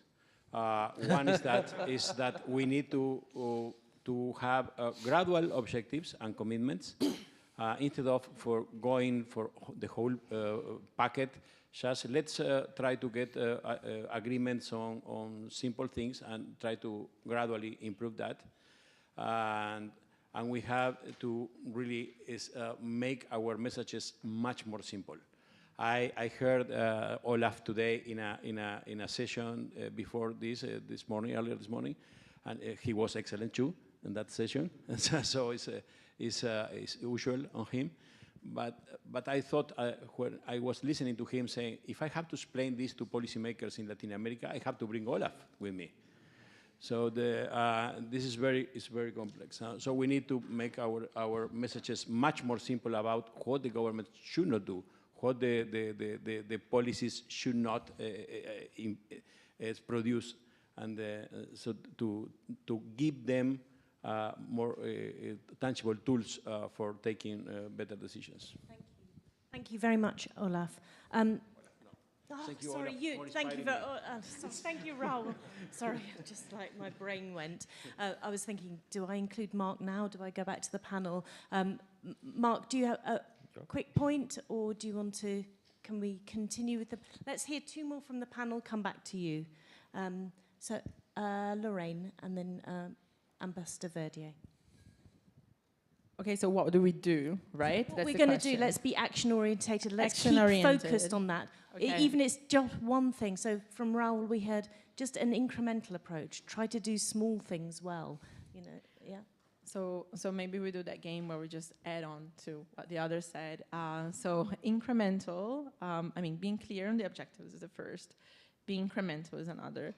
And being iterative, I think, is important as well. And I think a lot of the issues with the processes that are being built to address the challenges that we have, there are many, is that we are under the impression that it's suffice for us to design and develop the ultimate regulation, and that's going to solve all of our problems. And there's a whole lot of questions that get unanswered once you do that, because one, the fact that we are in a complex adaptive system means that it's very hard for us to predict it because the system moves in a way where just one element in that system can have really implications on the whole in ways that it's very hard to predict. So what we do with those systems is that we observe and we try to adapt to it. And in order to do that, we need to be able to have the processes and the institutions that are much more agile than the ones that we have now. So instead of looking to linear approaches of developing regulation, we need to think of it like almost like software development, where we have versioning of policies and regulation, where we're able to actually identify a bug and then be able to correct it by having inclusive, multi-stakeholder consultations. And the problem is that, and that's an issue that I was trying to unpack with Bertrand the other day, and it was the fact on how we think about multi-stakeholderism is that it's trying to get away from government's decision-making power so that everyone's deciding in a sort of a global happy assembly, right? And that's not what multi-stakeholderism is supposed to be. And certainly it's not what it's sometimes and often applied by government, which is, oh, I'll give you 30 days for you to participate in this consultation, and I've done a multi-stakeholder process. That's not it either. It's actually being intentional about including people and different stakeholders. Iterative approach. Inclusive, iterative, in a way that is actually particularly not only national levels and the international level, that we are including the Global South youth, different communities that are underrepresented as well, and in the way that is actually intentional and looking towards a process that it's not simply aiming to produce the ultimate legal text to rule them all, but it's actually a process where we're trying to learn, and we are assuming our just inability to predict accurately the future, and the fact that we are adapting along the way and trying to be better at it. And we do not have the processes, and we do not have the institutions. One of the things that we are doing and building is sandboxes as a possible avenue to testing out those issues that we don't know about. And a lot more needs to be shared on how they best work, how they don't work. We almost need to do a sandbox out of sandboxes in itself, but I won't get into details on that. Sort of a playful approach, an iterative approach, building on where we started with Raoul about incremental approaches, simpler messaging, and this sort of sense of agility. Ambassador Verdier.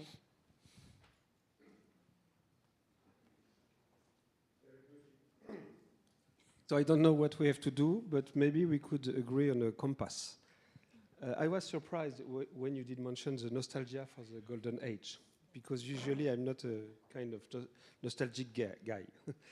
But I think that we should stand for at least 3 aspects of this golden age. The first one is the unprecedented openness of access to information, knowledge, and culture. This was a big shift. And this is not finished. We still have the digital divide, and half of the humanities that doesn't access to this. The second one was the unprecedented empowerment of communities and people. And the last one was the permissionless innovation. And from my perspective, this could be a kind of compass for future decisions. Are we increasing people's autonomy and creative capacity? And that's why I did mention some concern, for example, with sometimes the private sector, because if you think in terms of autonomy, empowerment, and creativity, the threat can come from everywhere, not just from rogue states. Thank you. I like the idea of a compass, and that can be very good organising. I want to come to Mark quickly, and then I was going to come to you in a bit, or are you reacting very... Yeah, go. If I may, with a very... what I wrote down is actually what Henry said, principle-based as the add-on. And I like the principles you pose. The note I made was principle-based, and then there's a differentiation, I think, of the approach of the internet, of the regulatory or evolution of the internet, and evolution on the internet. I think that we can get to those shared principles much easier if we talk about the evolution of the internet, and that when we talk about empowerment, individualism, autonomy, getting a global consensus about that on the internet might be where the trouble is going to be in setting joint principles as a guide. Thank you very much. I'm going to pause in our final roundup to just have these 2 questions from the audience. We've got Mark and then Lucian, and we are in the last 5 minutes, so thank you very much for that reminder. So, brevity. Thank you very much. Mark Deresgaud from Brazil. I'm an internet governance consultant for small and medium organizations. I found comments by Lorraine and Olaf to be quite stimulating in a sense that of something that I have been talking a lot about, which is the AI forum as it has become now. Hasn't been focusing a lot on one of the questions that I find more key about it, which is open source versus closed source. So why are we in this AI space we are in right now? Because there were very early open source developments on this that just let the technology loose.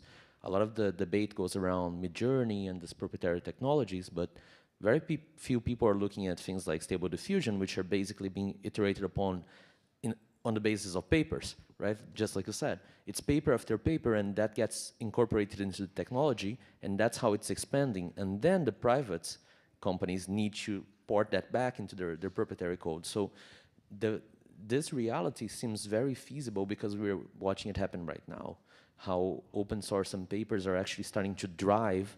There's no AI consortium forum or anything. It's literally being driven by research that's published in an open space. So this is something that we should be looking towards, not as, hey, this is about AI, but rather about, is this the new paradigm of how different protocols and standards and different approaches will be developed? So just to kind of complement that point, thank you very much. Yeah, and a very very valuable point about the role of research in sort of acting as that sort of snowball effect. Lucian. And I think it's Lucian Taylor from the DNS Research Federation, and I think my point follows on from Mark's about protocols. I've been an internet engineer for over 20 years with my team, and I've just had the privilege of meeting Vint Cerf with Emily and talking to him about protocols, and an absolutely wonderful thing. What he did, I think there's a gap between the IETF, which is not, frankly, a safe space for women and people to develop standards, and how you develop protocols. Vint Cerf got together with a few other universities, and they developed a way of doing things, and that was TCP/IP, and they then invented the internet, and then we bake it in through standards bodies like the IETF. I think standards are a very good place to test these new ideas, and we are at an inflection point. We've got regulation hammering down on us, and that regulation needs to be tested. Things like know your customer, putting that into a free and open internet is really challenging. And my question to the panel is the IETF the place to develop in a free and open way those protocols that we need next? Thank you. So we've got probably less than 3 minutes left and 3 panelists and questions. I'll quickly say that I think, Victoria, you posed some philosophical questions earlier, and I'm not going to judge what people do in terms of, you know, the question of what young people do and selfies and all of that. But what I am going to judge, and I think what we should all judge, is what governments do when they regulate. Do they align the regulation with human rights norms and standards? Do companies who also have obligations to do so do that? Are they transparent? Are they accountable? And are our governance forums and standards bodies inclusive? No, clearly not. But there are recommendations for how to change that. The Office of the Human Rights Commissioner, OHCHR, has released a report with many recommendations on how to change and how to improve inclusiveness. And I can say that we're doing a session on Thursday where we'll be exploring that report. So I think protecting critical properties as they evolve, having that principles-based approach, aligning with what we have, building with on the human rights framework, and creating more inclusive spaces is really key. Thank you. Raul and then Izumi. So I endorse everything she said. Good. But beside that, on another point, a few weeks ago, I participated in a global conference of parliamentarians speaking about the future. But the average age was over 50. And so all the discussion was about the fears about the future and the fears about AI. And so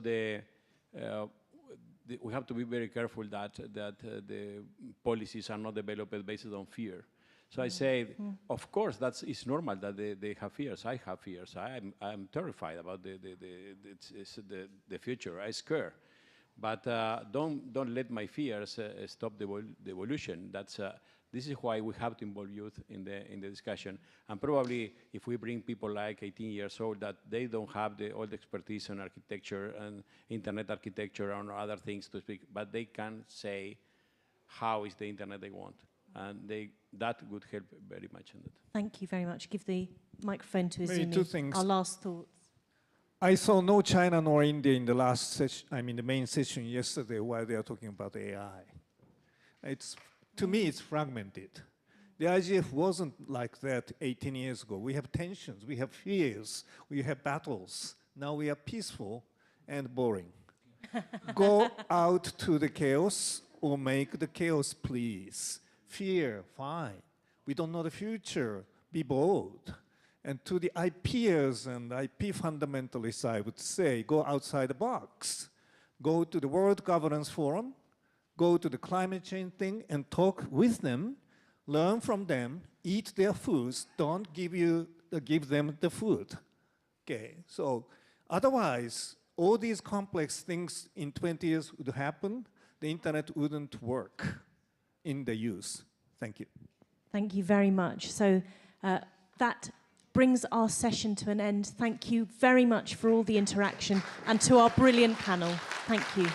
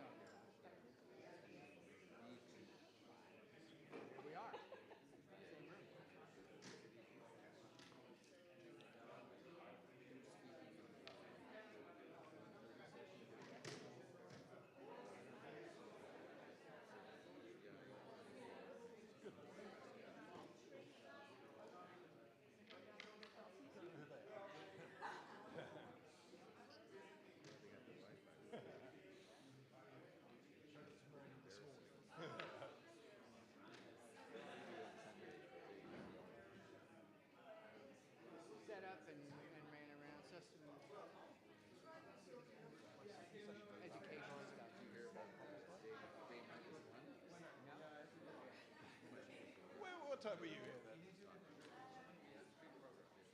Okay.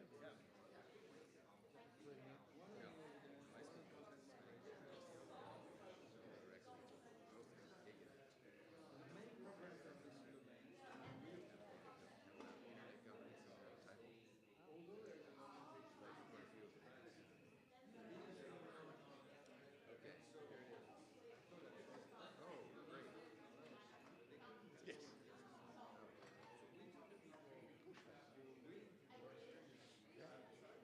It's totally open.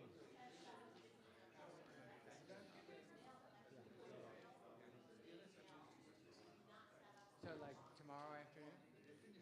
Well, were you here at the start? I think 4:20. Literally received an email this morning. Some research just sort of pushed out. There's interviews with about 30 participants. And it was interesting places. And we talk about some concerns surrounding the social events. A small number of women and alcohol. Some people feel unsafe. Can sort of understand why that might be. But it also had the throwaway comment that there's about 10% female participation at the moment. And some people were sort of starting to put in the well, maybe it's a reflection of the industry. It's like, well, let's not worry about that, because you could overinterpret the data and say, well, could we not agree it's not a good number? So contextualising it by the tech sector is not helpful. Let's just start with it's not a good number, and go from there. Similarly, It's future. Well, you can rate it. In my view, there's poor participation by a bit about how we geography, any number of measures. In reality, not usually. Oh yeah, I mean yes, it was absolutely known.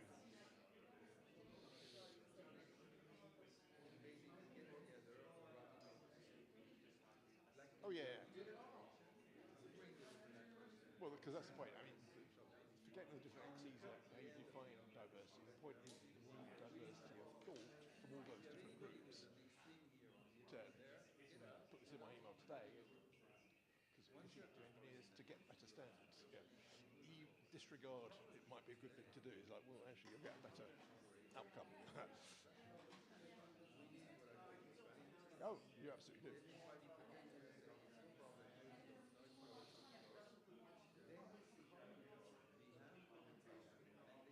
Yes.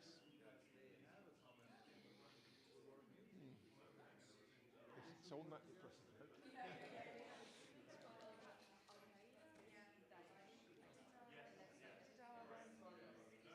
I'll let you listen, by the way, to the music.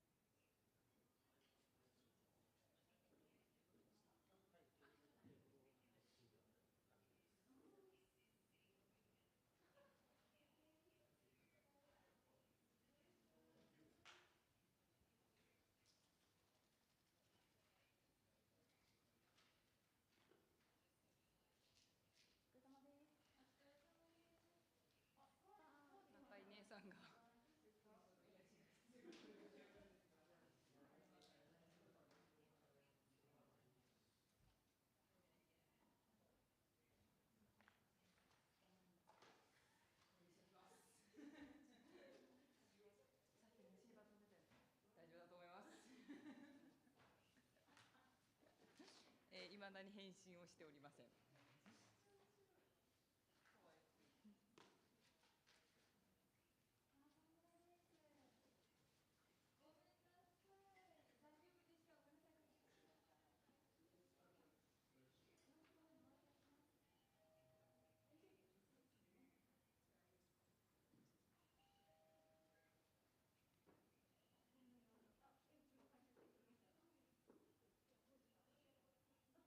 これスマホ誰か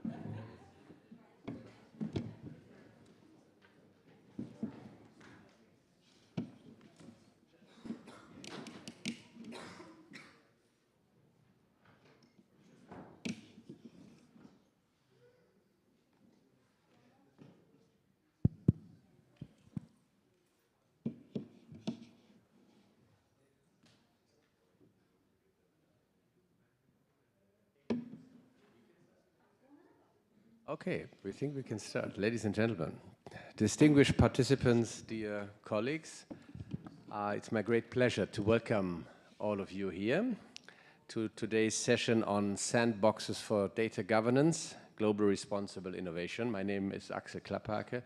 I'm a director for economic and social development and digitalization at GIZ headquarters, based in Germany. Data, for sure, is one of the most strategic assets for both economic growth and sustainable development. It can provide key insights to make better decisions around food security, climate change mitigation, or health policies. Hence, data can help policymakers and private organizations to better allocate resources, solve problems, and prepare for risks. And as the backbone of AI application, its potential for the achievement of the SDGs cannot be underestimated. But for the use of data to benefit all, data sovereignty and data security need to be strengthened. We need regulatory frameworks that help reap the benefits of data while protecting citizens. And I think that is the key assumption of this and the starting point of this session. This panel gathers experts from around the world to discuss how regulatory sandboxes can unlock the value of data for all and promote responsible innovation in AI.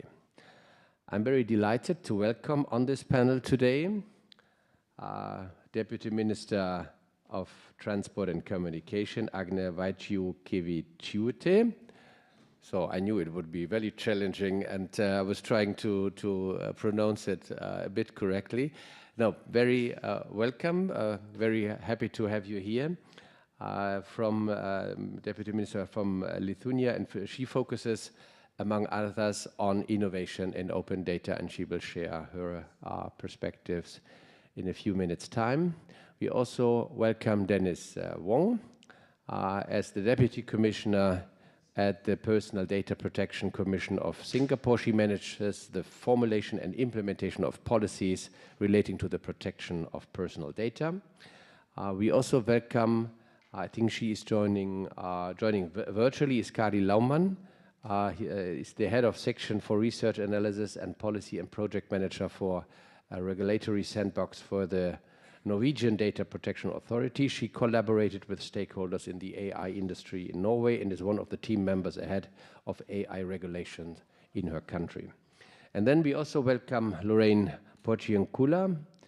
She is here on the panel. She is the co-founder and Executive Director of the DataSphere Initiative, an international non-profit foundation with a mission to responsibly unlock the value of data for all. She is an affiliate at Harvard Berkman Klein Center for Internet and Society at Harvard University.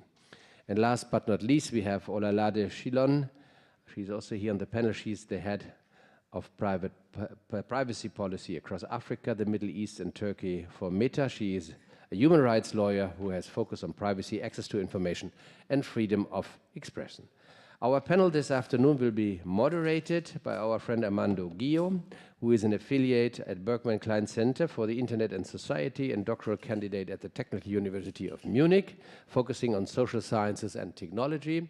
And finally, we also welcome our online moderator.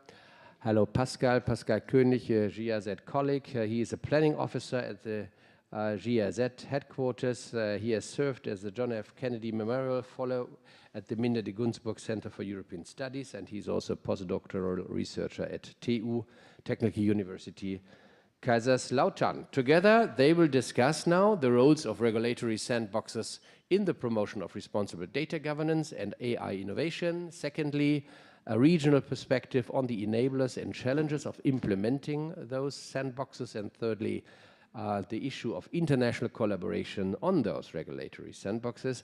As GIZ, we are very, very happy to facilitate this discussion and to support this session. Regulatory sandboxes can be really a great tool to promote regulation for a fair, free, and open data economy. In this way, the potential of data and AI can be used to achieve the SDGs. They can facilitate medical service delivery, increase efficiency in agriculture, and improve food security. Thank you very much, and please enjoy this wonderful session. And now, over to you. Thank you very much. Thank you, Axel, for your kind introductions, and it's a real pleasure to be here in such a distinguished panel with these experts on the area of regulatory sandboxes, which are gaining a lot of attention, a lot of traction now.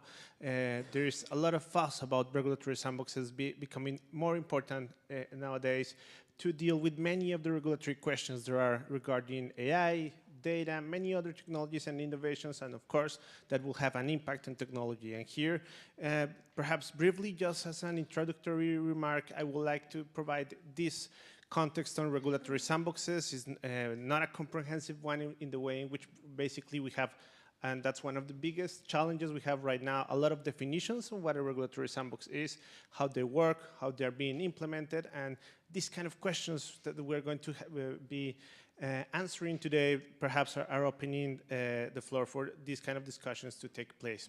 So if we want to start, and that's one of the basic elements that we have to have very much in mind, is that regulatory sandboxes are having a lot of definitions, and there are many different ways on defining what a regulatory sandbox can be. You can see regulatory sandboxes, that look like innovation labs, or that look like many other projects which are not necessarily even related with regulation. Some others are related with regulatory questions, but are dealing with them in a very different way. So here, just to take an approach of what the UN Secretary General's Special Advocate for Inclusive Finance for Development defined as a sandbox, is that a sandbox is a regulatory approach, not even a space, but an approach typically summarized in writing and published that allows live, time-bound testing of innovations under a regulator's oversight. That's a definition, yeah? And that's perhaps a definition that some share, some will say not necessarily.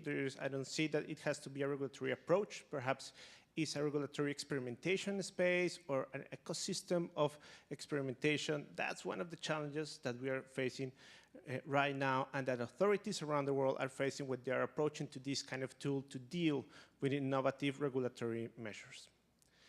From there, we have this big question of how have authorities designed and implemented regulatory sandboxes around the world, and that's a very interesting thing to analyze, and I have been able to look into this in some of my previous work.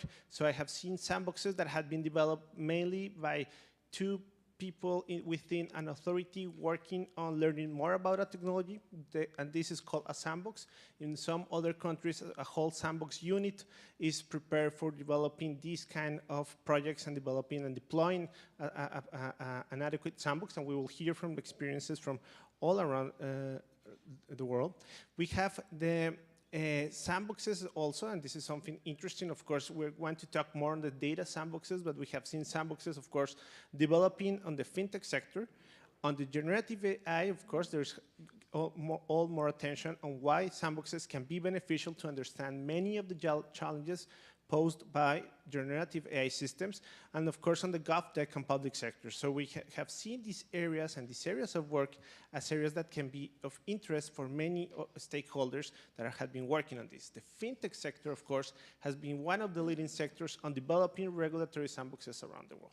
And that has been perhaps one of the biggest promoters of having sandboxes. Other authorities are trying to follow the same path. Now, on many questions about IP, data protection, antitrust, and many other topics. We have seen, for example, in Latin America, sandboxes being developed. For example, in Brazil, now we have this public announcement, and we will hear from the colleagues from the Brazilian Data Protection Authority. They're going to tell us a little bit more of this new generative AI sandbox and data protection that is going to be developed. At the same time, Colombia, that has this fintech regulatory sandbox, which has been also quite big, and a privacy by design and by default sandbox being developed there. We have also sandboxes all around the globe. In Ethiopia, for example, we have seen a sandbox unit being developed there, which is going to be a big unit within the Central Bank of Ethiopia that is going to create some kind of regulatory experimentation environment. Germany, of course, also promoting many of the sandboxes, almost all of them at a regional level, and of course, with this sandbox handbook that was developed some years ago, which has been quite influential, not only in Germany, but in many other countries. At the same time, we have seen sandboxes in Kenya. So the Capital Markets Authority, they're working on a very interesting fintech sandbox, which has also been quite important to develop the fintech ecosystem in the country. And Lithuania, of course, with the GovTech regulatory sandbox and the sandbox for the public sector that we will hear more from the Vice Ministry. So that's perhaps the whole representation that we want to have here, and many of the experts that are here have been very much involved into these kind of projects, have been working on them. So we have also, for example, the experience of Norway and Singapore working on data protection sandboxes, Singapore developing one of the first frameworks on how to have a regulatory sandbox on data protection and on AI governance, which was also very interesting, and Norway trying to open the black box and trying to develop this idea of more transparency with a regulatory sandbox, in Norway for this specific purpose. So with this brief introduction and this brief context and definition of what a sandbox can be, it's that we are facing now this big question on the relationship between regulatory sandboxes and internet governance. What's there? Why are we talking about regulatory sandboxes in this specific forum, and when we are talking about technologies such as AI, and when we are talking about the future of data and data protection? Basically, because we're having a lot of questions. So for example, 3 big topics such as privacy, protection, mis and disinformation, and digital power concentration, which we definitely have to analyze. How are we going to analyze that, and the authorities are going to analyze that? That's the biggest question. What are the decisions and the regulatory decisions to be made? That's where sandboxes perhaps can be helpful to understand the real impact of these technologies and what can be achieved with the current regulatory frameworks that we have. But that's the question perhaps. Are regulatory sandboxes enough in order for authorities to develop capacities to deal with many of these big regulatory questions? What has been the experience of other countries that we have here and many other experts that have been working on different contexts that can help us to understand a little bit more about that? And that's perhaps one of the other big questions that we have. Are sandboxes for all authorities around the world? Are sandboxes effective in any country, or there have to be some initial capacities within some countries and some initial elements for these kind of projects to be developed? With the GIC, with the German Corporation, we had also been working on this, and with my colleague Pascal Koenig, also trying to answer some of these questions, because we believe that sandboxes can be expensive. You can spend a lot of time working on them. Are they effective? Are they going to be effective to answer many of these internet governance and many other questions about regulation of technologies such as AI and the use of data and cross-border data flows, and many other big questions on the future of these technologies? That's what we would like to answer and discuss today. So with that, I would like to start briefly with a video of the Data Protection Authority from Brazil, that they were very generous to send to us this video. They were very much involved in the preparation of this event. Unfortunately, they were not able to join us, but I think it's also good to hear from them, and then we will start with the questions with the experts here and the experts on the Zoom room. So I think we can start. Thank you.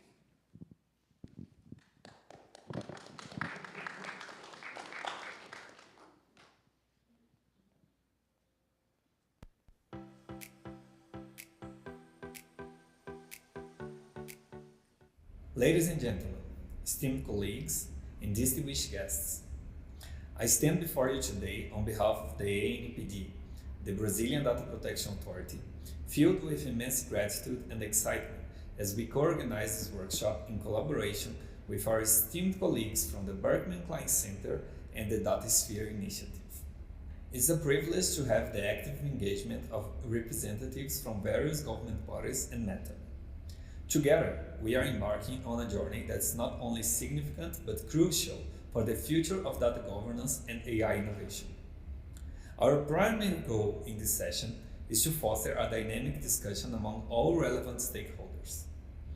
We aim to deliberate on strategies that can pave the way for the development of sandbox initiatives that not only stimulate innovation, but do so while upholding the fundamental values of humanity. In this session, we'll delve into 3 key areas. First, we will explore the pivotal roles that regulatory sandbox play in promoting responsible data governance and fostering innovation in the realm of AI. Second, we will examine a regional perspective, shedding light on the enablers and challenges faced in implementing these sandbox initiatives. Lastly, we will discuss the importance of international collaborations in shaping the future landscape of sandboxes. I am thrilled to announce a significant milestone in our journey towards responsible innovation: the launch of the call for contributions for the ANPD Regulatory Sandbox on AI and Data Protection. This initiative, crafted in collaboration with esteemed partners like CAF consultants, including the distinguished Armando Guillo, who is today's moderating this session, seeks to create a space where innovative ideas can flourish while ensuring the safeguarding of individual privacy and data protection. I invite our esteemed panelists and the entire audience to contribute actively to this endeavor. Your valuable insights can shape the very foundation of how we approach AI and data protection. You can submit your contributions via our webpage, which you can access via the QR code presented on this screen. I am delighted to inform you that submissions can be made in English, allowing for a broader and more inclusive dialogue. As we embark on this collective journey of exploration and innovation, let us remember the profound impact our discussions can have on the future. Let us collaborate, ideate, and inspire one another. Together, we can create a future where innovation and ethics coexist harmoniously, fostering progress that benefits all of humanity. With that, I wish you all a very productive session. May our discussions today be illuminating, and may they pave the way for a future that we can all be proud of. Thank you.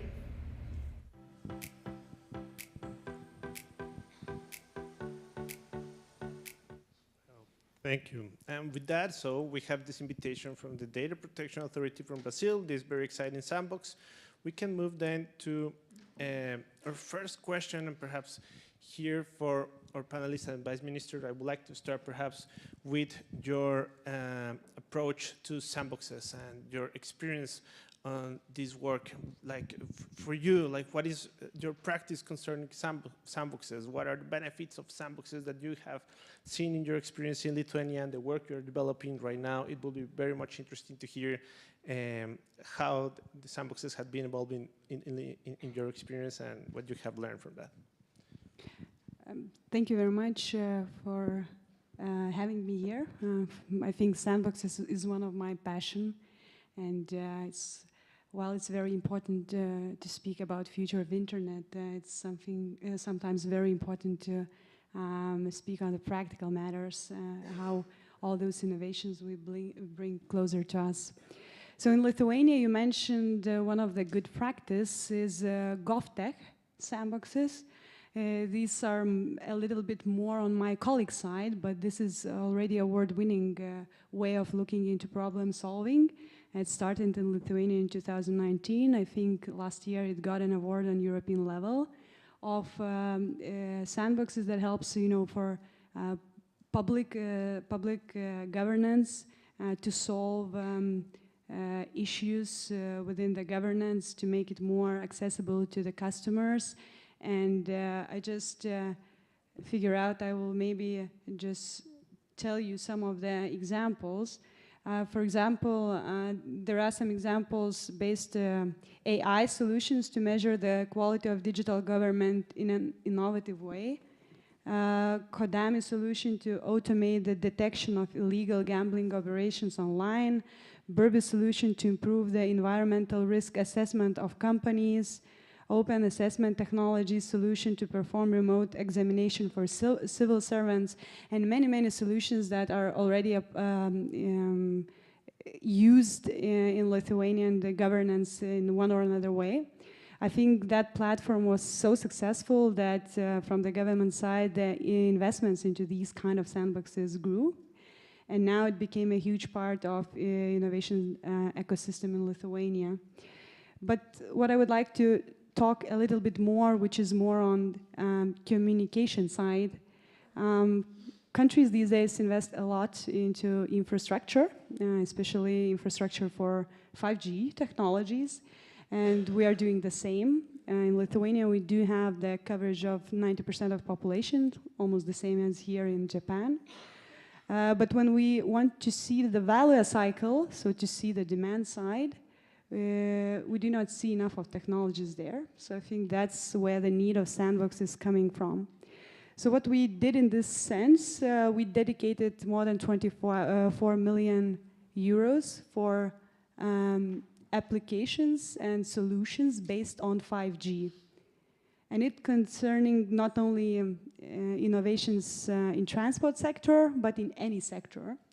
So we are very happy of this possibility to do it a bit in a niche way. So it's not coming from the whole innovation policy within Lithuania, but the initiative comes from the Ministry of Transport and Communication. So we really want to see what the 5G technology is capable of. And there is a lot of interest from business side, where we just called a tender. So just imagine maybe 53 projects are in the pipeline. More than 124 million euros worth of projects of testing and within the Sandbox regime and in Lithuania, those new technologies and applications. I think why it was so interesting for the companies, because we created the Sandbox in the manner that that technology and the result of the innovation will belong to the owners. The only wish from the government side is that the application, the testing side would be, in Lithuania. And the idea is that we want, as a policymakers, to be able to be very flexible and dynamic and respond to all the innovations and changes needed in the regulation framework. And I think this is not only to create more applications on 5G technology-based solutions and to solve some of the problems in Lithuania, as it is more of the exercise for the government as well to adapt on the regulation matter as well. So we are very, very excited on this Sandbox regime, because we do believe that now we kind of fill the whole value chain. So we're not only creating the infrastructure, but we're encouraging private sector as well as public companies to participate and create applications in autonomous driving, in healthcare, in all other industries. And we'll see what's going to happen. I'm very happy and hope that at the mid of next year, we will see some very great results, and we will be able to share about it. So maybe it is for first intervention, that's it, and later on we can continue. Thank you. Thank you, Vice Minister. Very interesting to hear many of those, some of those points, especially on the flexibility, attracting the private sector, presenting the results of a sandbox, which seems to be sometimes an easy task, but it is not as easy as we can imagine. And from there, that I would like to join to perhaps one of the sandboxes I had been studying the most, and that basically I had been working with governments, especially in Latin America, and they always say, look at the sandbox in Singapore. What are they doing in Singapore, and how the Singaporean sandbox is working? How do they were able to achieve these results? And from that, Denise, we would like to hear from you, because your experience, of course, in sandboxes has been pivotal for sandboxes to become a reference around the world. I would like to hear, and we would like to hear perhaps some elements on that experience, and how do you think, especially at data protection sandbox, has been helpful to achieve this balance between being responsible, being also flexible, but at the same time, like unlocking the value of data, which is also very important for many of these future conversations that we're having. So the floor is yours. Thank you. Thank you very much. And thanks for having me. As you said, Singapore has experimented in sandboxes for quite some time. It's been a very useful tool for us in policy experimentation and also in experimentation of frontier technologies generally. We tend to use it as a policy mechanism where there are uncertainties in application, as well as use cases. And it's very much a tool that we use in partnership with industry where we need clarity on certain technologies or solutions surrounding different types of use cases. We also look at it where organizations need support for compliance and also to understand the integrity of their business use cases and their intended sort of business commercial pathways forward. I wear two hats, both as the Data Protection Deputy Commissioner, but also as the Assistant Chief Executive of IMDA. And in that role, I also look at data promotion and growth. And those are, to us, two sides of the same coin. And so we view sandboxes as a crucial tool to support industry, but to also help them to find appropriate safeguards, guardrails, and protections for the end user.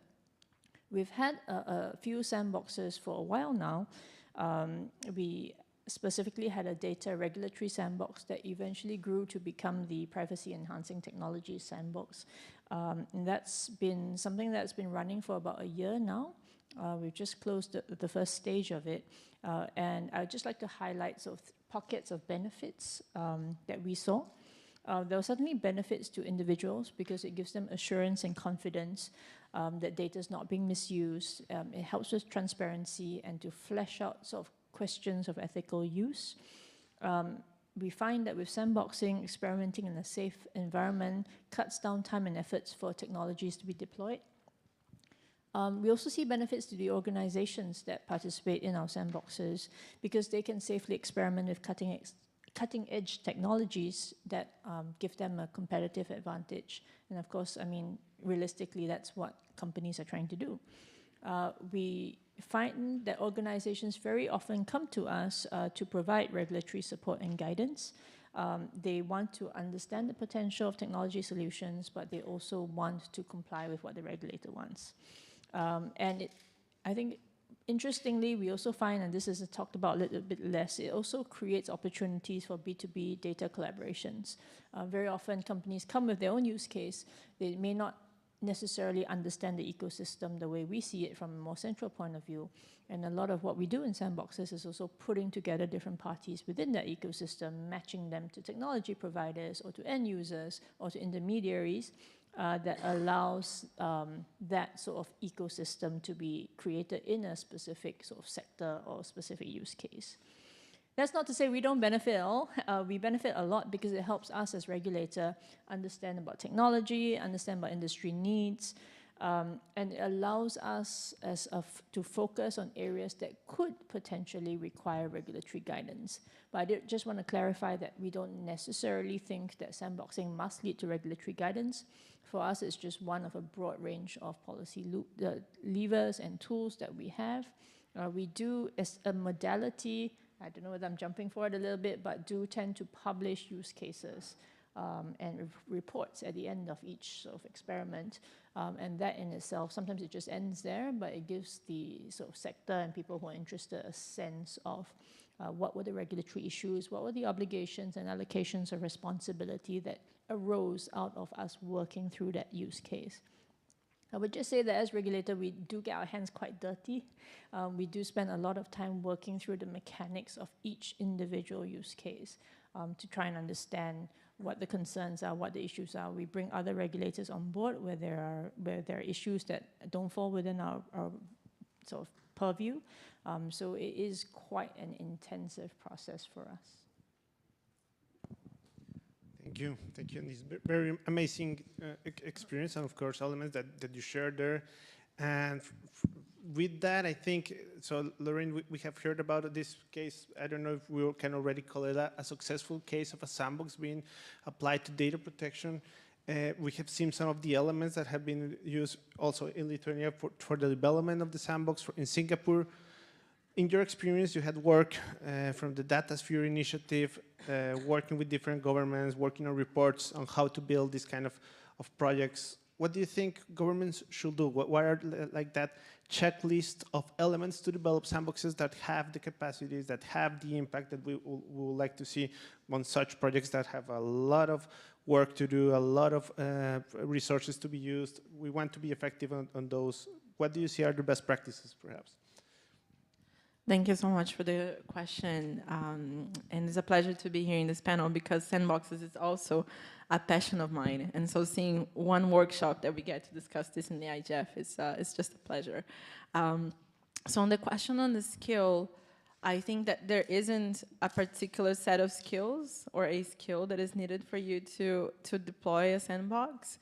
I think there are as many skills as there are sandboxes, and there are as many sandboxes as there are use cases, because no sandbox is going to be the same, depending on the national jurisdiction where it's located, what's the institutional framework, what are the core partners that need to be involved, what is the issue that you're trying to solve, what's the time frame, and the complexity of all of this is just makes it exponential, the number of different skills that you need to have and the people you need to bring in the house. And I think that's sort of an important step into demystifying what sandboxes are. And that's sort of the campaign that I'm trying to lead from my own corner in the Datasphere initiative.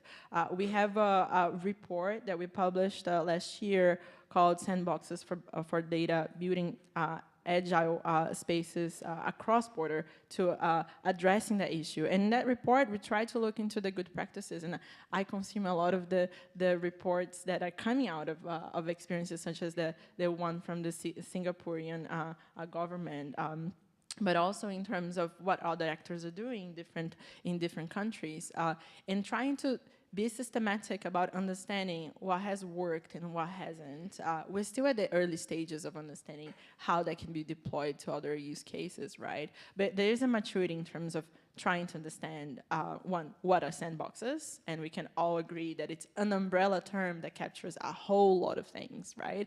And I think depending on who you ask what sandboxes are, they're going to have a different kind of definition.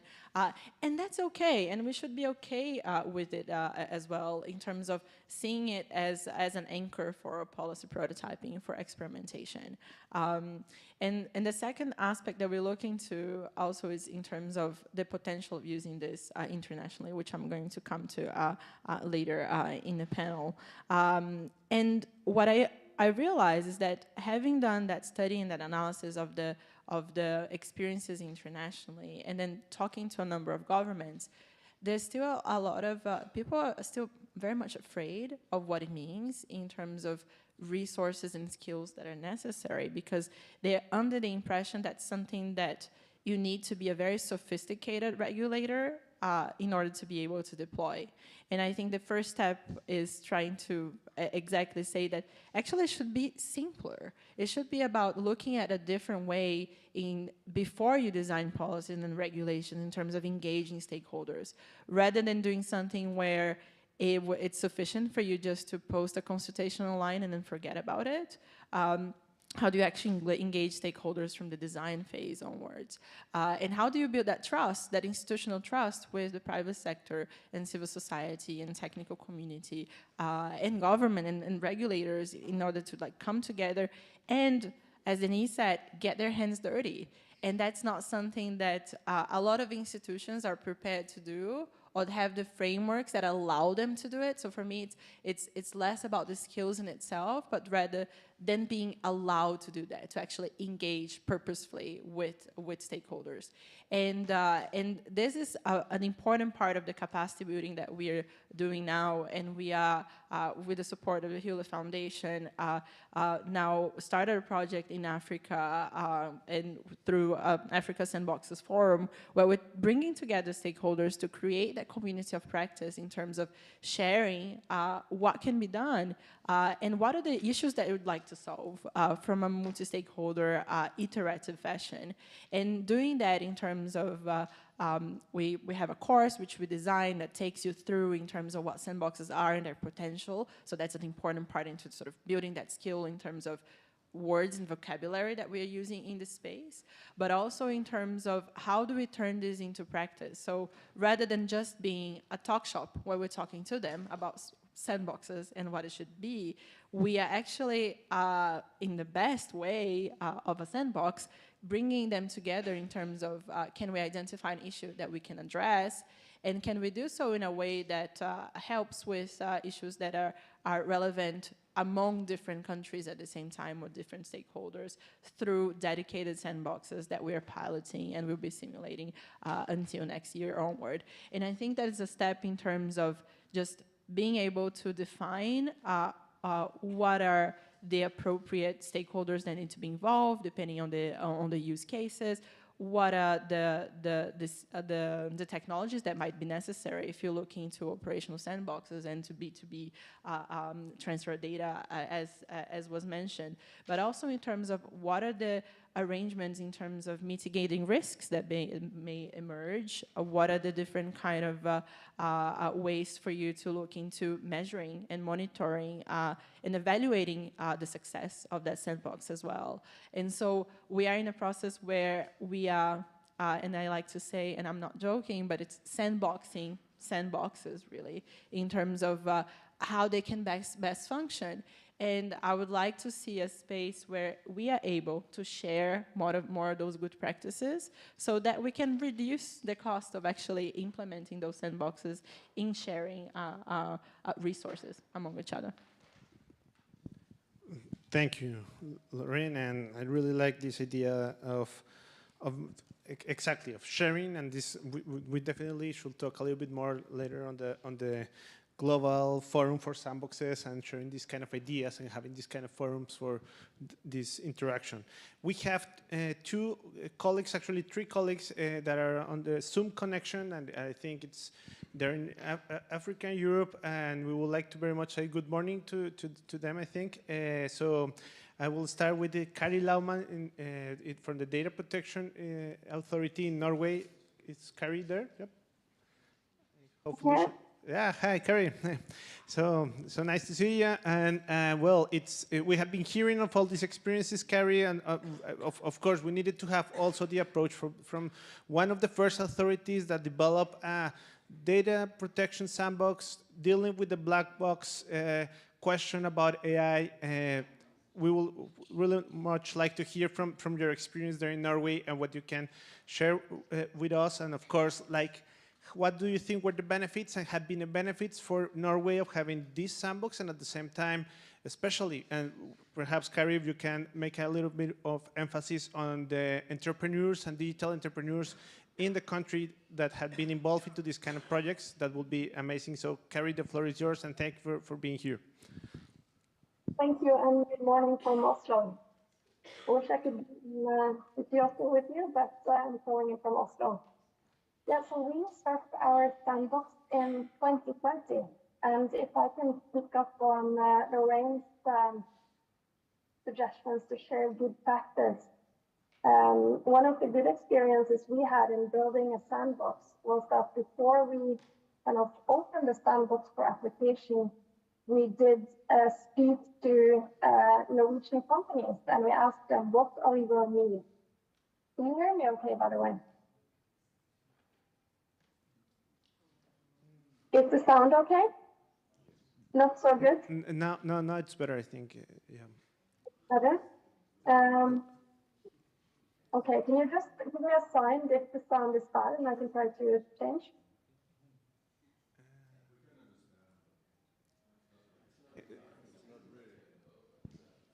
It's not the best. I don't know if we will have to continue, but we are able to have the... Is it better now?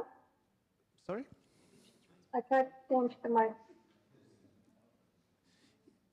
Pascal, can you hear me? Yeah, but we have the closed captions here, and we can perhaps that's helpful. So you can continue like this, and we will follow you with the closed caption. No worries. Okay. Yep. Let me just try one more. Okay, so you will change. Okay. Yes, please continue. No worries. Is it better now? Maybe. Yes, I think it's improving. Okay, sorry about that.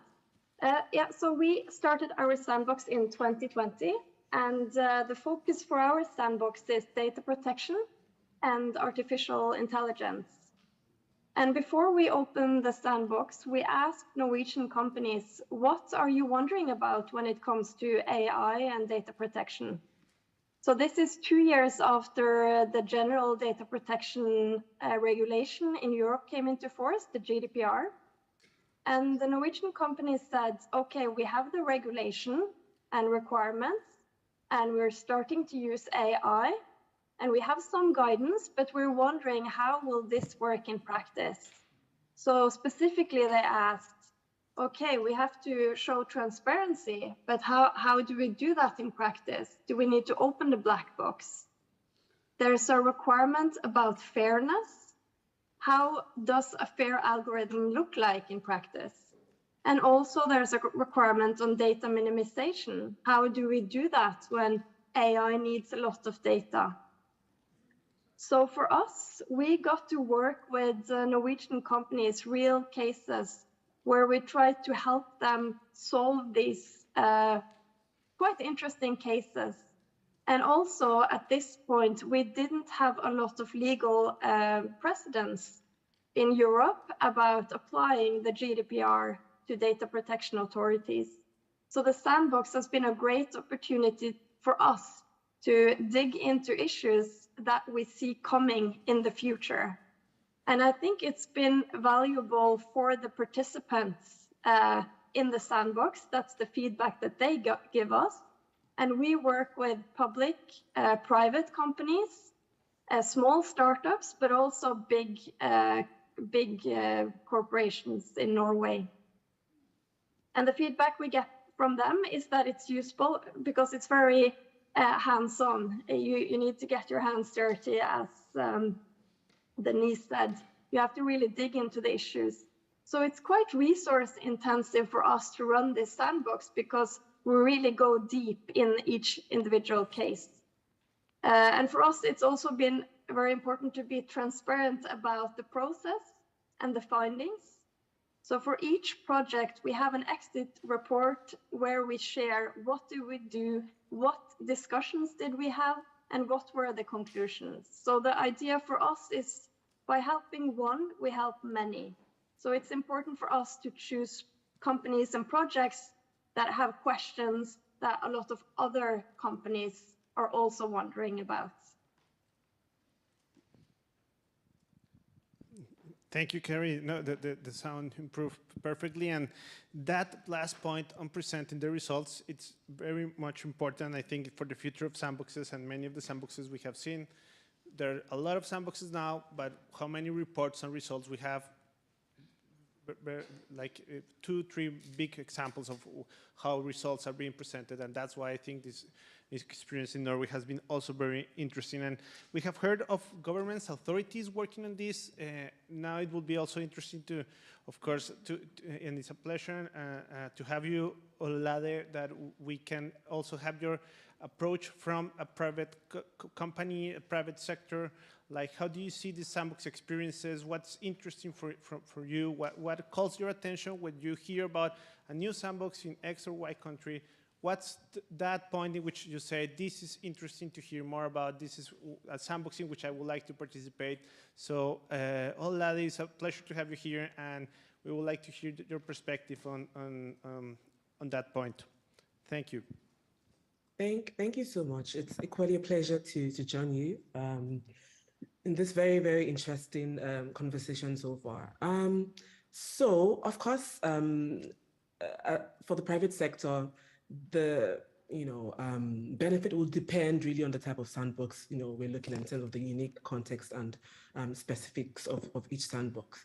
But generally, we believe at Meta that sandboxes are very, very important, and they help in so many ways to, for example, reduce regulatory uncertainty, to offer, of course, a safe space for innovation, which is very important. And sometimes it also helps companies to be able to, adapt quickly and be more competitive. I think the other part is also being able to build trust. I think someone alluded to that earlier. To build trust between the regulator and the private sector as well is also an important benefit. So at Meta, we have mainly engaged with sandboxes from the position of facilitator. So a couple of years ago, we developed a program called Open Loop, which essentially is, we call it a global experimental governance program. And we try to essentially bridge the gap between tech and policy innovation. And so we try and foster collaboration between those who are building emerging technologies, different startups and different companies, and those regulating them. So basically regulators in the field. And we partner with a whole range of stakeholders. So it's a very multi-stakeholder process with governments, tech companies, academics, and civil society as well around different issues. And we do two things. So the one bit is regulatory sandboxes. But we also do policy prototyping as well to ensure that we are looking at we're trying to support better regulation in the ecosystem. And so we've done a lot of this globally. I will say except in Africa and the Middle East. And if we have time, I can come to why that has been an issue. I think some of the challenges have been alluded to earlier. But we've done a lot, for example, we did, sandboxes in Uruguay and Mexico around privacy enhancing technologies. We've done in India on human-centric AI. We did a couple based on the EU AI Act, which sort of threw up a lot of things that I would like to sort of share about what we think are the most important, should I say, conditions or factors to take into account in having a successful sandbox experience. So I'll run through them very quickly. So one, of course, is having very clear focus and goals because there's so much, especially now with the conversation around AI, there's so much that, or I think there's also a possibility of people wanting to do much, and really that's not necessarily possible. So having a clear and focused goal is very, very important. Another key thing that came out of our EU AI Act experimentation here was having generalized results to make sure that whatever one comes up with is something that can be applied, not just for those who are in that particular sandbox, but will be beneficial for those in the ecosystem, generally speaking. Other things around having clear and limited timelines. I think there have been conversations around sandbox is taking a lot of time, which is sometimes why a lot of folks are hesitant to engage, especially regulators. So having very clear and defined timelines, having clear responsibilities and rules for participants, also ensuring that there's technical expertise. Of course, this doesn't mean that it has to be like, 100% level expertise, as Lorraine mentioned, but at least being able to articulate what the key issues are and being able to walk through them. Also selecting the participants using an objective criteria so that they're actually able to have, a good representation across the board. Otherwise, it becomes, it becomes problematic in terms of, sort of sharing the outcomes, because then it becomes an issue of, we didn't have a good spread of participants in the sandbox. And of course, I think collaboration is very important, fostering collaboration between not just the companies and the regulators, but also amongst companies. And of course, if possible, if there's a cross-border one amongst regulators as well. And I think what I want to flag lastly is the benefits of participants. There has to be an obvious benefit to those who are participating in any kind of sandbox. Otherwise, one might struggle to get high quality members interested and participating. And of course, there are a whole range of ways to make this happen. Ensuring that they actually have access to guidance of the regulators, also sometimes having, access to the facilities to experiment could be what pulls them in. In some cases also, certification. So sometimes when you go through a sandbox, you get some kind of certification that shows you have been able to engage and, acquire some kind of skills. That's also something that supports, participation. So that's in a nutshell some of the things that we think help in terms of having like a, good outcome in terms of sandboxes across the board. And just to flag, like I said earlier, that there's been challenges with getting this going in the region. The only data related, so we have 1 or 2 fintech related sandboxes in Africa, as well as in the Middle East, but the only data related one so far started a couple of months ago in Saudi Arabia, still at very early stages. So there's not much to sort of share about, the lessons that were learned in that regard. I think I'll stop here. Thank you very much.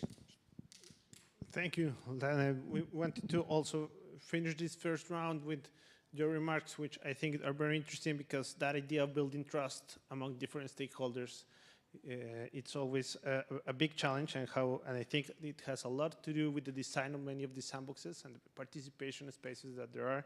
And talking about also participation, we would like to open the floor for this first round on questions that you have. I think you can stand up over here to the microphones, and please, if you could present briefly yourselves, give your name and your questions, we will be more than happy to hear you. So, good morning. Yeah. My name is Claudio Agosti. I'm a platform auditor. And mostly my question is for the expert from Singapore and from Finland.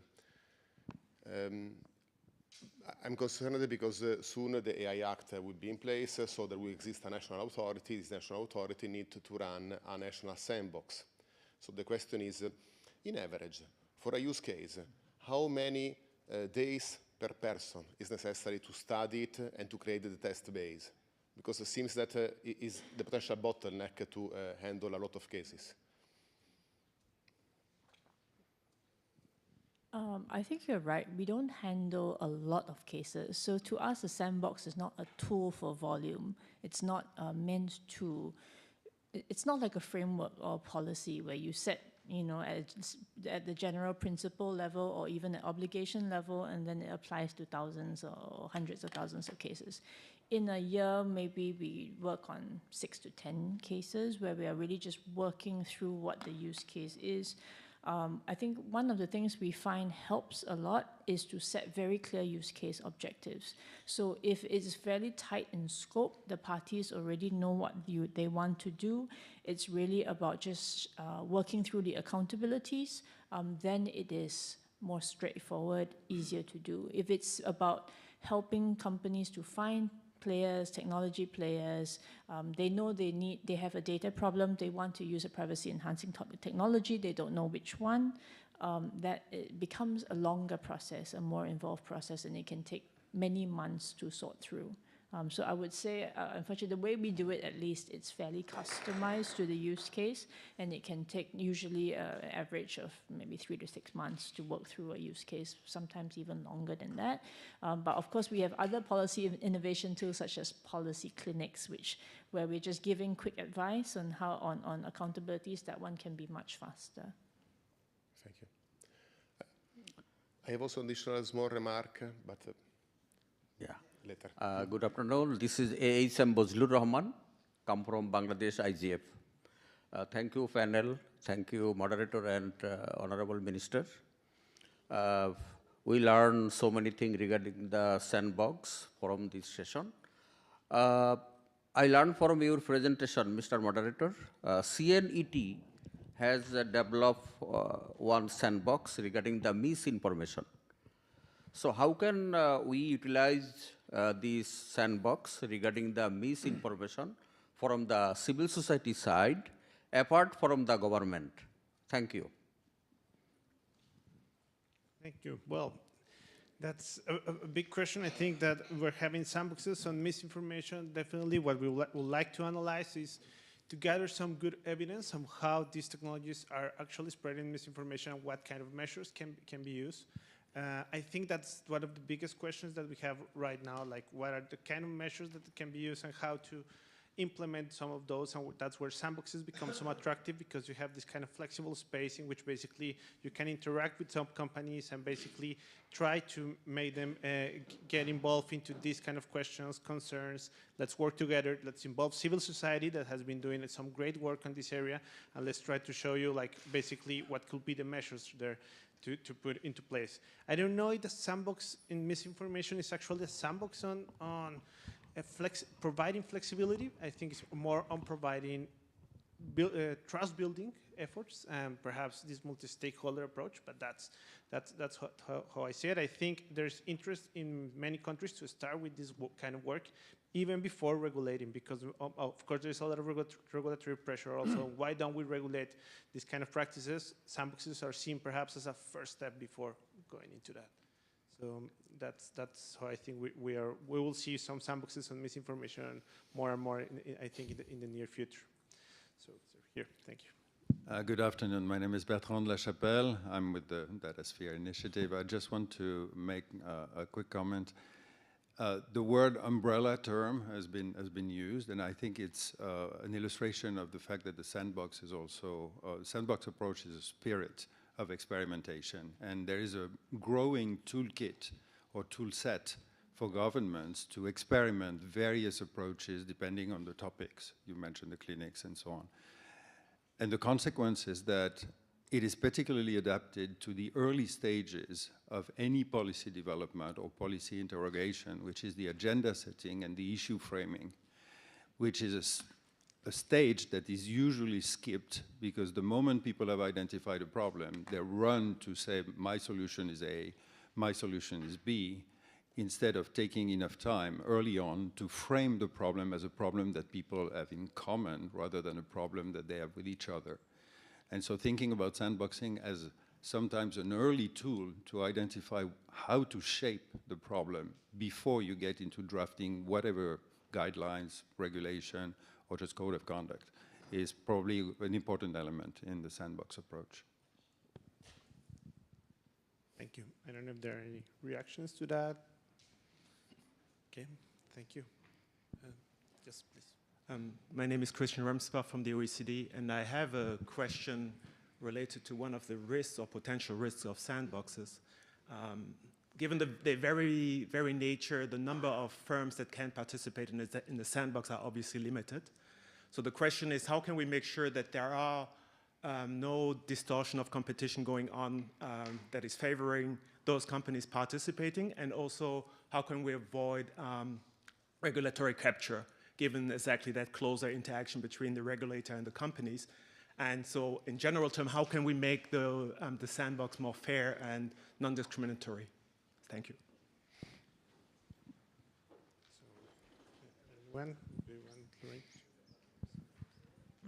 Thank you so much, Christian, for a great question. And you know very well, having worked in and written about sandboxes and all the risks that we actually need to balance, and that's one of them, right, in terms of competition and regulatory capture. And I think that's part of the process of trying to ensure that you're building trust with a broad spectrum of stakeholders.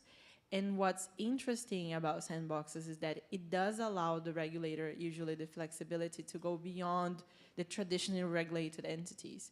That's been the case around fintech, right? And so for those of you who know the experience around fintech, I mean, it's a very regulated sector, right? Central banks have banks that they regulate, and that's, I mean, financial institutions, and that's a very tightly knit group. Here, with the experience with fintech sandboxes, what happened is that they did open calls for different startups and companies to come in and provide different services and innovative services to answer to a demand or to a problem. And here there were telecom companies that came in, startups, a whole bunch of innovators. And the solutions that came through those fintech regulatory sandboxes has been really, really impressive in terms of providing, in the case of Brazil, for example, instantaneous payment system that right now 4 out of 5 adults use. So it's the fastest growing instantaneous payment system in the world. It's called Pix. Fastest growing than the ones in India and China, surprisingly. And it was the concerted effort that went beyond the traditional companies, the traditionally regulated companies. So in terms of spirit, it is something that it's meant to be more encompassing than what a traditionally regulated sector looks like. Of course, there are always risks that that's not going to be the case, that we're going to choose our champions and just invite the ones that we know best. But I think being cognizant of that risk is a first step in terms of trying to mitigate it, particularly so there isn't a regulatory capture, which is always a concern when we're looking into healthy regulatory frameworks. How do you build the governance of the spaces? So having more conversations in terms of good practices and also on the frameworks that need to sort of set up at least the minimum condition for regulatory sandboxes, I think is the first step to go to mitigate those risks and anticipate them. And if I may just very shortly to add from Lithuanian perspective, what we've done so far, as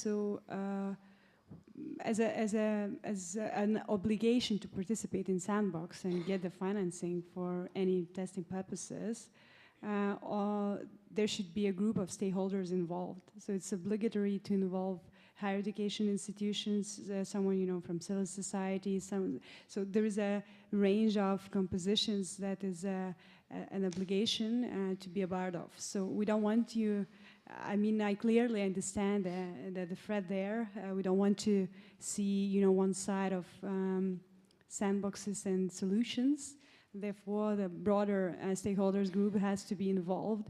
And I think that we clearly put it into the rules of participation just to avoid this obstacle. Thank you. I will have to perhaps provide space for one more question. Yes, and of course at the end we will have the space. Please, I'm so sorry about that, because we have also the online moderator and everything. So, yeah, thank you. So. Thank you. Sandboxes, in my experience, actually break away the concentration that takes place usually in smaller, like financial sector. I was on a committee as a tech lawyer for the Middle East for Pakistan's central bank. We did exactly right, an innovation challenge fund. So there was money as well as the ability to have your idea, sandboxed and approved. And what we noticed was that basically by going through that process, we got, startups, etc. Nobody was interested in the money as much as they were interested in the approvals. And then the most amazing thing was that it had a multiplier effect. And I'll speak about that in a second, but the more important thing was that it started having conversations between regulators, saying you're not the only ones, you need to actually get approval from another regulator. So the conversations broadened. That was helpful for the ecosystem. And as a result of these things that happened, the central bank was confused about things like, should we allow cloud in the financial sector? Should we do core treasury systems on cloud? And electronic money issuers and digital banks were enabled because of this exercise. So that was very, very helpful. But I have a question. My question was, what I just mentioned regarding the learnings between regulators, have you found that has been something that you've also experienced, that there's one regulator maybe is doing financial services and there's other regulatory approvals that are required, and how do you interact and coordinate that effort when you do a sandbox? I'd love to know. Thank you. Start there. It's a great question. We do work, I would say, more domestically, because as IMDA, we hold the horizontal sort of regulations for data protection. But obviously, in a use case, often they are sectoral and vertical. So, for example, where we have a finance use case and a finance regulatory question comes up, we will bring in the monetary authority, for example, to sort of work out joint guidance. If it's a healthcare one, then we'll bring in the relevant regulator. Because very often from the business's point or the industry's point of view, there are regulatory questions. They don't really care which regulator is going to answer the question, or they realize that it crosses different silos. So that's also been a fairly sort of interesting way to solve problems. And it's been quite a helpful exercise. Not always the easiest, but I think quite important to move things forward.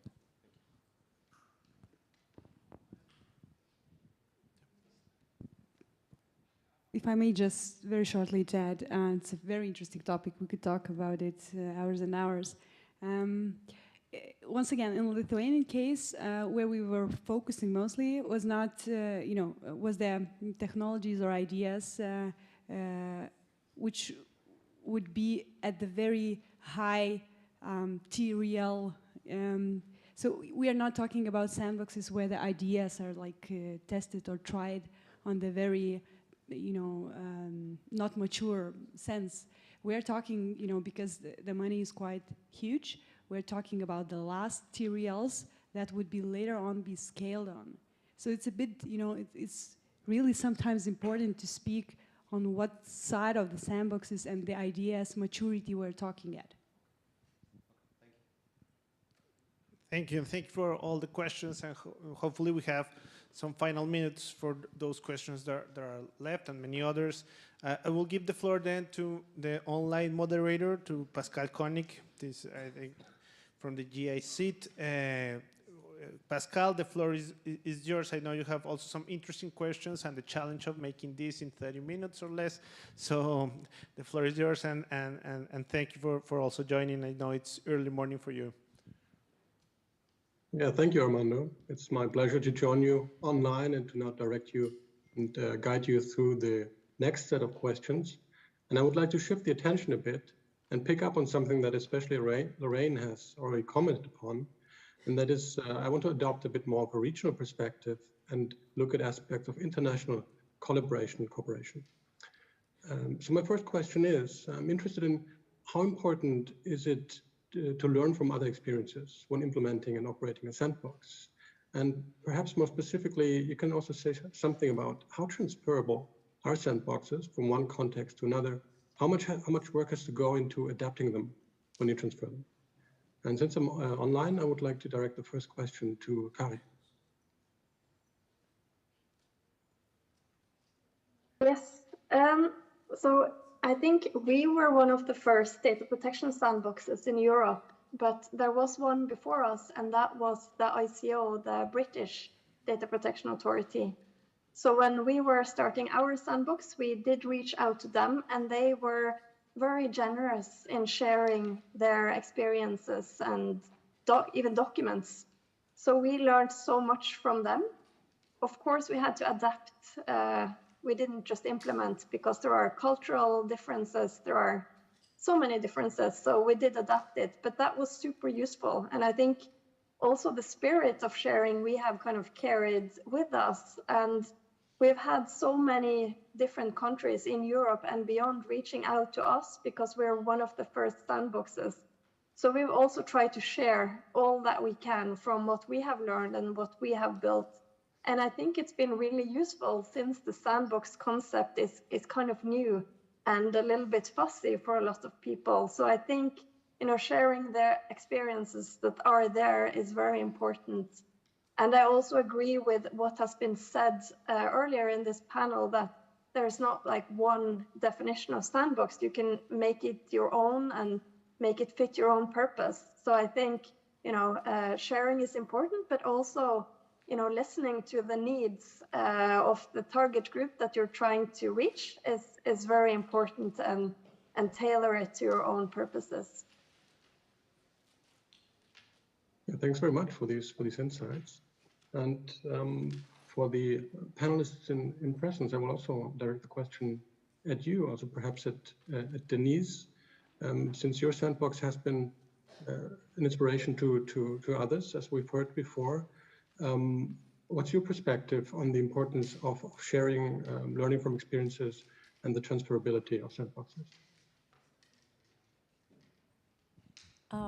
No, it's a great question. I think so far, I would have said, honestly, a lot of it has been domestic focused. There isn't an APEC or an ASEAN framework in the areas that we operate in. A lot of it was about helping industry, and we do work with industry players who operate all over the world, so there is an international element. But I think more and more, as we have tech conversations like these, as we meet more and more interested regulators, as the interest in sandboxes grows as a regulatory tool, I think there is a lot that we can learn from each other, and a lot that we can learn from the use cases that we all sort of get our hands dirty on and do. So very supportive of the sort of broader sort of conversations and principles that we can all buy into. And I think absolutely a lot of these questions about data protection or misinformation or AI are transferable just by the very nature of the theme. And so we have a lot that we can learn from each other. Okay, thank you very much. Yeah, I would go maybe one step further and also ask about in what ways can international collaboration and exchange on the regulatory sandboxes be most helpful for regulators, for authorities? What do you think are important areas for collaborating? Which areas are especially important currently to advance them? And since Lorraine has already said a bit about the importance of exchange and collaboration, I would direct the question at you. Thank you so much for the question. And I think it's important to consider that while sandboxes have been deployed nationally, there's so much potential, not only for sharing those experiences internationally, but also on co-constructing and building those internationally from a cross-border perspective. In the report that I mentioned that we published last year, we list a number of different areas where they could be tested. So, for example, in testing privacy-enhancing technologies, which was already mentioned here, but from a cross-border perspective, by looking as well through issues like new data intermediaries as well that are emerging. So think about the role of data fiduciaries, or, for example, data commons, data collaboratives that may exist in one country and may want to be certified or recognized in another jurisdiction. So how do we do that? How do we create that space that actually allows for this exchange of what are the minimal requirements? How do you actually get that transferred across border as well? But so we can think through sort of technologies and issues that are more transversal, that are emerging within the digital space, but also within more vertical sectors in terms of how cross-border sandboxes could be used, for example, to address issues that are already included within trade agreements. Actually, DIPA, which is a trade agreement, one of the new trade agreements, Digital Economy Partnership, that Singapore is actually a signatory to, together with New Zealand and Chile, with Canada also acceding to it, includes already a provision on the potential of having a data sandbox within DIPA. Now, no one knows how to do that right now, but it's already included as a provision. And I see that, I mean, this new generation of trade agreements may as well include, beyond the lengthy process that it takes to negotiate and balance multiple interests into a static text, that it actually creates the fora for us to test what are the issues that businesses and society and regulators within those different countries care about enough to work together to solve a solution, right? So it's very much around how do we operationalize a lot of those issues that we spend a lot of time negotiating under closed doors. And so trade agreements, for me, it's an issue, and it's one that we include in the report. The other one is around health. So think about the issues around transferring sensitive data across border, but also on the opportunities of using that for research and innovation, particularly in the moment of pandemics, right? But also on the complexity of balancing those objectives of innovation and research and public health with issues around data protection and other regulatory systems that somehow interact with health objectives. About the issue of climate change, which is the most transversal challenge that we have in our planet. How are we going to actually get through working on solutions if we don't have the space to collaborate together, right? And what for me is very encouraging is that we can use this as a blueprint to think about international cooperation in a different way. So I have a career having worked in different international organizations at the ITU, at the OECD, before I co-founded the Datasphere Initiative. And for me, we need to think about not ways to supplant multilateral processes, but at least to collaborate with them and create a space where we think about solutions and we are concrete about it, right? And so for me, that's where lives the opportunity for cross-border sandboxes, for us to create that space where we are between just do nothing and regulate and forget. We find this sweet spot, so it's sort of the Goldilocks spots where we can actually work, test solutions. Yeah, thank you so much for these interesting comments. Certainly important issues, and I have several GSZ colleagues who are also very interested in this question of enabling cross-border data flows. So that's certainly something to continue the discussion on. And I would also like to invite a private sector perspective on the question of international collaboration and those areas that are especially important. Olola, would you also say a bit on that, perhaps? Thank you so much, Pascal. I fully agree with what Lorraine has said. Excuse me. I think, by their very nature, sandboxes they require stakeholder collaboration, and there's a lot of things that can be learned across the board if, if they're given a chance. So definitely broadening this kind of collaboration across borders will definitely enrich the learnings and help policymakers definitely, better understand the ecosystem and be able to figure out the kind of policies and rules that would apply in different contexts and in different environments. And this, in a way, would help with harmonization. So for us at Meta, we believe in having a harmonized approach to regulation and policy making. And so in a way, whilst we know that different countries will have different rules and different, laws or legal systems, but there's a lot to be learned in terms of working together and collaborating on this kind of approaches.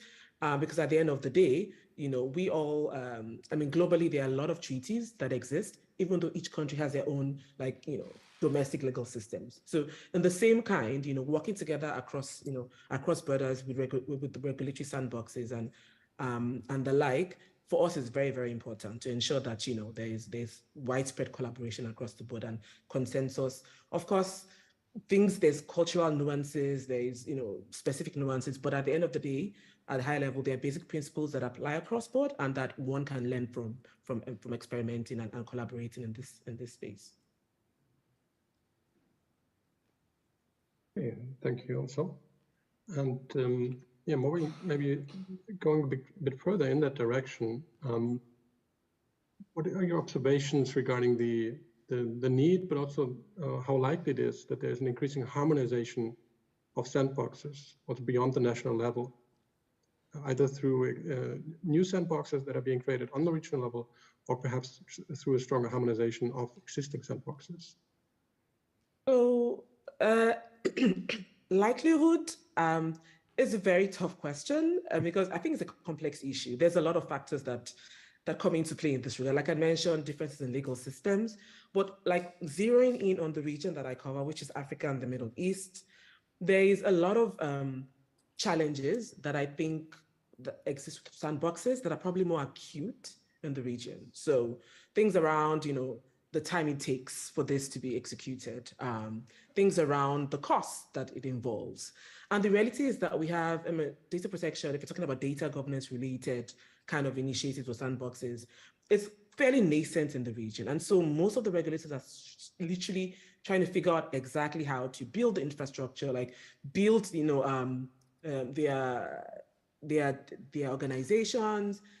And at the same time, there's a lot of impatience from ordinary people with them being able to enforce and being able to, show that they're actually relevant in the ecosystem. And so you find many of them trying to say, okay, how do we prioritize, being legitimate and being able to do what we need to do, what we are established to do. In that case, if we have to prioritize that, we don't have enough resources, financial or technical, to be able to focus on sandboxes, which take too much time for us to be able to see any benefit. So that is, I think, one of the challenges that we're seeing in the region. But we're hopeful that, with organizations such as Lorraine working on this issue in the region, we can see some push and some movement towards having sandboxes, because there's no doubt that they're very important for, ensuring innovation in the ecosystem in the region. Okay, great, thanks. And maybe to get a perspective also on a different region, and to get a bit on insights on the perspective from Lithuania. Dagny, what is your perspective on the need for harmonization on a regional level, and how likely is this to be?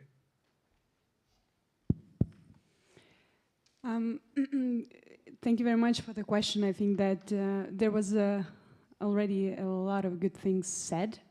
I think that if we talk in the short-term perspective, harmonization, maybe it's not the way to go. Maybe I would use the better word, collaboration across borders. That's what I would expect more happening in a short period. I think that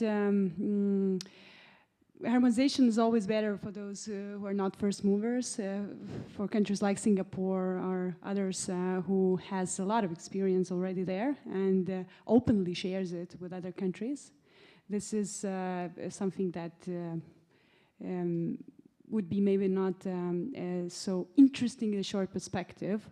I think that we are talking about, innovations at this point. Yeah, so innovations are very important. Not only to have a safe space to test it, but also, to have a freedom to explore the potential there. I think what our experience is in this field, we also were not unique in the sense of with our sandboxes, and I'm proud to say that we got the experience, of course, from UK.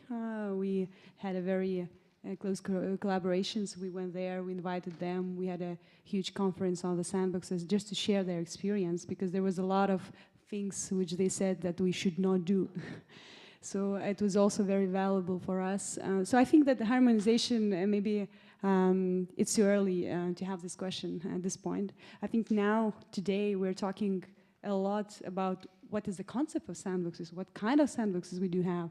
Then we have some just, good initiatives already. So I think what we really need, we need to catch up with the scale on sandboxes in so many different levels, and just to show maybe for other, policy makers how valuable it is. I'm convinced already, but that's not enough. I think if we want to make huge changes within the governments, we need to think further. So during this panel, I got so many ideas how fast we need to go to Singapore with our minister and so on. So I'm joking, of course, but thank you very much. Thank you, Minister. Yeah, thank you, Deputy Minister. Pascal, yeah. Yeah, I have more questions, and I would love to hear more from you. But I think while keeping an eye on the clock, I think we should leave some time for another round of questions from the audience. And I can see questions online, but of course I cannot see them in the room. So Amanda, you can gladly go ahead. Great. So I will start with a question here in person, and I would like to get the questions in the Zoom room because I don't have them. I don't know if you can help with that, but please. Yeah. Thank you very much. Thanks for the very insightful panel. I'm Claudio Lucena, Paraíba State University Law School in Brazil, and I'm also the co-coordinator of the Open Loop experience in Brazil. We are addressing privacy-enhancing technologies. I'd just like to add a bit on Lorraine's comment about the happiness of having sandboxes discussed in a privileged space like this. For years, we have talked about the necessity to regulate in a more adequate, dynamic, flexible, scalable way. And bringing sandboxes to this privileged space means that we're considering it one of the tools to operationalize that smart regulating.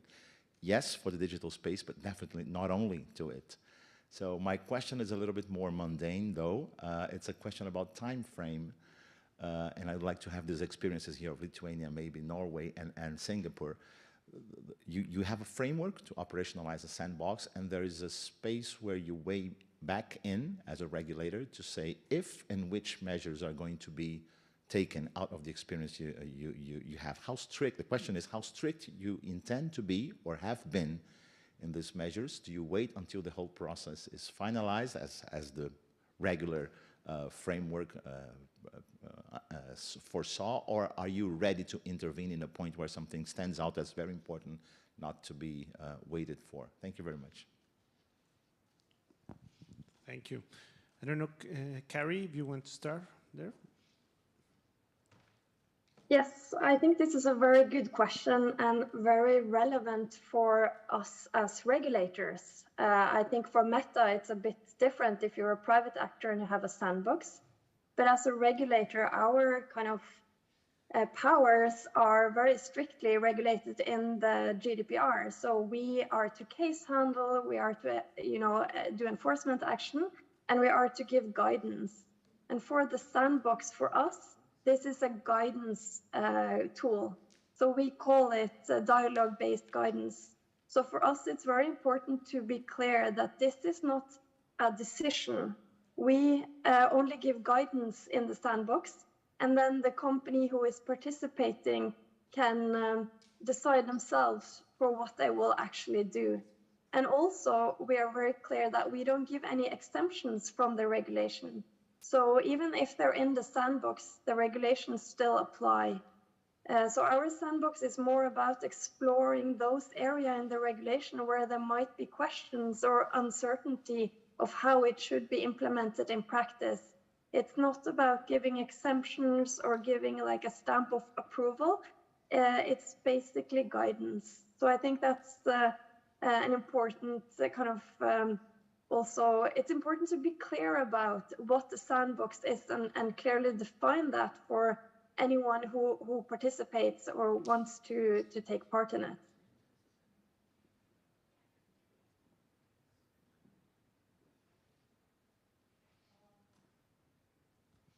It's a great question. I would say that for us, it's a fairly sort of dynamic process because we wade in right from the start of the use case. Very often, right from the get-go, we're trying to understand what is the regulatory issue they're trying to solve for. Well, at the end of the process, we'll come up with the case study or with the published report. So obviously, there is that process. But I think throughout in the engagements, we are working on the ground with them to work out what are the regulatory issues, where are the interjurisdictional issues, where are the interdisciplinary issues, and we are going back and forth on that process all the time throughout. So it's definitely in the realm of guidance. For us, it is a fairly agile and dynamic process, and I agree completely with what you said earlier in your speech, which is really it's about agile policy making. So it's very much in that space for us. And we don't really sort of see this as, okay, you go figure it out and then we'll give you an answer at the end of it. It doesn't really work like that. So thank you very much. Very good question. I think our perspective is a bit from different angle, just because I'm not from the regulatory kind of authority. I'm from the policymakers kind of side. This was initiated from our side. So we understand sandboxes as a part of working very closer with the ones who are, testing all those innovations. And once again, obviously, it's a very dynamic process. Nobody wants to implement or change any rules that is, absurd or whatever. But the idea was to kind of open it and be dynamic in regulation as well. Because we have some of the regulations already in place, but there are no usage cases. So it means that it's written on the paper, but in the reality it does not work. So that's what we are having. So our perspective with Sandbox is try to kind of close this gap. And obviously we understand that nothing could be taken, for granted or fully, within the process, because we did not even touch upon the fact that while doing those sandboxes, there could be some not usable cases in the future. You're just testing. There could be some failures as well. So we are looking into this more in a relaxed manner, just to see what's going to happen, just to create a playground for everyone. Thank you. Thank you, Mr. This has been an amazing panel, very much on a topic that is still on the making. I think there are many things coming on the way. Global Forum on Sandboxes, Lorraine, perhaps. We have, of course, that will be coming, and projects on different sites. Lithuania working on this. Norway still continue to the good work. Although I think Meta is going to be also a very important actor on many of these conversations and as a participant of the Sandbox. Singapore continue the great work. So this has been already amazing. Also with the GIC working on this assessment on sandboxes and how to help countries to be more efficient on the implementation of sandboxes, something that we're working with Pascal. So this has been already an amazing experience. Hope that you continue the great work. Hope that you continue with all the great questions. And thank you again for joining. And this has been an amazing experience. Thank you again. Thank you very much.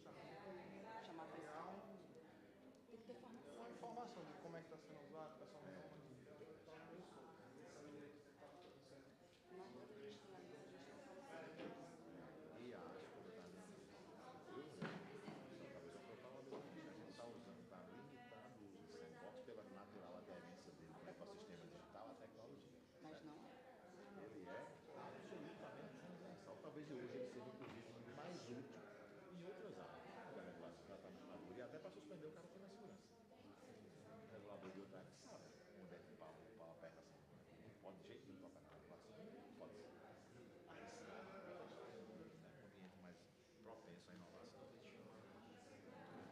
Foi boa aqui, viu? E após, para mim, eu acho que a tua apresentação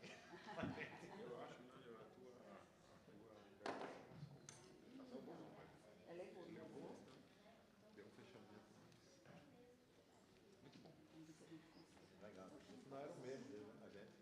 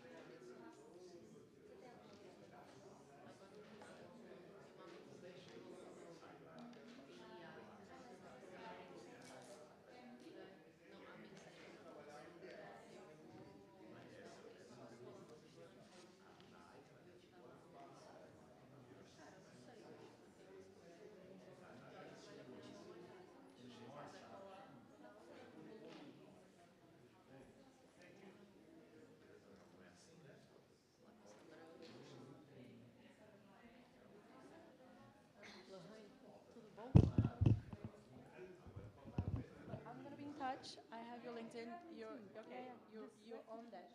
If I write to you. Yeah, this is like my main sign. I'm actually on the email presentation.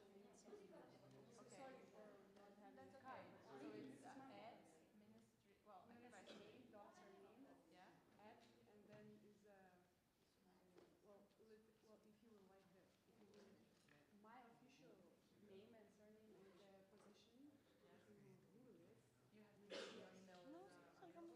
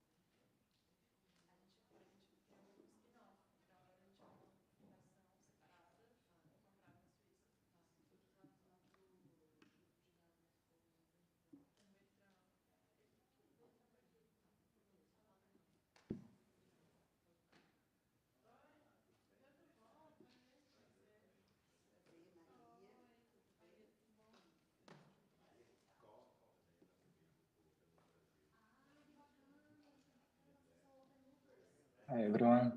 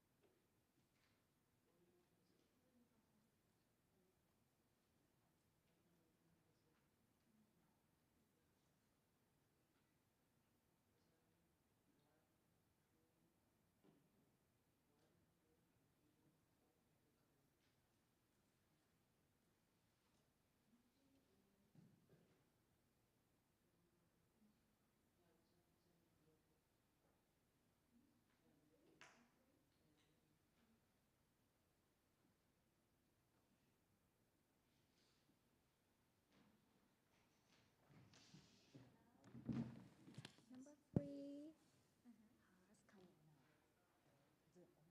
Perhaps 1, 2, 3, 4. Not yet.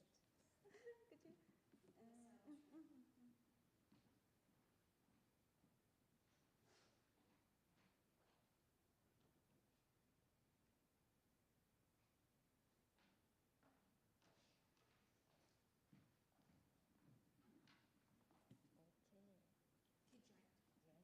Yes. Not yet. Not yet. Not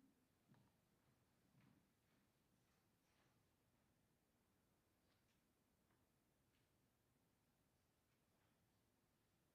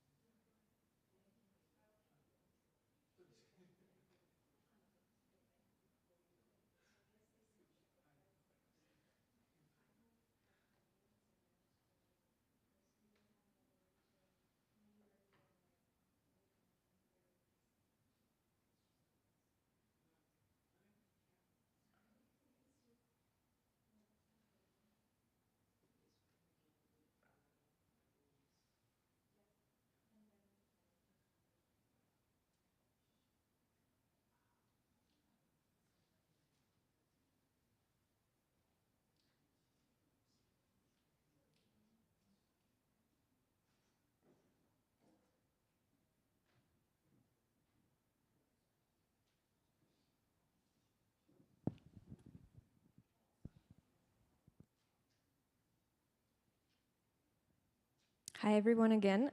We're having a technical difficulty with our colleagues from the US. We cannot reach out to them, and basically we're in the situation where our moderator didn't join. So I suggest we wait a couple of more minutes, and if my colleagues are not appearing online, I'm afraid this panel is cancelled.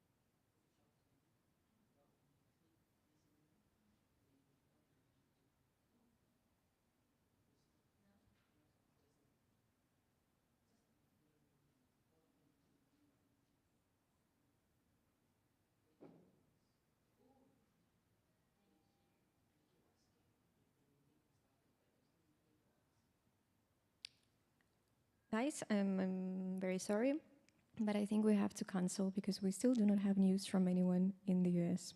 Sorry. Hopefully next year.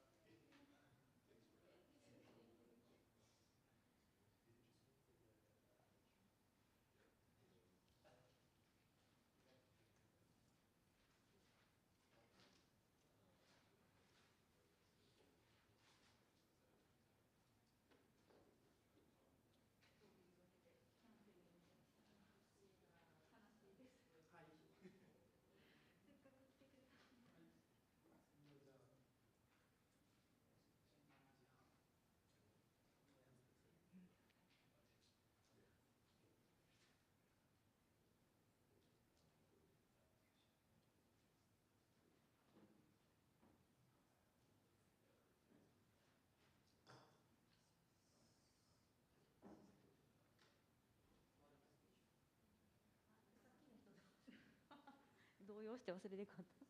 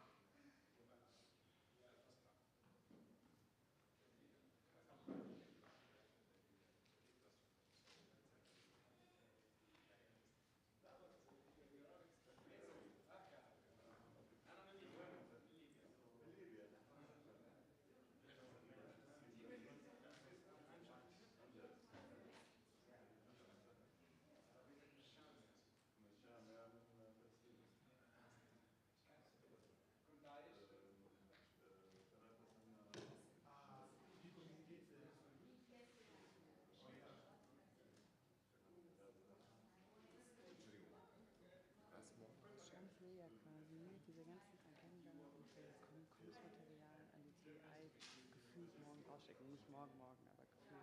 Okay.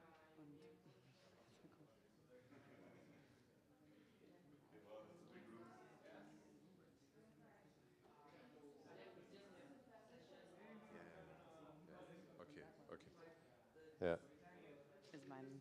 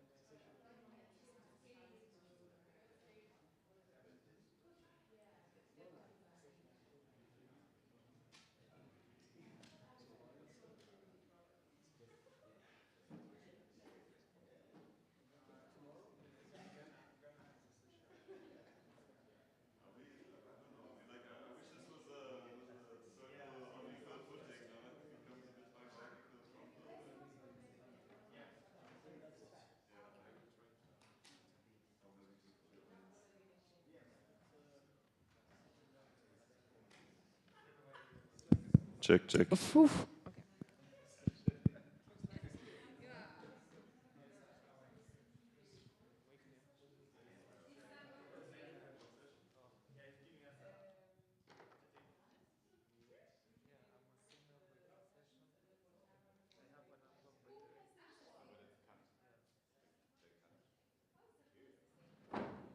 we waiting for a few more?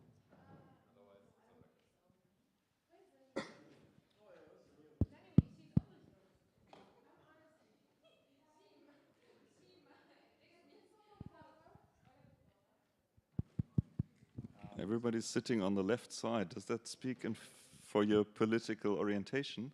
Are you all? Leftists. And then we have the far right. Right wing Fabiola. So she's the only one who's missing. We can start, right? Because of time.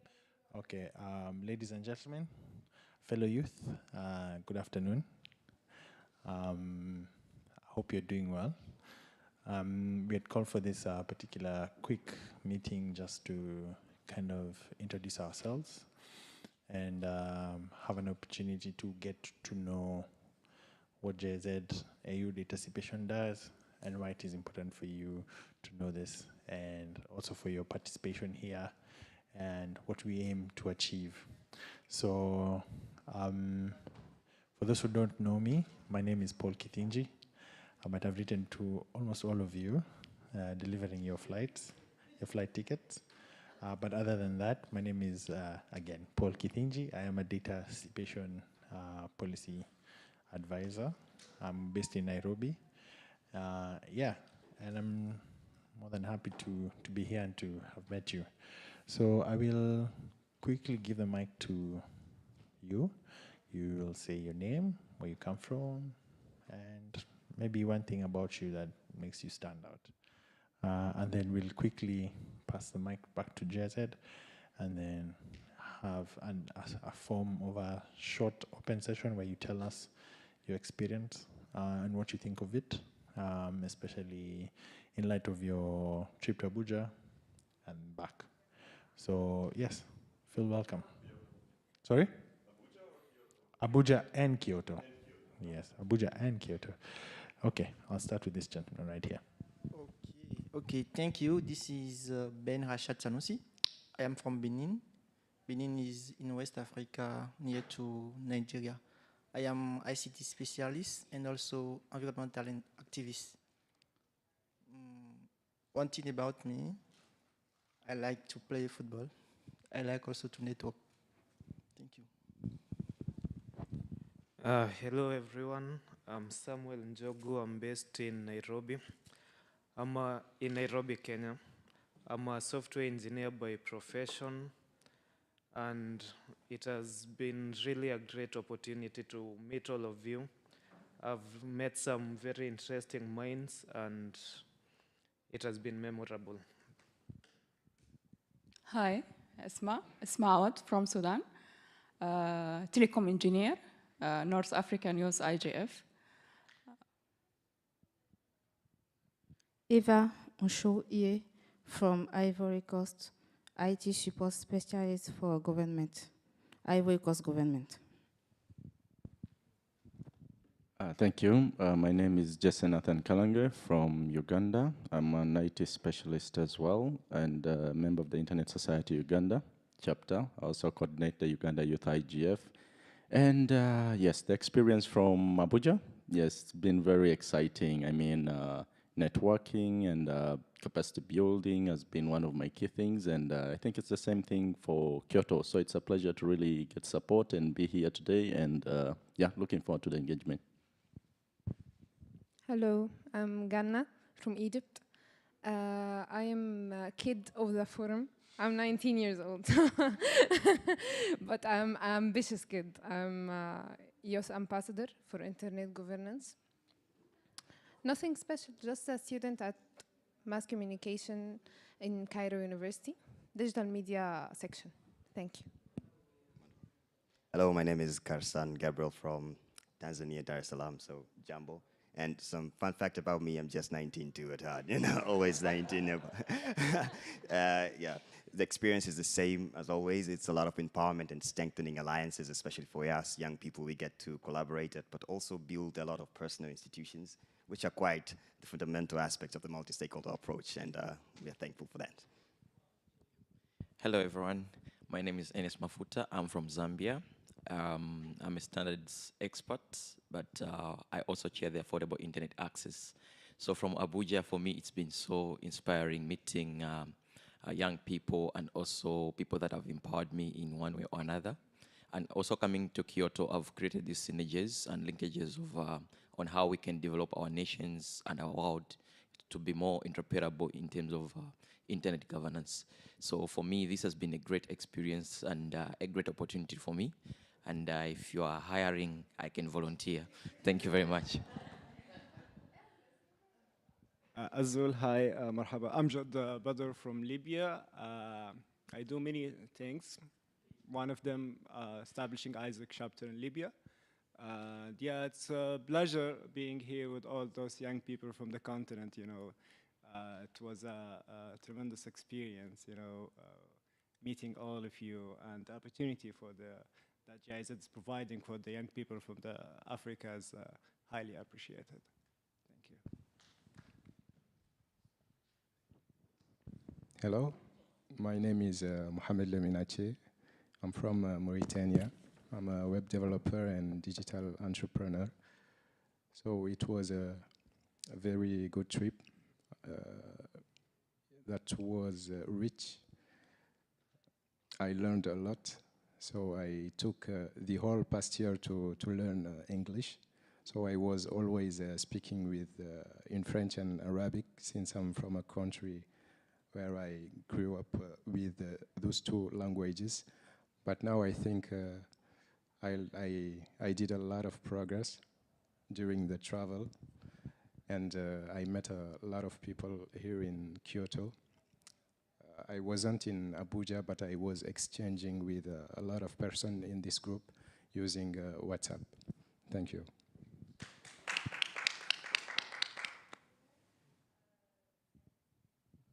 Good afternoon, everyone, and good afternoon to you too. I'm Sabelo Zimu, and I'm from South Africa. I'm currently pursuing my LLM in cyber law, and I'm actually new to the community. I'm actually new to the Internet Governance Forum. Abuja was my first experience, and I actually loved it because I actually realized that there's actually so much to learn, especially with regards to internet governance. Stuff like fragmentation. I never knew that, and it was very beautiful. I gained a lot of insight. Same in Kyoto as well. I'm in awe of how Japan is technologically, and I hope that I can actually bring more to my country. Yeah, that's it. Yeah, really. Thank you. Very shy person, so I always have to mentally prepare myself before I hold the mic. My name is Mariam Job. I'm from the Gambia. I serve USAID's Digital Youth Council and the African Internet Governance Forum. What else were we talking about? And I think for me, I appreciate the fact that we're supported by GIZ, and like my colleagues here said, we have interpersonal relationships between the youth. And the other night, my colleagues and I couldn't sleep, so we were in this one Justice bedroom, and we were talking about a lot about internet governance and the space and how we can come together as young Africans, from our diverse fields and our diverse skills, our diverse experiences, and how we can come together to actually pursue it, make sure that when we come together at the Internet Governance Forum, be it at Africa or be it at the global level, how do we pursue something meaningful, something that can impact communities for the better in the digital landscape? And I think for me, really, that's key, the things that we take out of it and actually make sure that when we go back to our homes or when we come together at another country, we actually pursue something meaningful to impact real life solutions.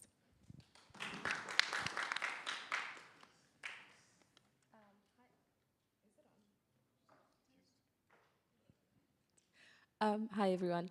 My name is Zanyue. I think we all know each other. But just for context, I am Zambian, South African. I live in South Africa, and maybe professionally, just to give you that context, I am an advocate of the High Court in South Africa, specializing in ICT laws, more specifically data protection, cybersecurity, and emerging technologies. But I run a consultancy that looks at all three of those things from a tech perspective, software development, value-added services through emerging technologies for big insurers in the region, and then policy and regulation. So we look at contracts, we look at policy, we look at skills, upskilling for large entities, some medium and governments on the continent. So we work, I guess we've got a global reach from that perspective. Just being part of this is really amazing.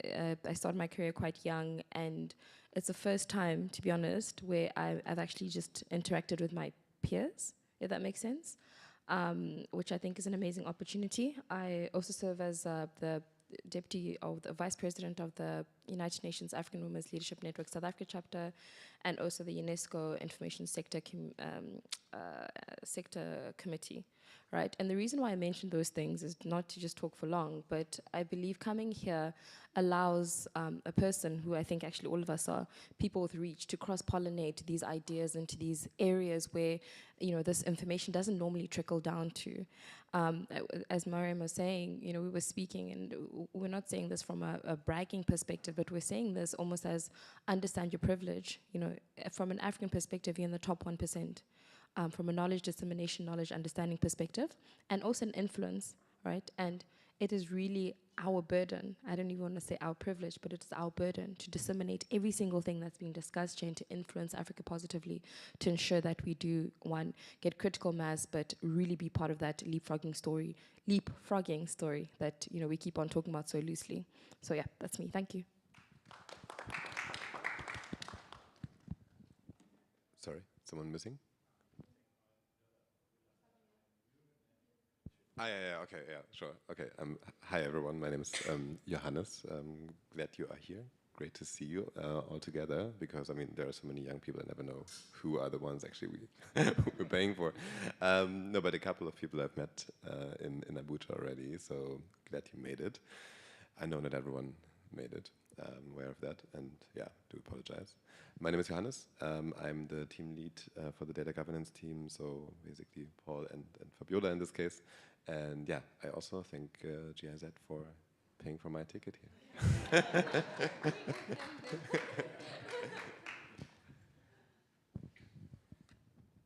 Hello, thanks to GIZ for my ticket as well. Hi everyone, I'm Fabiola. I haven't met any of you because I didn't make it to Abuja, so this is really nice. I'm very impressed, very inspired by listening to all of you. I hope we have some time to catch up in the next days.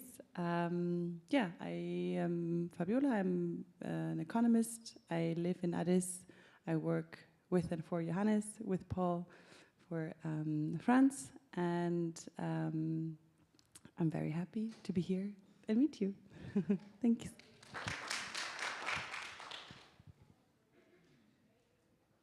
All right, yeah. I feel like I met most of you last night on the dance floor, so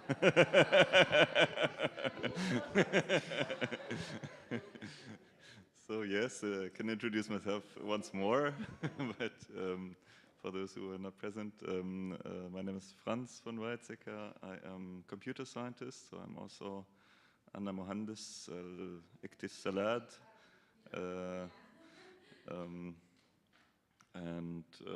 So I'm with GIZ since quite a while, since 16 years, and now currently with the GIZ office to the African Union. Maybe some of you have come across our country director, Tobias Thiel. He's also here for GIZ African Union.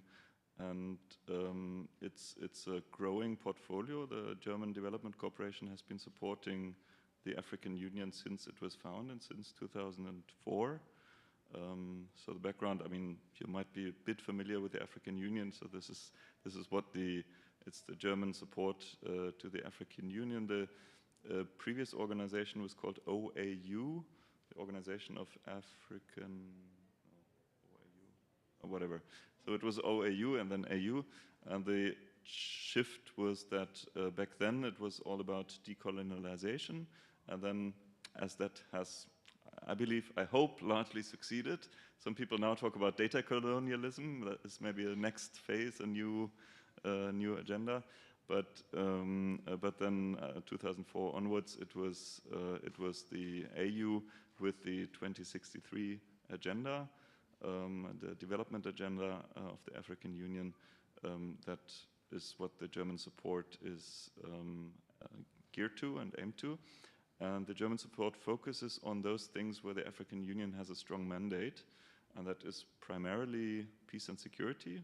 African Union has the mandate for actually even security, peace interventions, peace missions, and also regional economic integration. That's because there is now a trade agreement in Africa being negotiated with the Secretariat in Ghana and Accra, the AFCFTA, African Free Trade Agreement, which is trying to wrong some of the historically established, right some of the wrongs that currently, I think the trade between African countries and Europe is about 2, 3, 4 times as high as between African countries. So it's a bit crazy. So and it's much freer also. So there's much more trade volume and much less trade barriers between Europe and Africa than between African countries. And that's one of the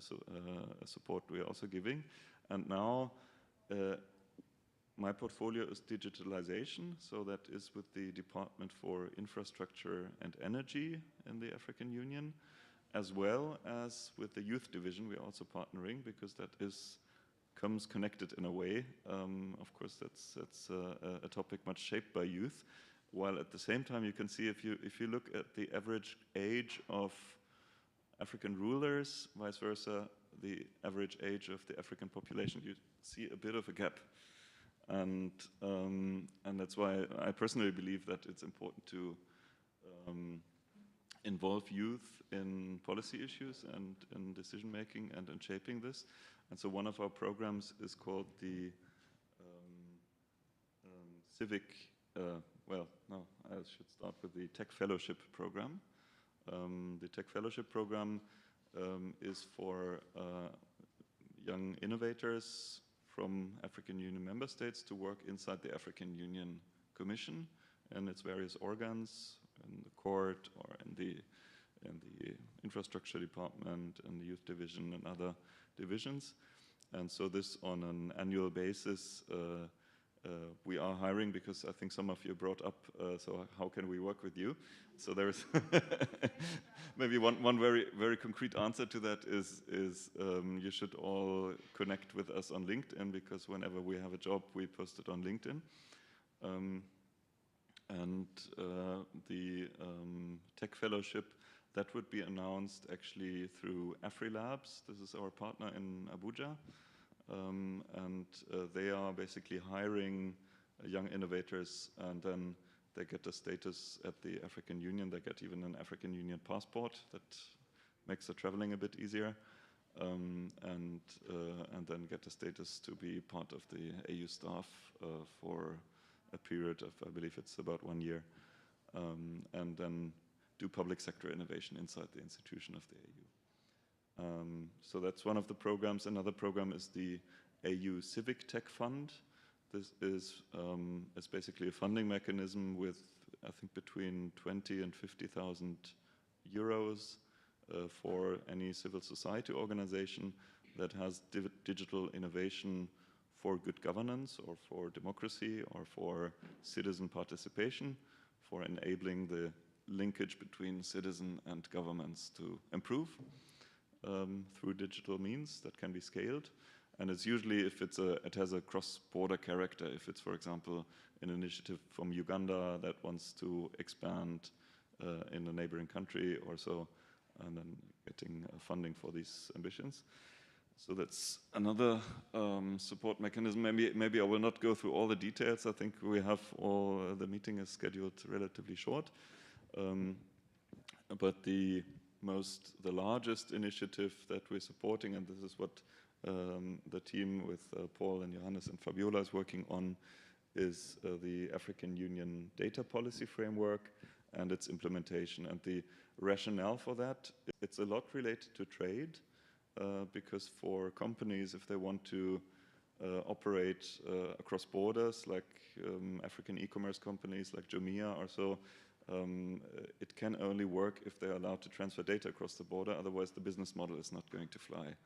And now there are a few countries that close their borders for data. China is maybe the most prominent one, and China is a huge economy.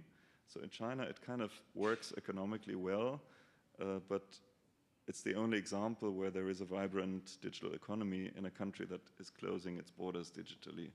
And all the other examples like Iran or name it, it's there, that close their digital borders seem to fail economically. There is no vibrant internet economy in those countries. So that is why I believe it makes a lot of sense. And here the topic of the IGF is internet fragmentation, but that fragmentation happens at different levels. It can happen at the network level, it can happen at the data policy level, it can happen at the even trade level. There is fragmentation in terms of movement of people. So it's a bit interconnected, these topics, and digital business can only scale when it is addressing a larger economy. Yeah, that's the background why I find this very important, and the principles in that AU data policy framework do make a lot of sense and are much in line with the debates that you hear these days. And I guess you did all the deep dives about it in Abuja already. I was unfortunately not there. So yeah, and now it comes to implementation, and that's the interesting part. Now we need to transition to actually go to a national level implementation. There are already a few countries where GIZ is active, and like Kenya is maybe the most advanced on that sense in having a well-functioning data protection authority and having adopted all that. But we hope that many more will follow. I don't know how many we can manage from this project resources. Maybe some 5, 6, 7, 8, 9, 10 or so. And we hope that, yeah, this at least contributes a bit to less fragmentation of the digital economy in Africa. That is maybe some of the background. I don't know what was the purpose. I think we need to leave enough time. I think we still need to. We owe you some money, and I think that was one of the points that I that I got also from yesterday's conversation. I mean, like when you now introduced yourself, you also said like very good and thank you and so on. But also we are open to hear critical things. I mean, for example, I understood that some of you were struggling to bridge the gap until you receive the funding because everything is quite expensive in Kyoto, and that makes it hard. I mean, they serve breakfast in the hotel, they serve lunch here, but then I don't want you to go hungry in the evening. So I think we should have paid on the first day, and I'm sorry for that. But that might not be the only feedback that you want to give to us. Maybe there's something else. Yeah. In case you have anything else to add, anything that you wish to say. Thank you very much, Paul. Thank you very much, everyone. Okay, so when I left my country, Zambia, when I was coming here, I did not know about this arrangement. But when it was communicated, I thought to myself, it's not good to go empty to your funders. It's better you also give them something in form of recommendations. Yeah. So as a proud youth who has been sponsored by GIZ, allow me to say thank you very much once again. Yeah. So I just wanted to know, I think most of the things you've highlighted about the Tech Festival, Tech Summit, the Civic Leadership Fund, which I've been seeing, even though I haven't been seeing GIZ, but I didn't know that you were behind it. So now I know. Yeah. So just a recommendation on the data citation for civic engagement and innovation. I've been reading a lot about your program. So there's one thing that caught my attention, and it's, I'll read it. I think one of the approaches that you're taking is connecting policymakers with Africa's data and digital innovators for good governance and development by enhancing the collaboration and collaboration of the AU organs. Yeah, yes. So my recommendation to that is that I think we've started something here, and I see it going forward and forward, as you see. So my recommendation would be maybe in future, we can come up with initiatives such as the BMZ Youth Strategy that can also lead to the BMZ Youth Digital Summit for data, stuff like that. And also, I would encourage maybe we could also invest in data standardization among the youths, training the youths on how to collaborate in data standardization in relation to what you're working with the AU and other organizing partners. So for me, that was just that. I'm sure my colleague Hassan also has got something to say. He was telling me. Okay, thank you for putting me on the spot. First of all, we are quite thankful. But as a group here, we have a lot of diverse knowledge, as well as different intersections elements. And we are proud ambassadors of GIZ because you have given us a lot of, a big opportunity for us to cascade this information at a local lens. And I believe we can be the windows and the doors in tapping the local market in a very contextual manner. So I think all of us in the room might agree that we are quite happy to collaborate and cooperate in first disseminating the lessons we have learned here, what works, what not works, especially Africa being quite a young demographic, but I'm just 19 again. So it's important when you put a voice that represents the young people, and I think through GIZ, if we could create some sort of sustainability where we could bridge this information and the projects that we have in a very local context, I think we'll be happy to collaborate in that manner. I want to say only one thing. What makes me more happy to be here is actually since I went to Abuja, nearly all of my friends in university are asking, where are you going? What are you doing there? And when I say it's an internet governance forum, they ask, what's internet governance? So this is actually my first year hearing about internet governance, and I'm 19 years old. So I hope we can focus on teens so that they can grow up, they can go to, while they are in school, they they should know more about internet governance. So I'm happy to be here because when I go back to Egypt, I will take my experience with me to my friends. They will know more about internet governance. And I'm sure the next year you will find a lot of Egyptians applying for the travel support. They are my friends, actually. So thank you. Thank you so much. All right. For me, it's also just something key, just from what Kesan and Ernest have already stated. I've been supported by a couple of different programs, I think, since 2013, because I've been part of the International Committee of the Red Cross and the IFRC. And usually what happens is that when you have delegates sponsored for certain programs, I mean, this is like my third time being supported by GIZ, there's usually a coalition that is created. I'm part of the African Union Peace and Security Committee. There's a project called IDAV. I will be in Finland in November, and I'm giving this as an example that we have a network that when GIZ supports certain fellows, usually we create a coalition, and this coalition usually has an engagement that comes after such a forum. So usually you would have like a project attached to this team, for example, or there would be recommendations that you, as a key person within this institution, would recommend to the young people that are here that, for example, we would engage in some projects. Kassan already talked, we could have an advocacy platform that could be supported by GIZ that could be able to, maybe advocate for young people to engage more into the digital space or get through some different initiatives that can actually accelerate our input and engagement from here. That also acts as typical accountability for supporting young people. So we don't only go back to our countries, sit and engage in other stuff, but can have something that focuses on the next engagement as we progress. Thank you.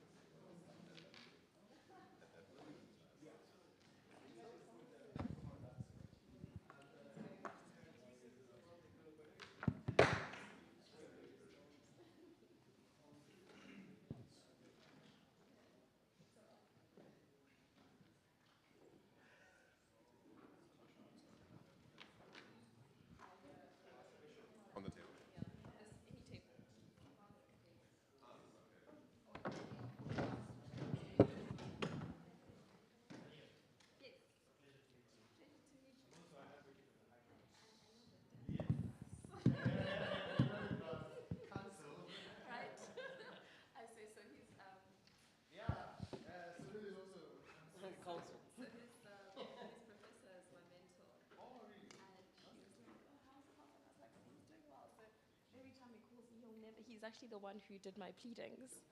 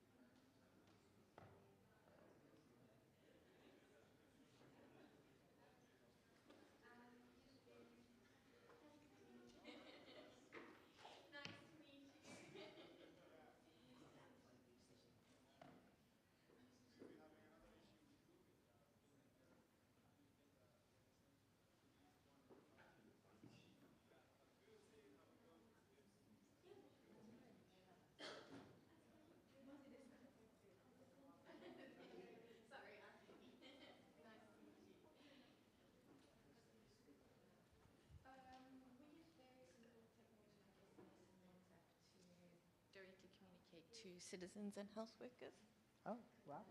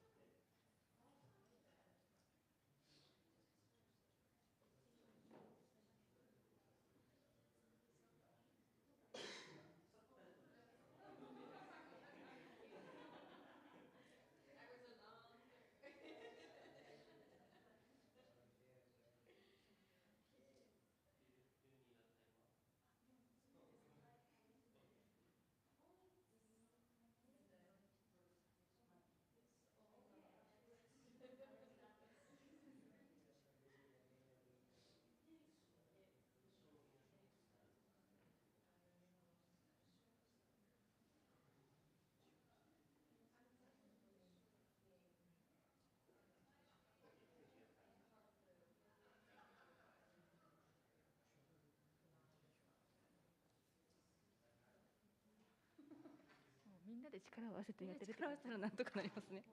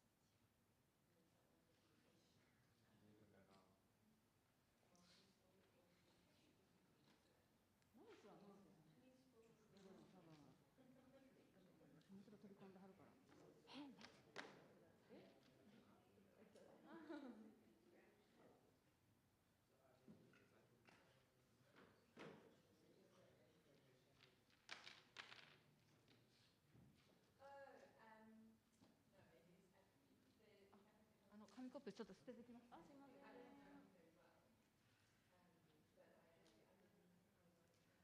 昨日赤いパソコンのマークを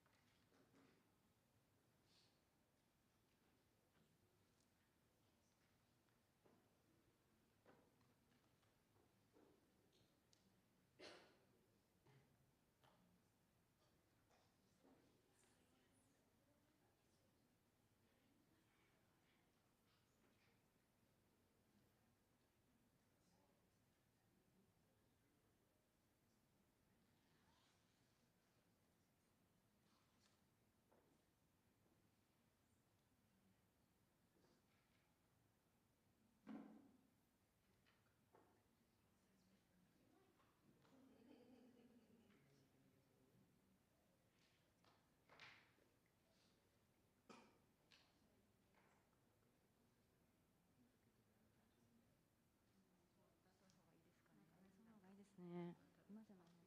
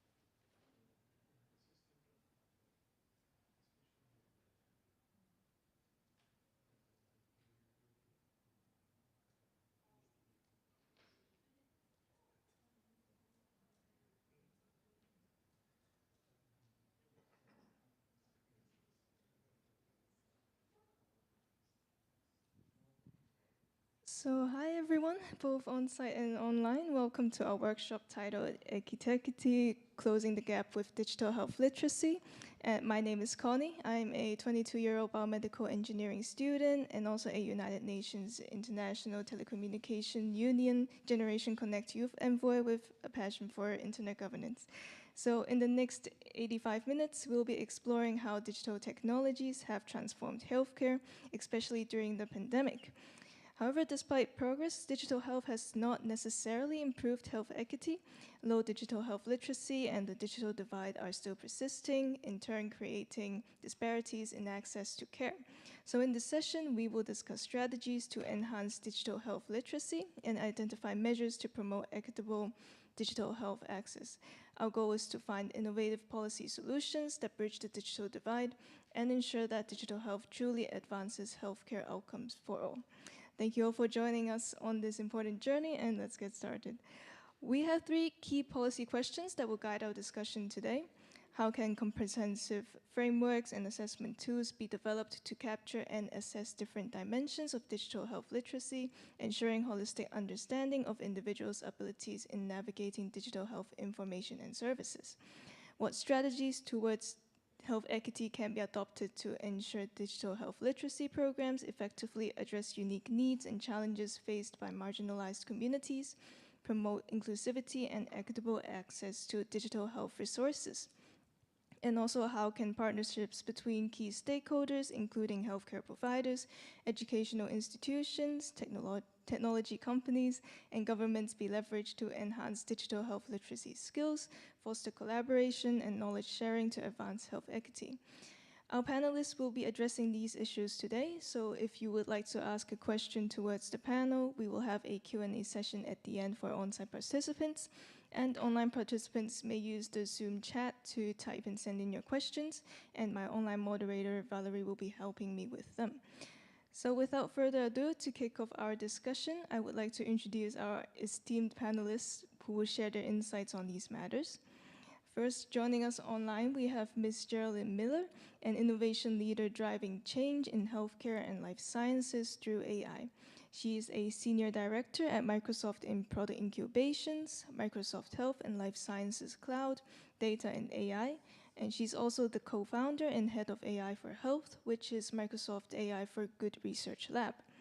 And then we have Professor Rahendra Gupta joining us on site here today, a leading public policy expert with vast experience in policy making, and he's been involved in major global initiatives on digital health and holds several key positions in the digital health arena. He's also the founder and behind many path-breaking initiatives like his Project Create and organizations working for digital health. And next we have Ms. Debbie Rogers joining us on site as well. She's an experienced leader in the design and management of national digital mobile health programs and the CEO of Reach Digital Health, aiming to harness existing technologies to improve healthcare and create societal impact. And last but definitely not least, we have Ms. Jari Kar joining us online. She's an internet governance scholar, youth activist, and AI advocate, and she's also a digital youth envoy for the ITU Like Me, and a global shaper with the World Economic Forum, with her work centering on responsible AI and data science for social good.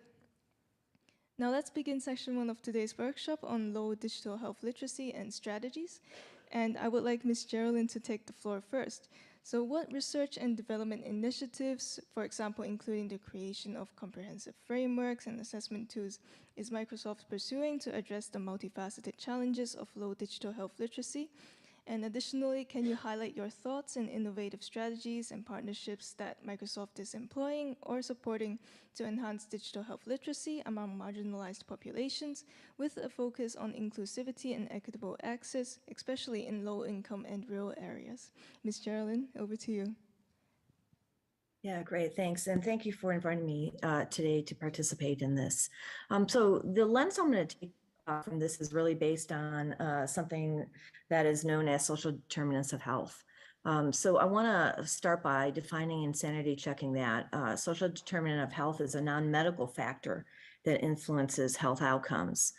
So this is the conditions that people are born, work, and live in, and the wider set of forces that shape conditions of our daily lives. right? So this includes things like economic policy and development agendas, social norms, social policies, racism, even climate change and political systems. And this affects about, from research, we know that this is about 30 to 55% of health outcomes are actually really dependent on social determinants of health. So when you want to think about health equity and digital literacy, it's really important for two things. First, to understand the problem based on data, and I'll share a little bit about what Microsoft Research is doing in that area. And the second is to open your mind and have a willingness to address the underlying, often systemic problems that affect health outcomes, and that includes social determinants of health. So Microsoft has some things that we're doing to understand the problem with data, including the Microsoft AI for Good team has built something that we call a health equity dashboard.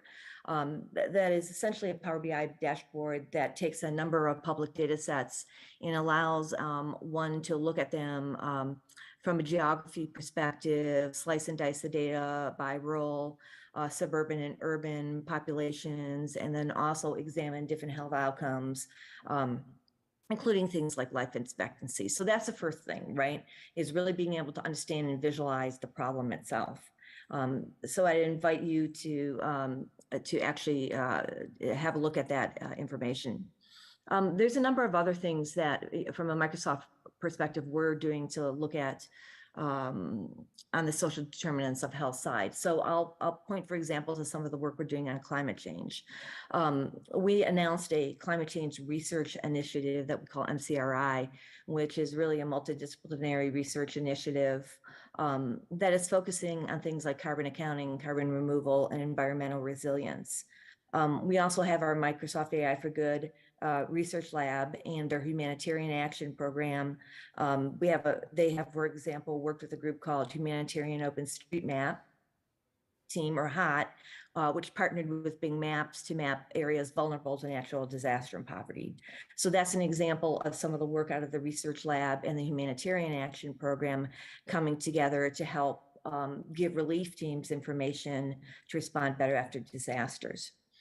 There's also a lot of work that we have happening from a Microsoft perspective that ties more directly to economic development and digital skilling.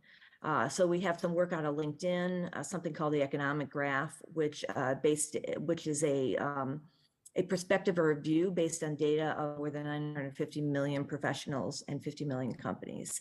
LinkedIn, which is a Microsoft company, also has a Data for Impact program. And this program makes this type of professional data available to partner entities, including entities like the World Bank Group, the European Bank, and others. So it's data on more than 180 countries and regions, and this is at no cost to the partner organizations. An example of the impact of this type of data, this Data for Impact information was able to advise and inform a $1.7 billion World Bank strategy for the country of Argentina. And then there's also the Microsoft Learn program, which is a free online learning platform enabling students and job seekers to expand their skills. So role-based learning for things like AI engineers, data scientists, and software developers, hundreds of learning paths and thousands of modules localized in 23 different languages. So in summarizing, I just want to say that we look at this from a holistic, broad perspective as digital health literacy and digital skills as part of the social determinants of health and the work that we're doing to support those. Thank you very much, Ms. Miller. And now moving on to Ms. Debbie. As an experienced leader in the design and management of national mHealth programs and the CEO of Reach Digital Health, can you share your thoughts on digital health literacy, digital divide, and health equity, effective strategies for enhancing digital health literacy among marginalized populations, particularly in resource-constrained settings? And additionally, how can partnerships between nonprofit organizations like REACH and private sector mobile operators be strengthened to promote digital health literacy among women and marginalized communities, addressing gender-based barriers and limited resources while contributing to bridging the digital divide? Thanks very much. So I think the first thing just to talk about is a little bit of the context. So we work primarily in Africa. To give you an idea around inequality in health in sub-Saharan Africa, we have 10% of the world's population, 24% of the disease burden, and only 3% of the health workers. And so we really do have the odds stacked against us in a time when we're supposed to be going towards universal health care, which quite honestly is a pipe dream if you look at where things are at the moment. While we've made some progress in addressing maternal and child health and addressing infectious diseases such as HIV, we are getting an increased burden when it comes to non-communicable diseases. So the burden is just increasing, not decreasing. And so really if we follow the same patterns over and over again and we keep just training more and more health workers and not addressing the systemic issues or relieving the burden from the health system, then there's absolutely no way that we're going to be able to improve these stats. We're going to go backwards and not forwards. And so I think I'm fairly optimistic, actually, because I think that digital, and particularly mobile, has the opportunity to really address some of these issues in a way that many other interventions don't. Reach Digital Health was founded in 2007 with the idea that the massive increase in access to mobile technology in Africa, at the time, more people in Africa had access percentage-wise to mobile technology than in the so-called global north or western countries, was a way for us to leapfrog some of the challenges that we've had in the global south and to actually address some of these issues. And we really have been able to see that. We've been able to see how the access to information and services through a small device that's in the palm of many people's hands has been able to improve health, both from a personal behavior change perspective, but also health systems as a whole. And so what we primarily focus on is using really, really low tech, but highly scalable technology. So things like SMS, WhatsApp, these are the things that everybody uses every day to communicate to their family and friends. And we use that to empower them in their health, help them to practice healthy behaviors, to stop unhealthy behaviors, and to access the right services at the right time. And with the fairly ubiquitous nature of mobile technology in Africa, we've been able to reach people at a massive scale. So for example, we have a maternal health program with the Department of Health in South Africa. It's been running since 2014. We've reached 4.5 million mothers on that platform. But that represents about 60% of the mothers who have given birth in the public health system over the last 8 years, which percentage-wise is huge.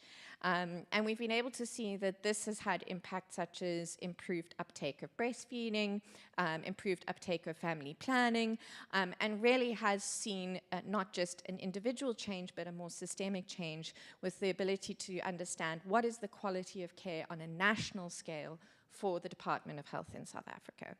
And so we really do believe that if you harness the power of the simplest technology, if you design for scale with scale in mind, if you design with understanding the context, then you can actually use digital to be able to increase health literacy. And so it's not all doom and gloom. It's not just about the fact that digital is always excluding other people. It can be an enabler, but only, of course, if we consider the wider context and we don't go blindly into things and ignore the fact that this could be something that increases the divide. And so I think I'll talk a little bit later more about some of the strategies that can be used, but I think two things to remember is design with the human, not patient. I don't like the word patient, but in digital health we tend to use that word, with the human at the center of what you're trying to do, and design understanding that you're a part of a bigger system. And this is not something that exists by itself.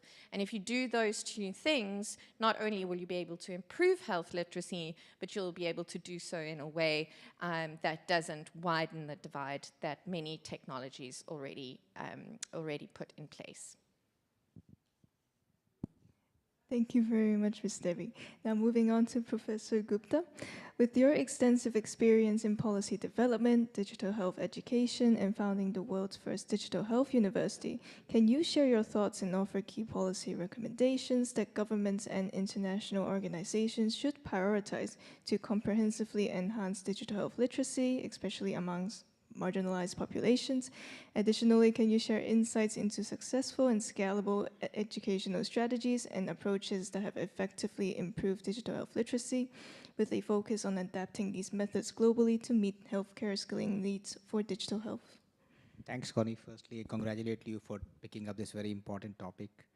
And secondly, I'm a little worried for such a long question because after 5 p.m. almost like I'm half asleep. There's been engaging sessions throughout the day, but yes, it's a very important topic. It keeps me awake, but pardon me for my incoherence. But let me give you a little backdrop of why this topic is important.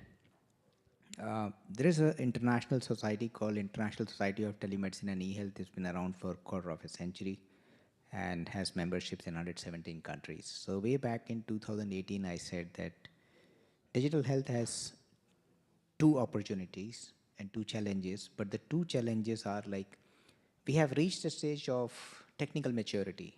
Give me a challenge, I'll give you 100 solutions. But where we lack is organizational maturity. People are not trained enough to leverage technology that's available. So I said, let's look at capacity building. I think the issue that you brought up. So 2019, they formed the capacity building working group, which I chair. And post that, we have done 2 papers on capacity building. One is listing the kind of people we need to train across digital health.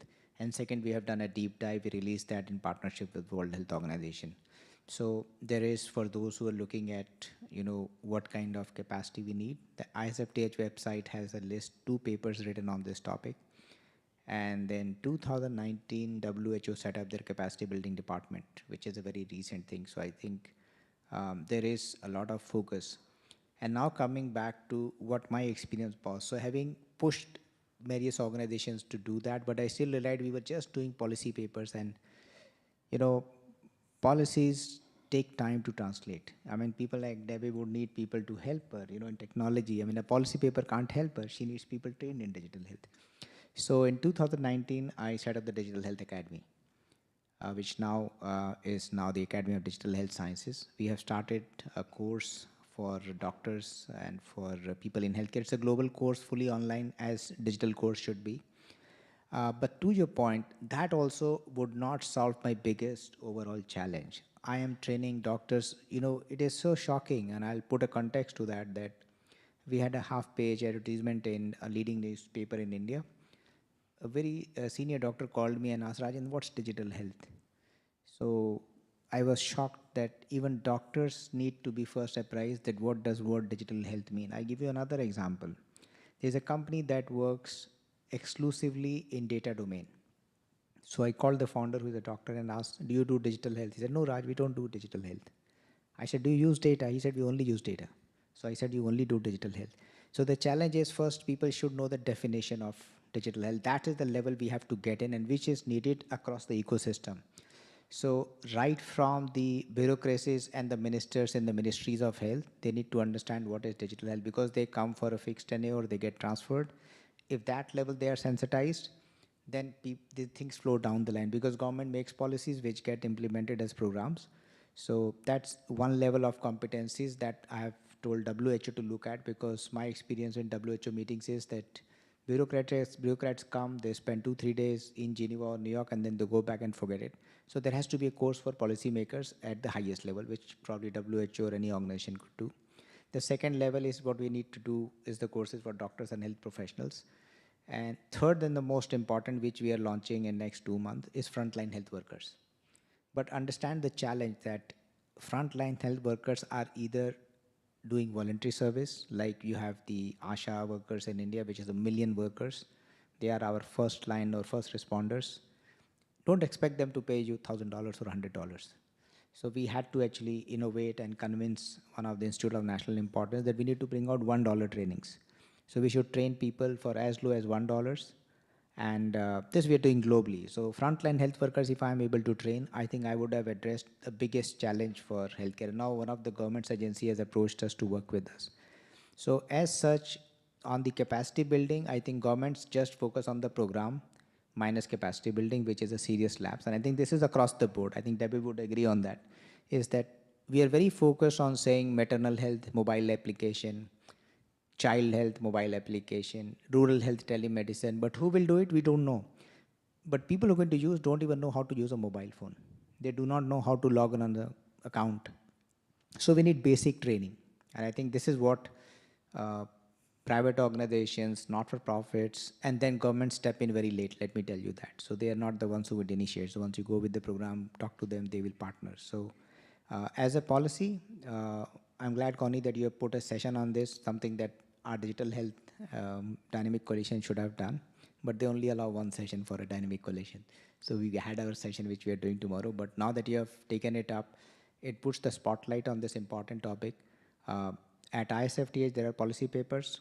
They have been given to WHO. WHO set up the capacity building department, but honestly, nothing much has moved between 19 and 23, 4 years. We are still to look at, and they're still forming a committee. So I think it's mostly going to be the civil society organizations and private sector that will take the lead. On policy side, I have not seen documents that talk about it so far, so we will have to wait for a normative guidance from WHO, which will be still, I think, few years away. It takes time to build a document in WHO. How this will happen fast is like this. Like in India, we have a digital health mission, which has rolled out 460 million health IDs. In this year, we will roll out 1 billion health IDs.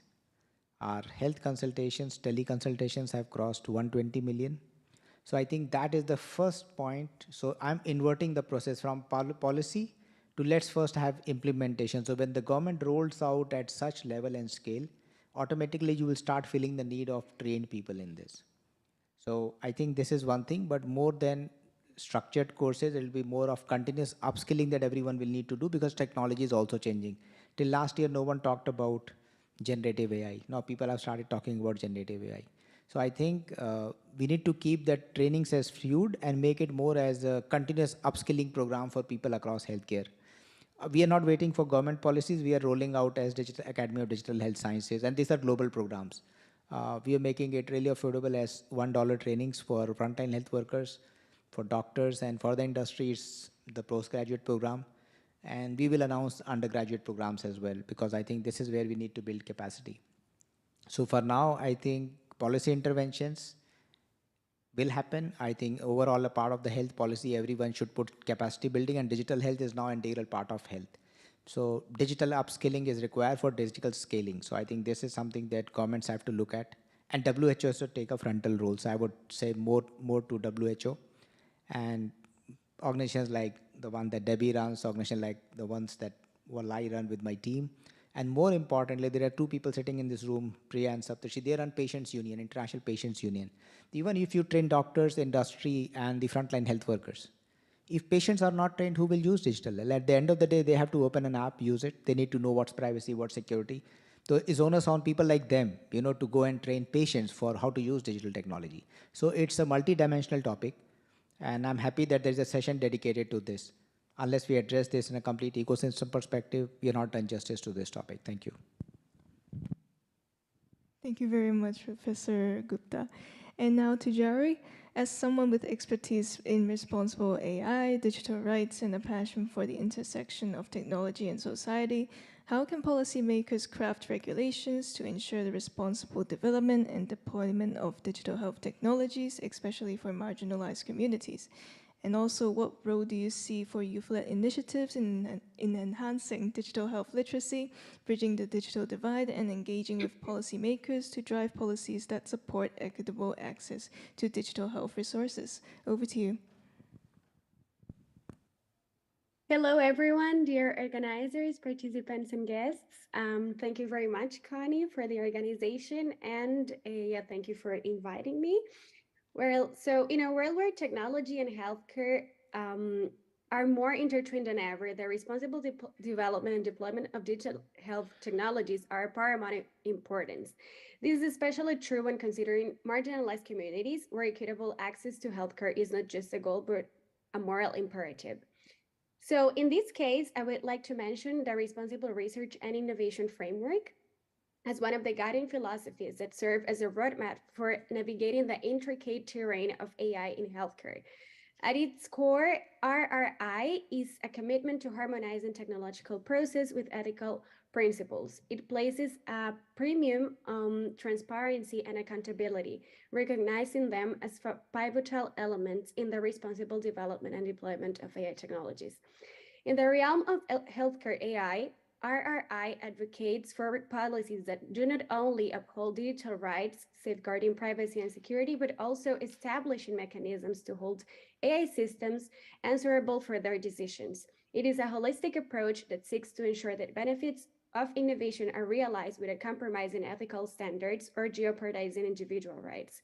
So, who should be involved in a process of responsible research and innovation? Societal actors and innovators, scientists, business partners, research funders, and policymakers, all stakeholders involved in research and innovation practice, funders, researchers, stakeholders, and the public, large community of people, early stages of R&I processes, and the process as a whole. And when? Through the entire innovations life cycle. And to do what? To do what? So it is important to anticipate risks and benefits, to reflect on prevailing conceptions, values, and beliefs, to engage stakeholders and members of the wider public, to respond the stakeholders, public values, and also the changing circumstances that are present in these kind of processes, to describe and analyze potential impacts, reflecting on underlying purposes, motivations, uncertainties, risks, assumptions, and questions, and the a huge amount of dilemmas that could also emerge in this kind of circumstances, and open to reflections and to have a collective deliberation and a process of reflexivity, and to integrate measures throughout the whole innovation process. So these are also in which ways should we do this? Working together, becoming mutually responsive to each other, and of course in an open, inclusive, and in a timely manner.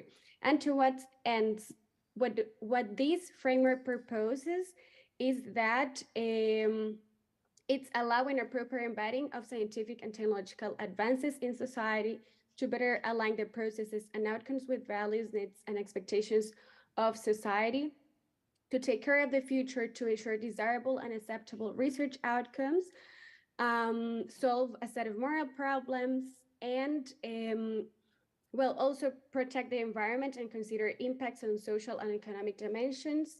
Also promote creativity and opportunities for science and innovation that are socially desirable and undertaken the public interest, and how this can be applied specifically in a context of healthcare technologies. For example, there are academic projects and also societal projects. One example of an academic project is one from the Technical University of Munich, in which I am now studying. We have a project that's an AI-driven innovation, including a robotic arm of exoprosthesis and an advanced version of bimanual mobile service robot. So to ensure the responsible and ethical integration of these technologies into broader healthcare applications, the developers from the Machine Intelligence Institute have collaborated with the Institute of History and Ethics of Medicine, as well as the Munich Center for Technology and Society. And these teams are employing embedded ethics, incorporating ethicists, social scientists, and legal experts into the development processes. So they have initial onboarding workshops where these experts have become integral members of the development team. They have been actively participating in regular virtual meetings to discuss technological advancements, algorithmic development, and product design collaboratively and interdisciplinary.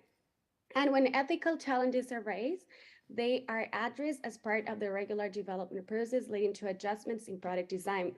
An example involves the planning of model flats for a smart city, where initial designs focus on open layouts. Embedded ethics is highlighted in this case, potential challenges for elderly population unaccustomed to such arrangements, promoting a reconsideration of the layout. Also taking into consideration that these kind of projects in this specific case was had a target population of the elderly population. So this is why it is very important to look at this target population and actually see if they are prepared and if they could be adapted to these kind of technologies. So insights from this discussion influence the design process, emphasizing the importance of directly seeking future inhabitant perspectives in layout planning. And simultaneously, the project also involves interviews with various stakeholders, including developers, programmers, healthcare providers, and patients. Well, workshops, participant observations of development work, and collaborative reflection and case studies contribute also to active ethical consideration. And well, the project is also aiming to develop a toolbox to facilitate the implementation of embedded ethics in diverse settings in the future. But there are also several unresolved issues that remain and that are also like with cultural setting and with corporate and organizational structures. Because even in research setting funded by public resources, the development of AI is predominantly situated in a fiercely competitive landscape prioritization of efficiency, speed, and also profit. And also in the case of health, so ethical considerations might be normally um, um, isolated or like are normally like not so taken into in importance when they directly clash with profit-driven motives. So taking ethical concerns seriously often creates a tension with industry objectives and faces the risk of being assimilated into broader corporate commitments to concepts like technological solutionism, market fundamentalism, that at the end prevents ethicists to actually do their work and to do a responsible healthcare technology. Normally, embedded ethicists may find themselves working within contexts that are characterized by pronounced power imbalances, particularly those of a financial nature.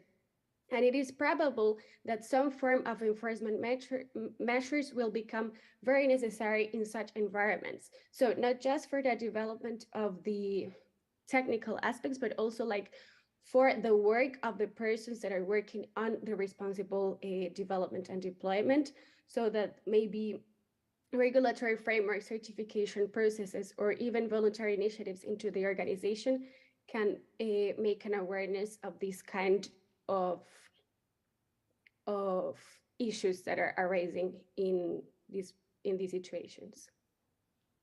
And well, okay, I also needed to talk about youth-led initiatives, right? If I still have time. Okay, so well, there are also like a lot of ways in which youth-led initiatives and also marginalized community could also engage with responsible research and innovation. So for example, youth-led initiatives could connect or could try to participate in events such as this one, but also like try to that universities or centers of education could inspire the youth so that they can also learn about telemedicine. How can they develop telemedicine initiatives in countries and also in special rural areas, as the professor was mentioning about in India, that these kind of populations don't have the same access. Also, for example, community-based participatory research projects that are involved in communities in the research process, ensuring that interventions are culturally sensitive and address the specific needs of the population.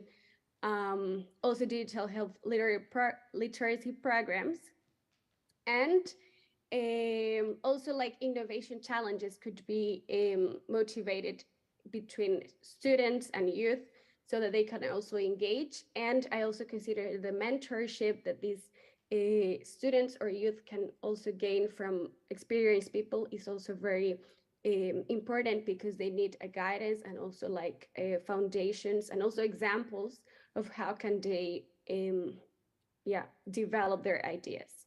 So thank you. Thank you very much, Jerry. So while low digital health literacy is a challenge for all populations, it's also particularly harmful for marginalized communities. So in this section, we'll discuss strategies for addressing health equity and the digital divide in the context of digital health. So let's start this off with Ms. Geraldine again. So in light of the session's focus on health equity and the digital divide, could you share your thoughts and elaborate on specific policy measures and initiatives that Microsoft is advocating for or actively participating in to bridge the digital divide and promote equitable digital health access? And also, how is Microsoft addressing barriers faced by diverse populations, and how are these efforts contributing to advancing health equity? Over to you. Yeah, thank you very much for the question. So I want to respond to, in this context, to some of the comments that Dr. Gupta and Ms. Carr mentioned, and really shine a light on the concept of artificial intelligence, generative AI, and what we at Microsoft call responsible AI as an example of policy. So one of my favorite quotes in this area is a quote by our Chief Legal Officer and President, Brad Smith. And I'm going to paraphrase the quote, I don't have it exactly, but Brad has a quote that basically says that when you bring a technology into the world and your technology changes the world, you bear a responsibility as a person that created that technology to help address the world that the technology helps create. And so from a Microsoft perspective, we look at this under the lens of something that we call responsible AI. Our responsible AI initiatives date back far before the birth of ChatGPT and generative AI and large foundation models and large language models, really back to about 2018, 2019. And we have a set of principles that we've established that are around how you design solutions that are worthy of people's trust. So these are our principles, what we call our responsible AI principles. There are many people who have different principles around responsible AI. I'll share with you ours. I would just offer that it's something worthy of thought. And very often when I work with academic medical centers or healthcare providers who are starting to use AI or build and deploy AI models, I also offer to them, hey, you should have a position on responsible AI, right? Do your thought work, do your homework. You should have something that is consistent with your own values, your own entity's values. But going back to, from a Microsoft perspective, what we believe those principles are. The principles are really based on fairness. So treating all stakeholders equitably and not making sure that the models themselves don't reinforce any undesirable stereotypes or biases. Transparency. So this is all about AI systems and their outputs being understandable to relevant stakeholders.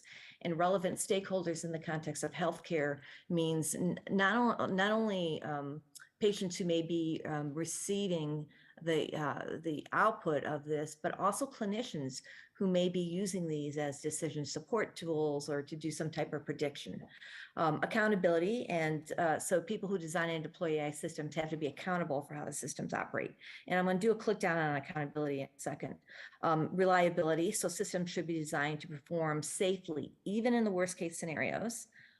Privacy and security, of course, that goes, those are underpinnings behind any technology, and AI systems as well should protect data from misuse and ensure privacy rights. And then inclusion, and this is all about designing systems that empower everyone, regardless of ability, and engaging people in the feedback channel and in the creation of these tools. And there are some things I will drill down on a little bit on the inclusion front as well. So an example, as I mentioned, of the accountability, I'd like to share some things that are, President Brad Smith was offering when he testified before the U.S. Senate Judiciary Subcommittee. This was back in the beginning of September, around September 12th, on a hearing entitled "The Oversight of AI Legislating and Artificial Intelligence." So Brad highlighted a few areas that he is suggesting help shape and drive policy. One is really about accountability in AI development and deployment. Things like ensuring that the products are safe before they're offered to the public, building systems that put security first, earning trust. So this is things like provenance technology and watermarks, so people know when they're looking at the output of an AI system. Disclosure of model limitations, including effects on fairness and bias. And then also really channeling research, energy, and funding into things that are looking at societal risk associated with AI. He also suggested that we need something called, what he termed safety brakes for AI that manages any type of critical infrastructure or critical scenarios, including health. And when you think today, we have collision avoidance systems in airlines, we have circuit breakers in buildings that help prevent a fire due to, for example, power surges, right? AI systems should have safety brakes as well. So this involves in classifying systems so you know which ones are high risk, requiring these safety brakes, testing and monitoring to make sure that the human always remains in control, and then licensing infrastructure for the deployment of critical systems. And then from a policy perspective, ensuring that the regulatory framework actually maps to how these systems are designed so that the two flow together and work together. So that's an example of the policy in action side of things. And from a Microsoft perspective, we put our responsible AI principles that I mentioned into action through our commitments at a policy level, our voluntary alignment, for example, here in the US, out of some of the things coming out of the White House. So voluntary alignment with commitments around safety, security, and trustworthiness of AI. And on one last point, I did want to go back to the responsible AI principle and talk about inclusion. And so we're doing some work from a Microsoft perspective in the health AI team that I am a product manager on, to really look at how when we have data that guides models, and this is either custom AI models, or when we're grounding large foundation models or large language models with data, how do we make sure that we understand the distribution and makeup of that data to ensure that their bias doesn't creep in from the data perspective? And we're also doing work, for example, on the deployment of models. How do you understand if models are performing as they intended? How do you monitor for something called model drift? So when models start to perform in a manner that isn't how you think, right? When the accuracy starts to decline, and then what do you do when the models don't perform that way? And this last part, the model monitoring and drift, is some of the things that we have happening out of our research organization. So thank you. Thank you very much, Ms. Geraldine. So now I want to move back to Ms. Debbie. Drawing from your experience in developing the digital strategy for a major telco in South Africa, how can telecommunication companies play a more significant role in advancing health equity and bridging the digital divide through innovative approaches and digital solutions? And also, what lessons can be learned from your work in South Africa that can be applied globally to improve digital health access?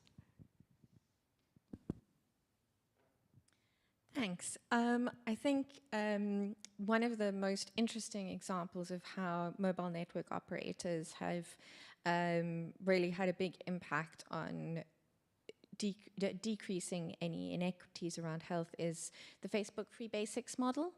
You may not know what that was, but Facebook basically put together simple information through what looked like a little Mobi site. And this was essential information that they felt everybody should have access to. And they worked with mobile network operators to zero rate access to only that portion of Facebook, just that portion, not to everything, but just that portion. And they were able to show that by providing essential information that is free to access, they were able to improve people's literacy and use of data. So they then went on to use more data and to use the internet more often, and therefore become more valuable customers to the MNOs. So by doing something like providing free access to essential information, there was also an increase in profit for the mobile network operators. And I think that's a really interesting model to look at. I think very often we forget that it's just as important for mobile network operators to be reaching as many people as possible as it is for those of us who are trying to improve health through something like digital health. And so if there are aligned priorities, then there are very good ways that you can work together. One of the ways that we've worked with mobile network operators in South Africa has been to reduce the cost of sending messages out to citizens of the country. And that's been done not in a way that prohibits the mobile network operators from making a profit, but what it does do is it makes it completely free for the end user. So if it's completely free for the end user, you're reducing the barriers for them to be able to access this kind of information.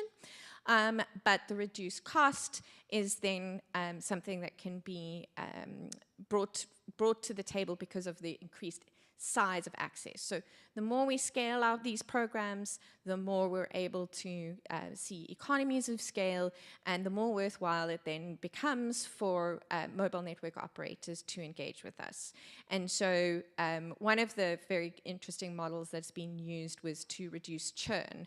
So if people can only access information, say, using a MTN SIM card, they're less likely to switch to other SIM cards if that's the case. And so being able to align the health, the desires of a digital health organization or government with those of mobile network operators is incredibly important for being able to ensure that you're working towards the same goal, but without anyone asking for any handouts, because that's not going to work. I think when it comes to strategies for decreasing inequity, I think the one that we really need to talk about more is about being human-centered. And that doesn't just mean designing for people and occasionally having them attend a focus group. It means designing with them and ensuring that the service is actually something that they want to use, something that they love using. Make it easy and intuitive for them to use. No one starts a course on how to use Facebook before they use Facebook. We shouldn't create services that need so much upskilling. We should create services that are simple and easy for people to use. You need to use appropriate language and literacy levels, and this is something that the medical fraternity often forgets about because it is a very patriarchal society. Make it something that is easy, is at least close to free for people to access. We find that access to a mobile device is less of a problem than the cost of data, for example. So just because somebody has access to a device doesn't mean that they're going to be able to go and look up information, because they may not have data on their phones. So you can work very closely to reduce the cost or make it zero cost, and that's really going to ensure that you reduce the barrier to access. And then, you really have to try and think about the system that you're in. By creating a digital health solution, are you overburdening the health system that already exists, for example, or are you reducing the burden on it? Are you creating feedback mechanisms that mean that you can understand what the impact is that you're having on the system itself, rather than working within a vacuum? Are you making sure that where a digital health solution may not be accessible to somebody, there is an alternative in place that does not rely on the digital health solution? We can't just operate within silos. We have to think about the fact that digital health is just as much a part of health infrastructure as the physical facilities, for example. Until digital health is seen as just as much of an infrastructure, it's going to be a fun project on the side and not something that's going to have some systemic change. And so it's really important for us to think about that system. And then recognizing biases, I think Geraldine mentioned this, very often the people who are creating digital health services are not the people that are using the digital health services. So this goes back to why human-centered design is so important, but it's also important to understand that you will be introducing biases if the people who are building the system are not the people who are using the system. And so you have to look more systemically. Look at the makeup of your team. How diverse is the makeup of your team? I would assume, having been an electrical engineer myself, that it's probably not particularly representative from a gender or race perspective. So look at the team that you have. How are you working to make your team more representative, and therefore address some of the biases that are going to be put in place by having a non-representative team building out the systems? So there's a bunch of things in there, but I guess in summary, build for the end user in mind, make it human-centered, make it easy to use, appropriate, and intuitive. Design with the understanding that you work within a system and make sure that you don't have unintended consequences and that you're always feeding back to understand what the impact on what broader system is. And ensure that you think about the biases that are going to be inherent in the fact that the people building the system are not necessarily the people using the system. Thank you very much, Ms. Devi. And now moving on to Professor Gupta. So based on your background in advising the Health Minister of India and drafting national policies, how can governments play a pivotal role in addressing the intersection of health equity and the digital divide, particularly in the context of healthcare access for marginalized communities, and also what policy measures should be prioritized to ensure equitable digital health access? Thank you, Connie. This depends on the economic status of the country. So when you have a LMIC country like India, so I'll give you example was what was done. So we understand that there is a sizable population which is underprivileged, which is marginalized. So there was a scheme that was launched for 550 million people, and you have to understand that countries are at different phases of development and they require investments on infrastructure, they require investments on health and education, and it's not possible, to give the amount that the sectors actually deserve. So what was done very carefully, since I was in drafting the health policy, I played a role in that. So we carefully treaded the path of saying, let's first make primary care a comprehensive primary care. So first guarantee primary care. So that's comprehensive. That includes chronic disease management to all the things. Then let's convert the sub-centers and primary centers into health and wellness centers and put telemedicine as a part of it. So what happens is 160,000 health and wellness centers now across the country offer you telemedicine.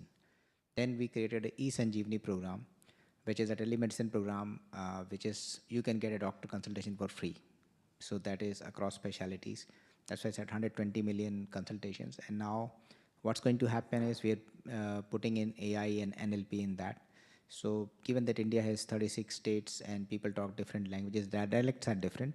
So a person talking from a southern state to a doctor in northern state will hear like his language when he speaks, and the doctor will hear in his language when he listens to the patient's problem. So I think India has planned its strategy for addressing the vulnerable and the underprivileged sections as it charts its course of development. One is that integrate technology in the care delivery right from the primary care. So that has proven, as I said, 460 million health records, 550 million people given insurance, which is of a very decent amount, I would say, which a typically middle class would afford. So on the policy side, on digital health, India has, as we speak, is probably the largest implementation of digital health in the country that is happening. And I would bring here one point that the government has not only to take the stewardship, but also the ownership of investing in digital health. Debbie would understand it very well that digital health is still figuring out the business model. That's why you see the largest companies have withdrawn digital health, in as much they can give talks on the forum, but their investments are on futuristic technologies, which are probabilistic technologies. But the companies that forayed into it years ago don't exist on the map. So I think governments have to play a frontal role on investing, like Indian government has done. They set up a national digital health mission, rolling it across states, ensuring that everyone has what you call the Ayushman Bharat Health Account Number, ABHA number. And we actually will be probably the first country to work towards what I have championed, is that let's work to make digital health for all by 2028. And this for those who work in healthcare and more so in public health. 45 years back in Alma Ata, we promised health for all by 2000. It's 23 years after the deadline that we are still not close to that. At least we can champion digital health for all by 2028. If that is one objective we pursue as governments across the world, I think a lot of issues will get addressed, because there is a whole lot of planning that will go into doing that, and it's doable. That's the only way you can address the issue of health equity, because the practical part is that doctors who study in urban areas do not want to go to rural areas. They will not. I mean, even if you push them to do, they will find a way to scuttle that. But the only way you can do is you can get technology into their hands through the mobile phones. I think now the systems are fairly advanced. Tomorrow we are hosting a session on generate the conversational AI in low resource setting. So you can have chatbots interacting with people, addressing their basic problems. And 80% of the problems are routine, acute problems. So I think we need to leverage technology not only as a policy but as a program. And there are best practices available. I think India has, parts of Africa have, but these are like islands of excellence. I think forums like these are good to discuss. If they can be mainstreamed into islands of excellence to center of excellence, then we can replicate them and scale those programs. So I think India probably would have a good story as we speak about scale up of digital health program. But again, the key point is that the federal government has to be the funder for the program. And where do you start as health helpline? If you really want to address the inequities, start a health helpline which people can pick the phone, talk to a doctor or a paramedic and get a consultation free of cost. Get into projects like eSanjeevani, which I think the country is offering to other countries as a goodwill gesture, is where you connect to district hospitals and tell doctors to allocate time for doing digital consultations. So these programs actually help you bridge the digital divide. And health and wellness centers, a phenomenal experience of under 60,000 health and wellness centers which have telemedicine facility. So I think picking up the queue, I would say it's time for implementation. For policy-wise, I think we all know that. I think Debbie very clearly said it's getting integrated. In fact, I go a further line and say, if you're not into digital health, you're not into healthcare. Don't talk healthcare. That's the truth, actually. Thank you. Thank you very much, Professor Gupta. And finally, to Jerry, drawing from your experiences in speaking about youth in cyberspace and internet governance, how can young advocates actively participate in shaping internet governance policies to ensure that digital health resources are accessible and equitable for all, regardless of socio-economic status or geographic location? And also, what are some successful examples of youth-driven initiatives in this context? Over to you. Thank you very much. Well, in the realm of youth in cyberspace and internet governance, empowering young advocates to actively shape internet governance policies is crucial for ensuring equitable access to digital health resources.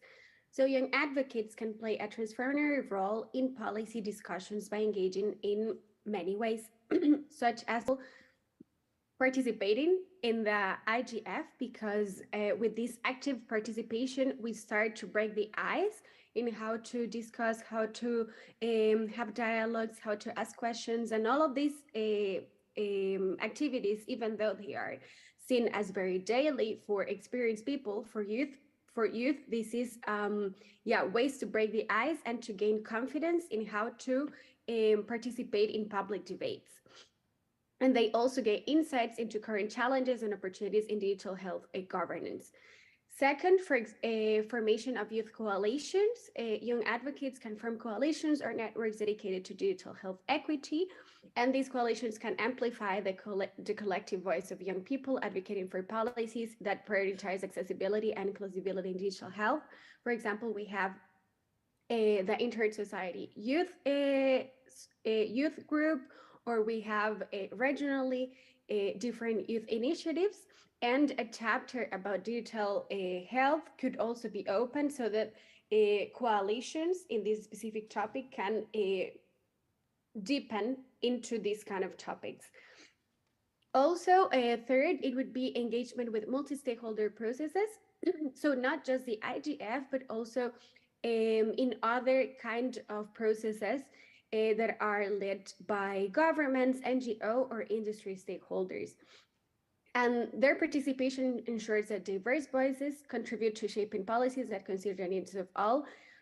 And it is also important that in this circumstance, so public sector and industries and NGOs can also open this kind of opportunity for youth, and that they actively seek for youth that could participate into their processes as well. Because if they don't do it in such a direct way, so youth, as I mentioned before, they could feel intimidated and think that they are not experienced enough to participate. The fourth, youth-led policy research. Young advocates can initiate research projects to understand the specific challenges faced by marginalized communities in accessing digital health resources. Because evidence-based research can be a powerful tool for advocating target policy changes. And I think this is something that it is a situation, it is a possibility in many countries that have the resources for research, but it is still very behind in countries, for example, in Latin America, where we don't have so much support from public foundations or from the government to do research, and we also do not have like so big research focus in our university. So I think maybe one professor can bring this kind of perspective that can inspire the students to make a research group. For example, universities in Brazil, they have like student groups in which they meet some day of the week or some day monthly, and they discuss specific topics. So I think this is a good practice so that youth can start to create, that they can start to discuss, and that they can start to bring this to university and to other colleagues and classmates. Of course, it would be great if some countries could also start to help other global South countries in order that they can have more research, and that the students can participate more in these kind of initiatives in their own countries. Also, innovation hubs for digital health. So, for example, in which hubs in which young innovators, healthcare professionals, and policymakers can create solutions together. In this sense, it would be also good to have a funding from an organization or a company that can also collaborate, so that these kind of innovations at the end can also maybe have like starting amount of financial resource, so that they can start with this kind of innovation, and that youth can feel that they are able to become innovators in this kind of field. But also, I think that this kind of innovation address gaps in digital health accessibility. And some kind of examples of youth-driven initiatives are, for example, digital health task forces, because in several regions, youth-led task forces focus on creating policy recommendations for integrating digital health into broader internet governance frameworks. Also, youth-led data privacy campaigns, in which youth can also, for example, create dialogues in their communities, and they can provide awareness about the importance of robust data privacy measures in digital health technologies, that people and common patients can also understand why it's important to protect their privacy when they go through, when they access some kind of digital health tool.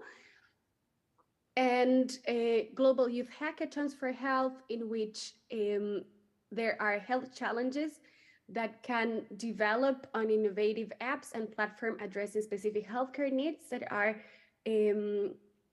specifically related in the communities of these youth. And I also consider another action. It's this movement also of paid internships, that students can also have access to internships that are paid, so that they can equally participate in a practical application of what they are learning at university or what they are studying. So, well, I think that by actively participating in these initiatives, young advocates contribute with fresh perspectives, innovative solutions, and commitment to digital health equity in internet governance policies, because they are digital natives, and they also could understand, I consider they could understand rapidly how the technologies can help them, but also their challenges, their issues, and they can also become more active, as they are not just the future, but also the present. So thank you. Thank you very much, Jerry, and also thank you once again to the panel for their responses. And so now we'll move on to the Q&A session. So if any on-site participants would like to raise their questions, please feel free to walk up to the mic.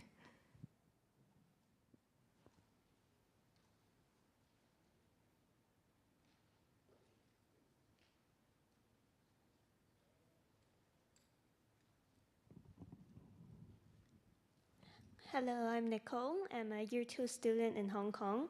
In case of another pandemic like COVID-19 nowadays, how do you think the current digital health can be developed and improved and contribute to the society in recovering and ensuring each individual can receive the accurate and same medical advice and treatment without physically visiting a healthcare facilities, as it will be crowded with a lot of people or elderlies? Thank you.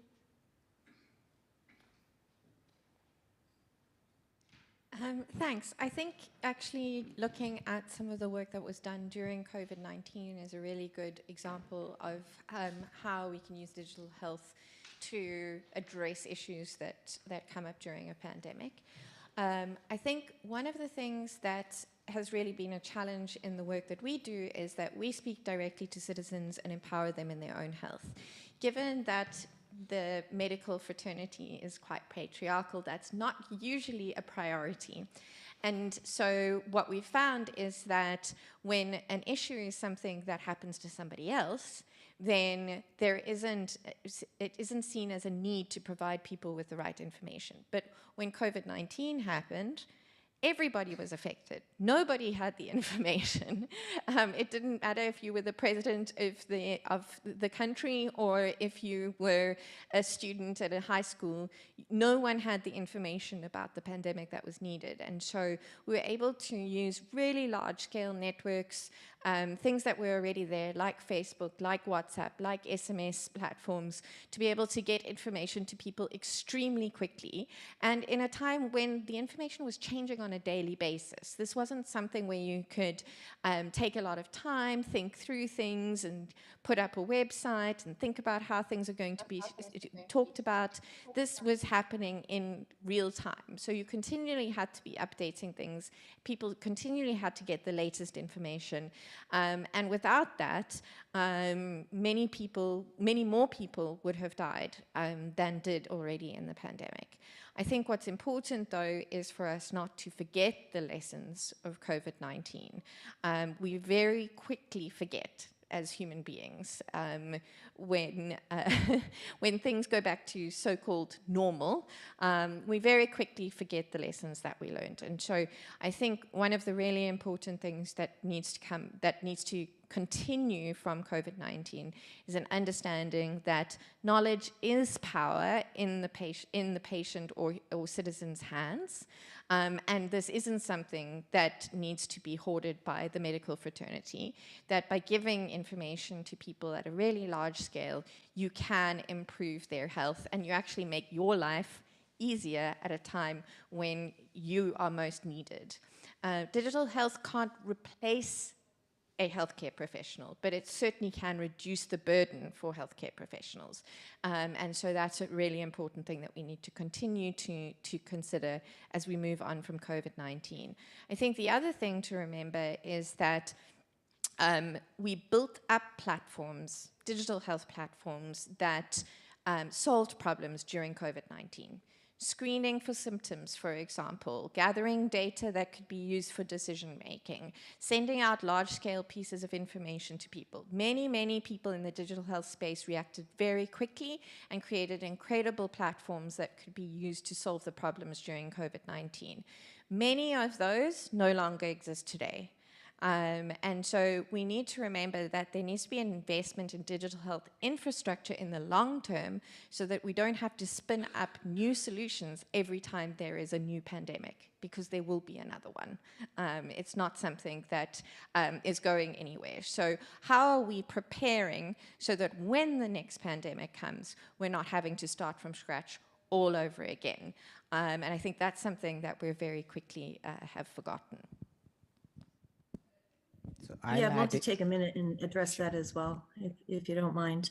A couple of things I think from the pandemic, and that's a really great question because, you know, as a society, we want to learn from the past. There's two areas where I think are worthy to bring forward from the pandemic. First is that there is an incredible value in these cross-sector partnerships. So in public, private, and academic partnerships. We like to light up research on understanding the virus to do things like drug discovery. Some of this was government-sponsored consortium, other were more privately funded consortium, and then the third class was kind of just similar groups of people coming together, what I would say almost community-driven groups. So really this cross-sector collaboration, that's the first thing. Second thing is there is some good standards work that I think was done during the pandemic that could be brought forward. So we saw the advent of something called smart health cards during the pandemic. Smart health cards are a digital representation of relevant clinical information. During the pandemic, it was used to represent vaccine status. So think of it as information about your vaccine status encoded in a QR code. There has been an extension of that, something called Smart Health Links, where you can encode a link to a source that would have a minimum set of clinical information. And it's literally encoded in a QR code that can be put on a mobile device or printed on a card for somebody to take if they don't have access to a mobile device. The smart health cards also reinforces the concept of some of the work being done by the IPS, or International Patient Summary Group. It is a group that is trying to drive a standard around representing a minimal set of clinical information that could be used in emergency services. And so some of those things that happened in the standards bodies, I think were very powerful during the COVID-19 pandemic. And I would love to see more momentum around driving those use cases forward and also expanding them. Thank you. Thanks. Firstly, another COVID shouldn't happen. That's first.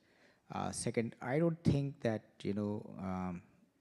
technology at any time fail. Actually, it proved that it was ready.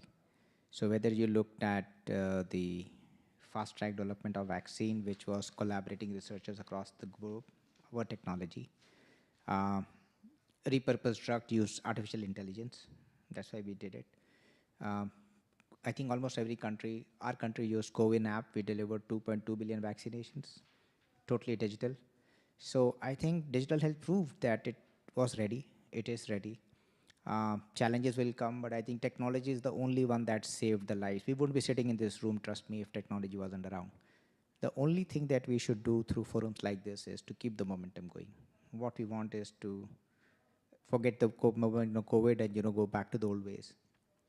I think there were incentives given by the government. There were flexibilities offered in terms of continuing the telehealth regulations like in United States. I think that should become permanent. That's all we should do. So technology is already proved that it's ready.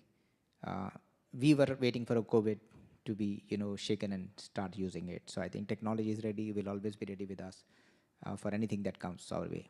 Thank you.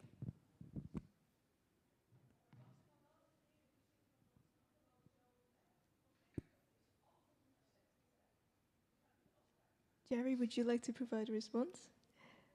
Yeah, I just wanted to say that I consider that in this situation of a pandemic, telemedicine and also the implementation of robots, as the case that I mentioned previously, are of a huge importance and could also be very useful, taking into consideration that it's very dangerous for humans to attend or to take care of people because of the contagious possibilities or risks. So I think that in these specific scenarios, the application of telemedicine and robots is particularly useful. Of course, taking into consideration that it's an emergency, that the robots should not be working alone. They should also be guided by humans, but at least they are protecting also that workers such as nurses that are commonly a workforce that is not so valued in different societies, because the tasks that nurses do, for example, are normally considered as dirty or not not of a great importance. So I think actually these kind of technologies can protect not just the health of the patients that are infected by COVID or other pandemic, but also the work of the medical professionals such as nurses that are normally very exposed. And in the other side, I also remember the initiative of open science that my country, Costa Rica, actually had proposed to the World Health Organization, so that the initiatives, the projects, and the research that was done in a context of a pandemic is opened, and that also is kept available for every person that's interested. And the data can also be accessed without having to pay, without having to make a patent of that. And I consider this also of extremely importance, because in a case of an emergency, we just don't have time for that. And we should really try to cooperate within each other and to try to to respond to the emergency in a holistic and collaborative way. Thank you. Thank you very much to the panel for your responses. Are there any other on-site questions? If not, then I'll take the question from the chat. So what are some emerging trends and future directions in digital health literacy, and what do you suggest to individuals to stay informed and up to date in this rapidly evolving field, and ensuring they have the accurate guidance and outdated information? I'll take that because of the couple of initiatives we are learning. So one is on the technical community side. What we are doing is, within the health parliament that I run with my team, we have created co-labs. We are creating developers for health, working with companies like Google and others, because I think what we need to do is to create developers to solve problems. So that's one initiative where people who are enthusiastic about being part of the technical contributors to digital transformation of health, that's one. The other thing, in next 3 months, we'll be starting courses for class 8 students on robotics and artificial intelligence, an elementary course. We want to educate them very early on, so that they can choose what they want to do. They will be aware on what the opportunities are. And same way, we are doing courses which are very elementary level for people to understand, rather than going to deep dive into tech. So, and everyone who is into health, I would strongly recommend that if you don't know digital health, you will hit a zone of professional irrelevance. Please update whatever you do, whether you do a 1-week course, 2-week course, just make sure that you know digital health from an ecosystem perspective. Thank you.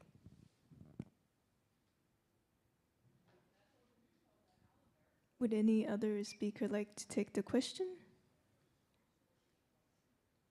Yeah, just a few comments on that. I think it's always a challenge at the pace of innovation that we're seeing today to keep current. So I want to call out and acknowledge our panel here today and the people who put the panel together today and gave us this opportunity. This is one way that the dialogue starts and that information is shared. And so more opportunities for people of similar interests to come together, I think will always help advance the state of where we're at from an understanding perspective. So opportunities like this, training as well. I know, and it's not just training from tech providers, it is just training infused into the academic system as well. And so I would agree with what Dr. Gupta said there. But again, a call out to the folks who put together this panel, because I think this is one way that starts. Thank you. Thank you very much, Ms. Geraldine. So we have about 5 minutes left, so maybe we could go with the closing remarks from each of the speakers.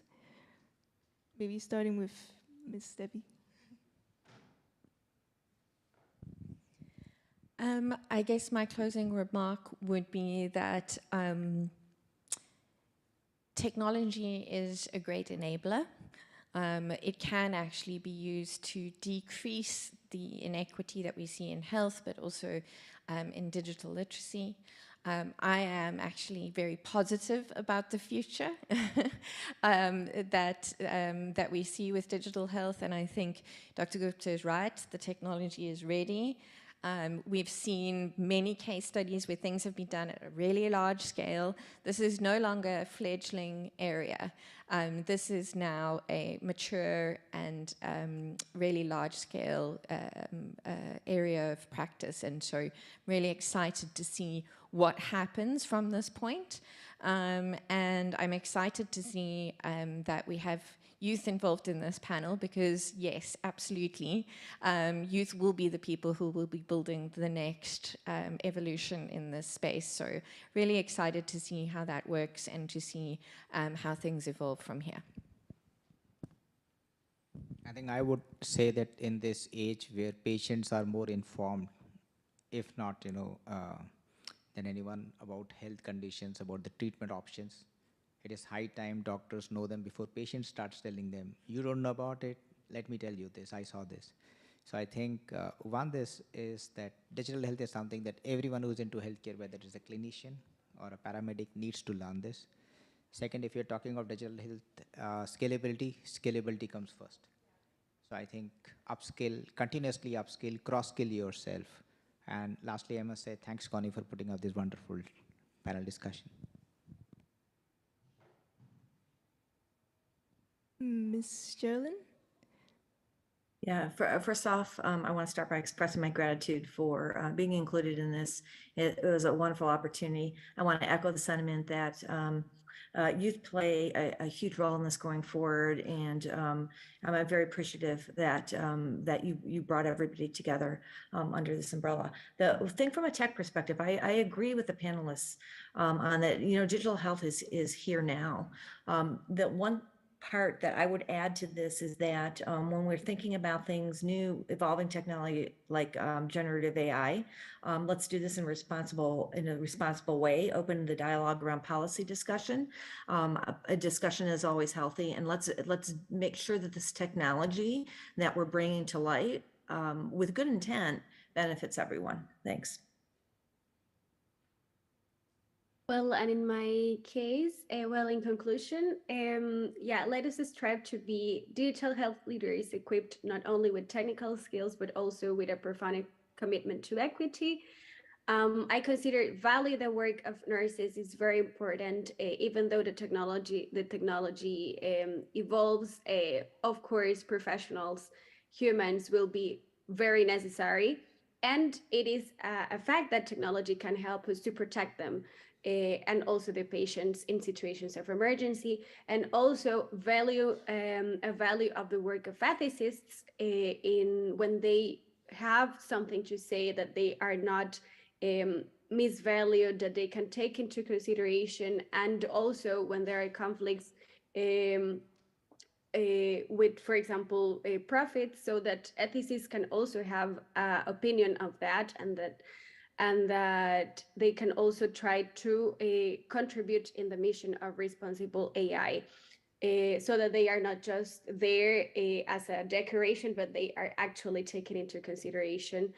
And also, well, of course, the role of youth is fundamental, as we see all the youth-led initiatives that could strengthen the mission of digital health literacy nowadays can in the future so developed in a very good environment, that it's inclusive, that it's including marginalized communities and all the population. So I consider that now healthcare and digital healthcare should not be more a privilege, but also a right. And yes, and I'm very thankful also for the opportunity to be here and to express yeah, my opinions and to talk about youth as well. Thank you very much. Thank you very much once again to the panel for your insightful responses, and the workshop has closed today.